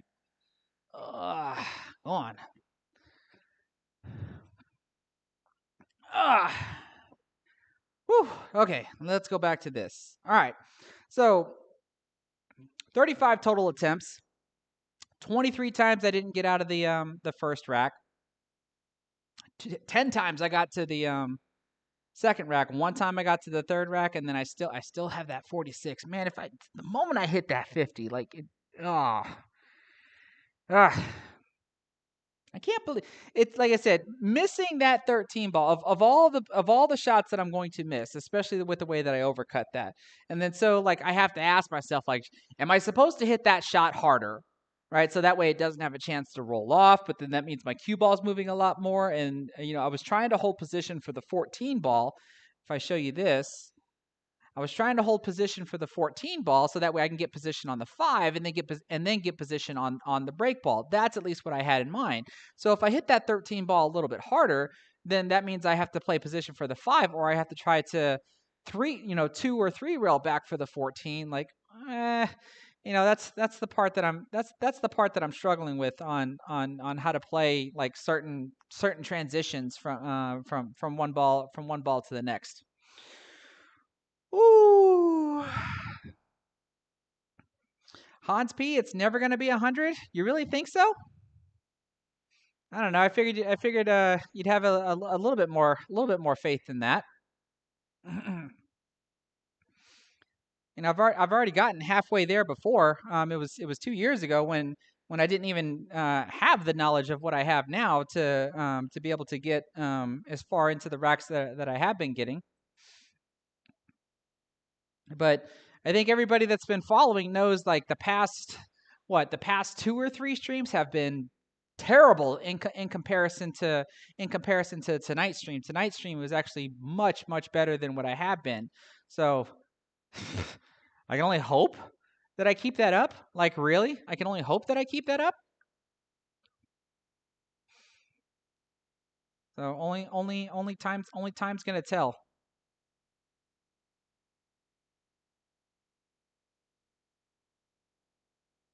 Only time's going to tell.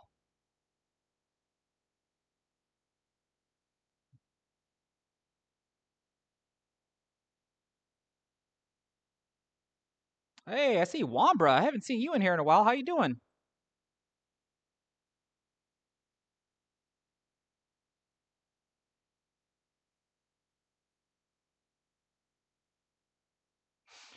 Shortstop, if you're still in the live chat, I've had a couple of people request that you come back on the show and guide me through some racks if that's something you think you might be interested in.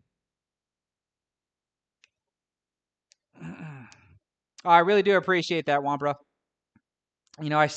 I've been struggling through this, but I'm gonna figure it out. I'm gonna figure it out. But we'll have to just wait and see.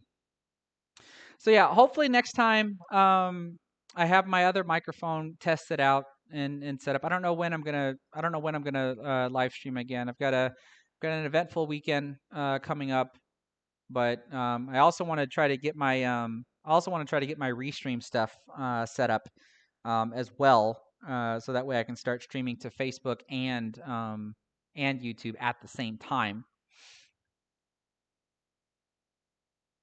Shortstop, so I want to I want to run 49. No, I'd like to run more than that, but just one more ball than my current record. No, more than that at the very least. It's still just one of those things to where like that's why I've been trying to that's why I've been trying to aggressively hit the brake more. Like the opening brake shot is still a little on the gentler side, but then all depending upon how I get position on the brake ball and stuff, and then I just want to just like blast into the rack and really just kind of open it up because that's the more modern way of playing straight pull nowadays. When I look at some of the older matches, because they're playing two-way safeties or they're playing safeties and stuff, it's like, they would at least piece out a couple of balls with a more softer break and then just play some sort of a defensive shot, right? So in a real match, one-on-one, that seems to make sense. But here it's just like if you want to get that high run, you gotta hit that rack open. And I've been leaning more towards that to where I can hopefully do that. And through my trials and errors, I seem to be more comfortable with trying to hammer the rack with bottom spin than I do with top spin. And that's why there was that one opening shot that I showed y'all where I drew into the rack and drew the cue ball all the way up table and then brought it all the way back. Like I am at least more comfortable doing that than I am with top spin. But with the opening break shot that I've been doing where I've been back cutting the side ball and then kind of going into the rack, I'm not hitting that as hard, but I guess the word I would be using is firm. But you know, all I can say is if I figure out the ending patterns, which I thought I did a decent job tonight. I had a lot of good ending patterns. I thought. Especially all the ones that got me into the second rack. A lot of those ending patterns I thought were really good. Really minimal cue ball movement, kind of playing connect the dots, going from one shot to the next, and then automatically being set up.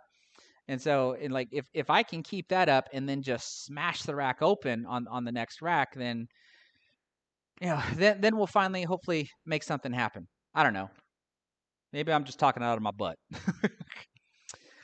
All right, folks. Well, that's going to do it for tonight's stream. I want to thank everybody for stopping by. It looks like, wow, I had over 100 people in here, and I've got about 60 of y'all left. This is fan-freaking-tastic. Let's see. Do I have any announcements? Well, my giveaways are done. So I currently do not have any giveaways. Both winners have come forward. I've already shipped out my the Predator BK Rush. I have yet to ship out the Poison package. I can probably hopefully do that either tomorrow or the day after tomorrow. I talked about how I had some tips or some shafts that I was going to retip, but because of work, leagues, and everything else, I already did them all. So you guys and gals are just gonna have to wait until I retip my Revo with the new tip that I want to put on it. I'll be sure to make a video on that one. And then I don't know. I'm starting to think. Well, I guess it's just going to depend on what my new microphone sounds like when I set up. Because what I was going to say is I'm starting to think to where like I want to start just recording straight pull racks and then posting the best scores. Because like right now I'm just flooding my channel with all these live streams. Not that I'm complaining, and certainly none of y'all are complaining because y'all keep coming back to watch, which I certainly do appreciate. But I definitely want to make sure that I get into some recorded content as well. But if I go into recorded content again, then that means less live stream. So it's like, how do I balance the two? You know what I mean? Like, I don't know, but I'll eventually figure something out, and then we'll just go from there. So for the 60 plus of y'all that are still left in here, thank you so much for being here. For everybody that popped in and out, thank you so much for being here. For everybody that got kicked out of my live stream, thank you so much for stopping by and sharing your constructive criticism. But we don't play by those games here. If you want to give constructive criticism, at least give constructive criticism, and we can always have a nice dialogue. But if you would just want to be a jerk about it, yeah, I'm not going to put up with that. Not anymore. I used to allow it, but not anymore. Because otherwise, if you just want to be a jerk, you've got a smartphone. Go to your local pool hall, start streaming yourself, and then just show me up rather than just typing it in the live stream. Get on your own pool table and just show me up. I'd rather you do that, because if you do it, I'll just give you a nice little hand clap to go along with that. But with all that in mind, everyone else that always have been following me and supporting me, love all of y'all, and we'll see you next time. Take care.